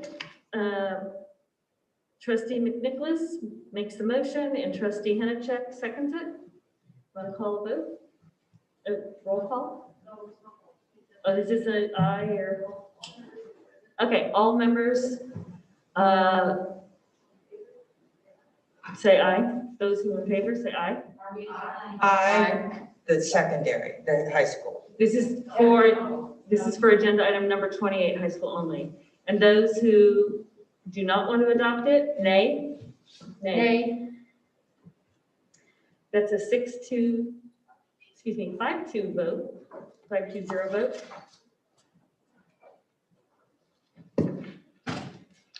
So number 29, the instructional materials for middle school. Dr. Holliday, if you'd like to present that. Thank you again, Board President Bullikus. I'm so glad that I don't have a buzzing background. I'm sure that was very annoying. So hopefully this is a little clearer. We're moving on to middle school. This is grades 6 through 8 novels. We have 7 supplemental titles that we're recommending for adoption. Again, it's a group of 27 teachers that have evaluated and suggested these titles. The goal is to create diversity and options. The Common Core standards actually does require multiple genres, so that's why we embed these different types of novels, whether it's graphic or pro. We also wanted to make sure that we are providing titles that expand on our already diverse titles. So we're fortunate that our teachers looked at the options that were available and recommended something to expose us to living authors as well. And so it's an experiential opportunity for our students as well. So staff recommends approval of these novels, and I'm open to answer any questions. Any comments from trustees? We have speakers. There are 10 speakers. We have speakers. Jack Bradley. Are you still with us, Jack? Trustee Bullikus, we only have 4 speakers on the line. Jack is not with us. Ahead and call them for us because you know which ones are up. Absolutely. Thank you. Check the list. I will read their names so that we know they're acknowledged. Jack Bradley is no longer on the line. Leslie Power is no longer on the line.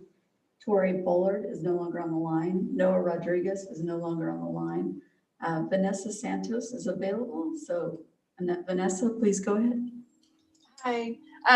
I'll just say something quickly because I spoke at the high school level, but given the comments previously, I just think, I think it's really important that we don't underestimate our kids.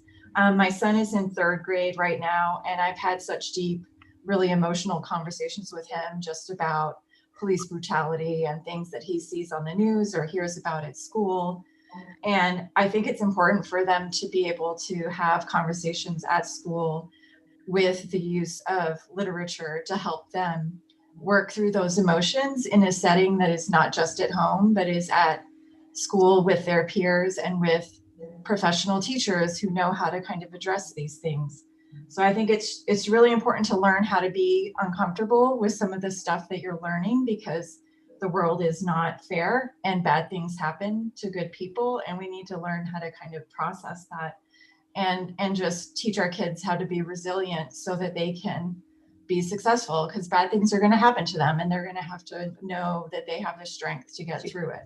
So I think if people can survive these things, like survive being put in these horrible penitentiaries for kids in Florida, then our kids can survive reading about it.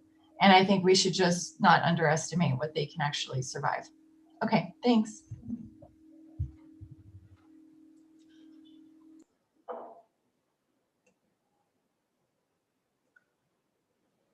Okay, Susan Salcedo is no longer with us. Katie Crockett is our next speaker. Katie, go ahead, your line is live. Thank you. I also spoke on the last item. I support item 29 for the middle school level as well, for the adoption of all of these additional books for the middle school curriculum. In particular, I did want to talk about All American Boys.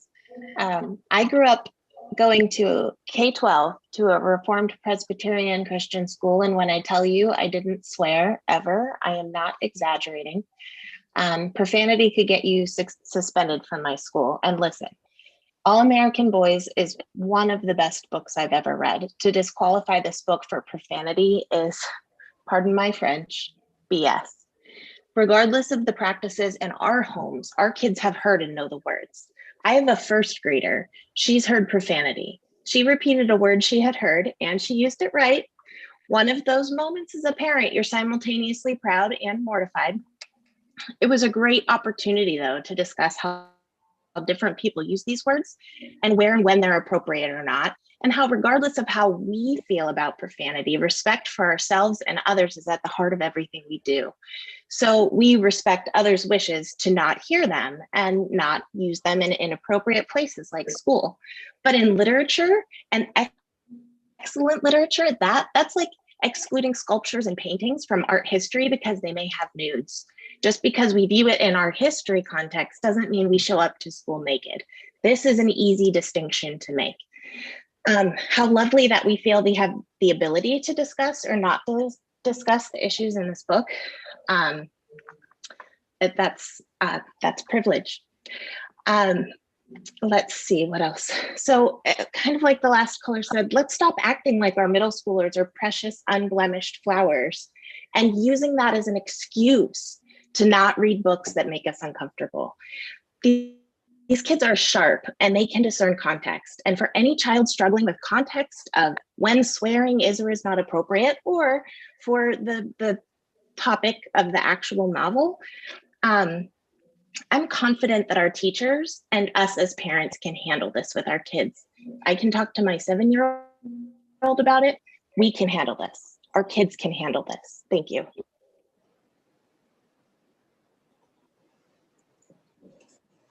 The next speaker is Michelle Colossal Campbell. Michelle, go ahead.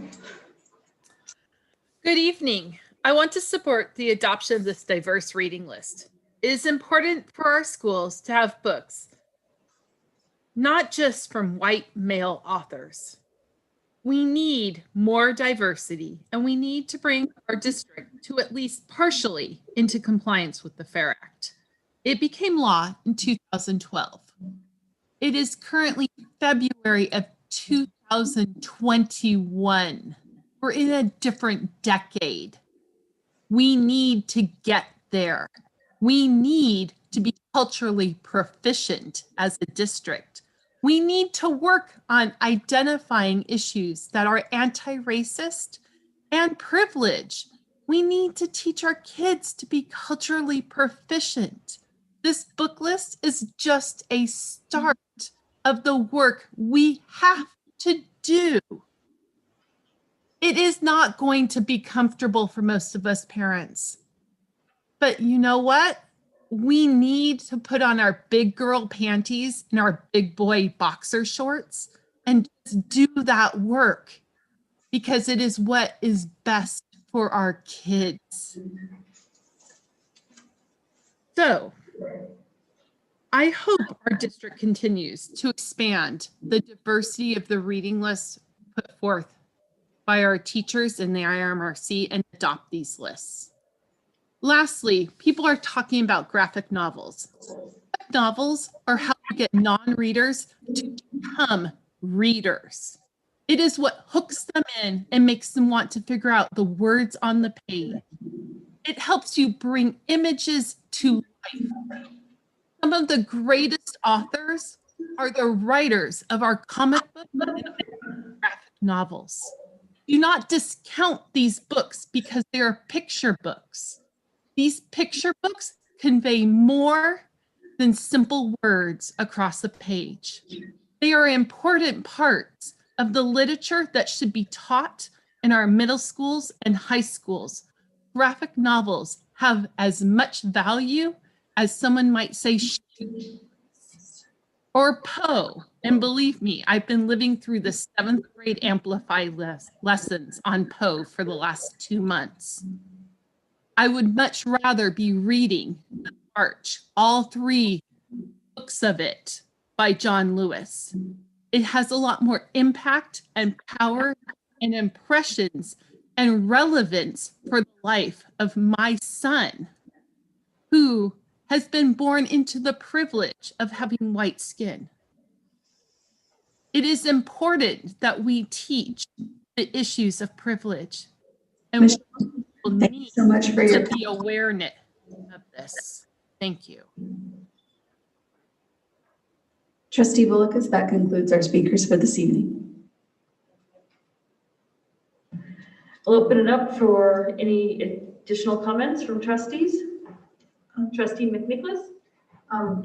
Dr. Holliday, on any of these novels that may have questionable content, do we require teachers to notify parents of things they're studying that they might object to or request an alternate assignment? It is not required, but our teachers do. It's not required, but our teachers do. Is there a syllabus at the beginning of the year that deals with this? I'm sorry. There, I have a light. Yes, so each teacher is required to have an adopted syllabus and share that syllabus with their family so they have notice of what content, literature, materials will be taught that year and the expectations of that classroom. So it'd be listed at that point as well, what books are taught at that grade level or at that school. Are there any other comments? One of my concerns is that they're all at lower level reading levels, right? I believe we build vocabulary by reading literature that stretches children. And there wasn't one book on this list that did that. So I mean, right there. I mean, it shows right on that first one, lower level reading, lower level reading, lower level reading. They're not high level. And that's where you build vocabulary. So I would love to see authors of color, BIPOC, that have higher level reading so that we can stretch, because like several people had said, this is the only books that some children will read, is the books that they read in school. So I believe it's very important that we have high interest, high vocabulary, so that maybe sometimes you have to look something up as to what that means. So you stretch It's how you actually, your vocabulary grows, is through literature, statistically. So to respond to the level, teachers look at books through 3 lenses. They look at the lexile level as one, the other level is the content, and the third level is how does it link and connect to the standards and the topics that they're teaching in their classrooms. So that's why these were recommended, is looking through those 3 lenses. Susan, so we have an amazing one here, The Long Way Down. And this is prose, and very rarely do our students read poetry. And from what I understand here, it's a one long poem, unless I've got this wrong. And they talk about it being a visceral and immediate staccato and full of symbolism. This is The Long Way Down by Reynolds. Do I have the right one? Okay. And in fact, they said some pages only have a couple words on them, but they speak volumes. So again, back to Martha's point, where words can be simple, but how they are put together and what they're conveying. So great topic for the class. I don't think I need to come to bat for these. I just would like a fun fact on Trickster, the Native American tales. It's illustrated. The artists aren't necessarily Native American, but the interviewer felt much better because each one of the tribes that wrote the tales okayed who would create the visual content that went with it. So it's very cool. And then the arrival, when we're back to this illustrated stories, it says it's a visual masterpiece. And this is what we're using on both sides of our brains. So the creative side, you're creating the story in your head. You've got the visuals, so the graphic novel. And graphic novels are, it might be the only thing that grabs maybe a 7th grade boy or an 8th grade boy or something. So I think you've created what you set out to do. Was quite a good cross-reference, and we can always be adding to these lists. Yeah, I already asked about, our Latinx community next round, that we have that more. So I would move adoption of the instructional materials recommended for grades 6 through 8, language arts and history, social science. I'd second. Do we have discussion now? I'm sorry, trustee Hanachek moved? I moved adoption. Okay, Did I have a and was second? seconded by trustee Bronson. And I just have one additional comment. It's interesting for me to note people who've responded and called in. Those who vote against this because they don't feel it's appropriate, like myself. It is not to say that I don't believe that we should be having these subjects in terms of in our schools. To trustee Davis's comment, there's thousands of books. There's got to be other books, and there's one book out of the rest of them that I voted and I'm fine with. But if I would not want to have my children reading that book, I don't use that language in my home.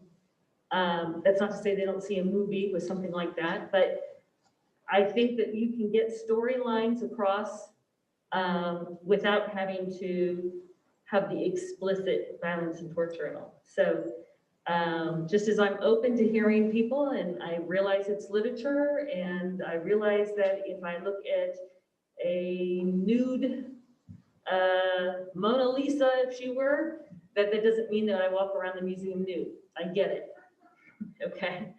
But I stand that this is one book I would not want my middle schoolers reading. And if I could just pluck that book out and approve the rest, I would. But we'll go ahead now and take a vote. Make a motion to that effect? I don't think it would pass. I Well, would make a motion. So let me help you out. So you can make a substitute motion. If you enjoy all of these books, feel they're of value, but you have a problem with All American Boys, you can do a substitute motion over my motion. We're like the only group that does that. Then if you get a second, then my motion would die. I mean, I want to keep All American Boys. We can also do a little polling to see how if my motion would pass, then it would pass, right? So we could do a little polling like that. Martha, go help me out. Oh, oh, sorry. Question, this is on the middle school list, and if we think it really should be on the high school list, that wasn't part of the recommendation. But could we decide, because, that's going against these 27 teachers, but could we decide that it really is more appropriate, or we'd feel more comfortable approving if that was All American Voices in high school? I think that's tied to the previous item, so I would have to defer to. You could do it. So what you would do is you'd make a motion saying that all these books you approve for middle school as recommended, except for All American Boys, you are approving to be used in high school. I make that motion. Can we do a poll for that? So, and you'd be doing a substitute motion to Amy's motion, and you'd need a second in order to discuss it on the floor. So I'm happy to compromise. So if that book stays active by moving it into the high school arena, which is great because somebody's younger brother could still, as a family, they could still read it, and we don't lose that book, then I would support that. So really what you need to do is withdraw your motion, Amy. Yeah, I withdraw my motion. Thank you, Gila. Okay, I will move that we adopt the curriculum for middle school as listed with the exception of All American Boys, and we approve using All American Boys in the high school curriculum. Okay. So, Trustee McNicholas made the motion, Trustee Bolus made the second. All those in favor? Aye. Aye. Aye. Those who, is there a nay? Yeah, opposed, say no. So 6-1-0. Thank you. Okay. We are at number 30, the designation of Title I school, Wood Canyon Elementary School. We have only 10 minutes. I think you should extend one more time, even if you don't use the time. Oh dear, okay. Well, we've got two on Title I. Should I go 20 minutes? I move to extend to midnight. Second. Okay. Okay. All those in favor? Aye.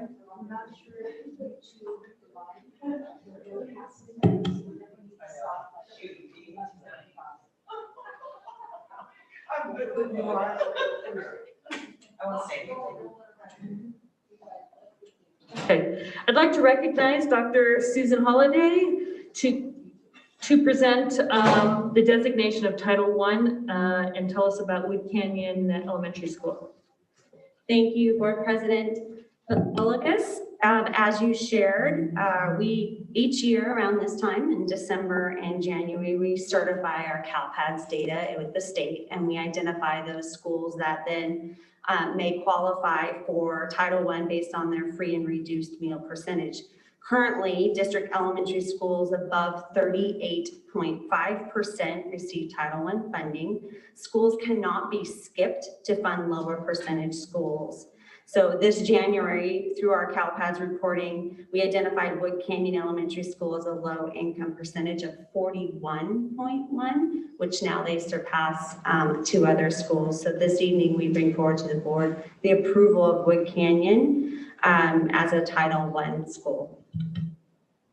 Dr. Holliday, can you give us a little more information in terms of, because we've got Lobo and Hankey that are below 40, what should we anticipate? And because of COVID, we've got numbers shifting and we're hoping to, bring back our ADA. What happens in terms of, is there a threshold? If you're below 40 for 2 consecutive school years, then you need to be dropped off, because we wouldn't want Title I, bouncing on and off. So can you explain a little bit how that works? As a board, we can determine our low threshold. So as a board, and a district, we've identified 38.5. Now, if we find in the next year, based on COVID, that we have schools fluctuating, we bring back to the board as soon as possible what that data would look like. Now, remember, we don't want to be too ahead of the data. We don't want to be in October or November because that data could fluctuate as we certify CalPADS in December and January. So it's really important that we wait for that certification to identify where our schools are at. So we want to be consistent. That's our goal. So that's why we really watch the data and we try to make sure that we keep the level as consistent at 38.5 as possible. The next school that's like right on the cusp is Palisades at 38.2%. I know that we talked about Palisades in the past because we thought they were going to be, I think last year, and then the data changed as it was certified. So it's an annual process and our goal is to try to be consistent each year and that we bring this to the board for your consideration to give us direction. Dr. Holliday, do you happen to remember what Carl Hankey's percentage was when we approved them 2 years ago? I don't. I have Stacy Yogi available. She might have that data at her fingertips. It's really not important. I just thought you might remember, or perhaps President Bulkus, you remember? Okay, It says all right. 38.5 here. Would it be lower or higher than that? I feel like it was more like 39, 40. I thought it was stronger in the grouping than what they didn't just slide in. Right, because we approved it with Las Palmas, and Las Palmas is almost 41. I just feel like it was higher and it's more simple. Stacy just shared with me it was over 40. Okay. Okay. Okay, any questions? Do we have a motion? I'll move the item. I'll second. Okay, trustee Jones moved and trustee Hunter second. And so is this a non-roll call?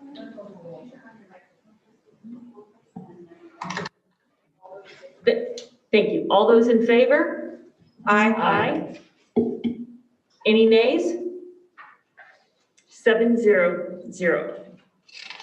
Okay, 31, also Title I, school-wide program waivers. This is Carl Hankey now and Clarence Lobo Elementary. We'll recognize Dr. Holliday. Thank you, Board President Bulkus. And just as we approved Wood Canyon due to their percentage increase, these two schools now fall below the 40% requirement for them to be able to be identified as school-wide. So if the schools want to use that funding to resource and support the whole school, we have to, as a board and as a school district, approve these schools as Title I school-wide designated schools. So we're recommending this evening that we have the Title I school-wide program waivers for Hankey and Clarence Lobo approved so that they can serve their whole school population. And their single school their school plans for student achievement are required as part of being approved as a school-wide Title I program. And those plans were included in the exhibit and they were already approved in November. So we've got that covered and we can move forward to have this accomplished this month. For the reasons that we had already, Trustee Jones brought up Hankey, I wouldn't want to remove them. For me, I would want to keep them on because I anticipate that their numbers are going to grow back. But does anybody else have comments or a motion? Would there be any merit in waiting to designate to see where everything lands? So it's more stable? No, I think as Dr. Holliday said, Just so there's that it a timeline. addresses everyone, every child the money can be used, funds can be used directly for every child. Yeah, and there's a certain time of reporting that to be able to, and then if you pull them out, then it changes the table of funds for all the other schools. So. Well, and really by approving this, we're staying the course because they are presently doing school-wide, and this is just to allow them to continue to do school-wide. Yeah. I think something we have to apply to the state to get approved. Okay, is there any question that it wouldn't be approved? No, we just need board approval. We need the plans approved as well, and that's it. So do I have a motion to approve Title I school-wide program waivers for Hanky and for Lobo? So moved. Second. Okay, motion moved by trustee Davis, seconded by McNicholas. All those in favor? Say aye. Aye. Any nays? A 7-0 vote. And now we're on to, Oops, aren't we done? One more. no, one more, sorry. Number 32, our first reading and our final of the evening, education of homeless children and youth. And Dr. Holliday, if you could present this for us, please. Thank you again, President Villalobos. This evening, we just asked for this policy to be updated to reflect current law tied to Every Student Succeeds Act as a guidance. And so we just modified the policy to come into alignment with the recent changes in law and to make sure it's in alignment with a designation of homeless liaison, that our records are properly documented, and that we're in alignment with Family Education Rights and Privacy Act, which is FERPA, and we recommend approval. Okay. Any questions? Do I have a motion to waive the second reading? So moved. Second. Stereo. Okay, I believe it was moved by trustee. I did, but I would suggest we include waive the second reading and approve the policy on the first reading. And does everybody agree on that? Yes, I second it. And you second that as a motion? Okay. Yes, thank you. So motion made by trustee McNicholas and seconded by trustee Henachek. All those in favor? Aye. Aye. Any nays? 7-0. Look at that, it's 11:30. We made it. And that concludes our meeting. Move to adjourn. Second. That's awesome. Okay, move to adjourn by trustee Jones, seconded by Henachek. The motion carries 7-0. Aye. We gotta vote first. All those in favor say aye. Aye. The time is now 11:30 p.m. Yay. Thank you, everyone. I'm so sorry.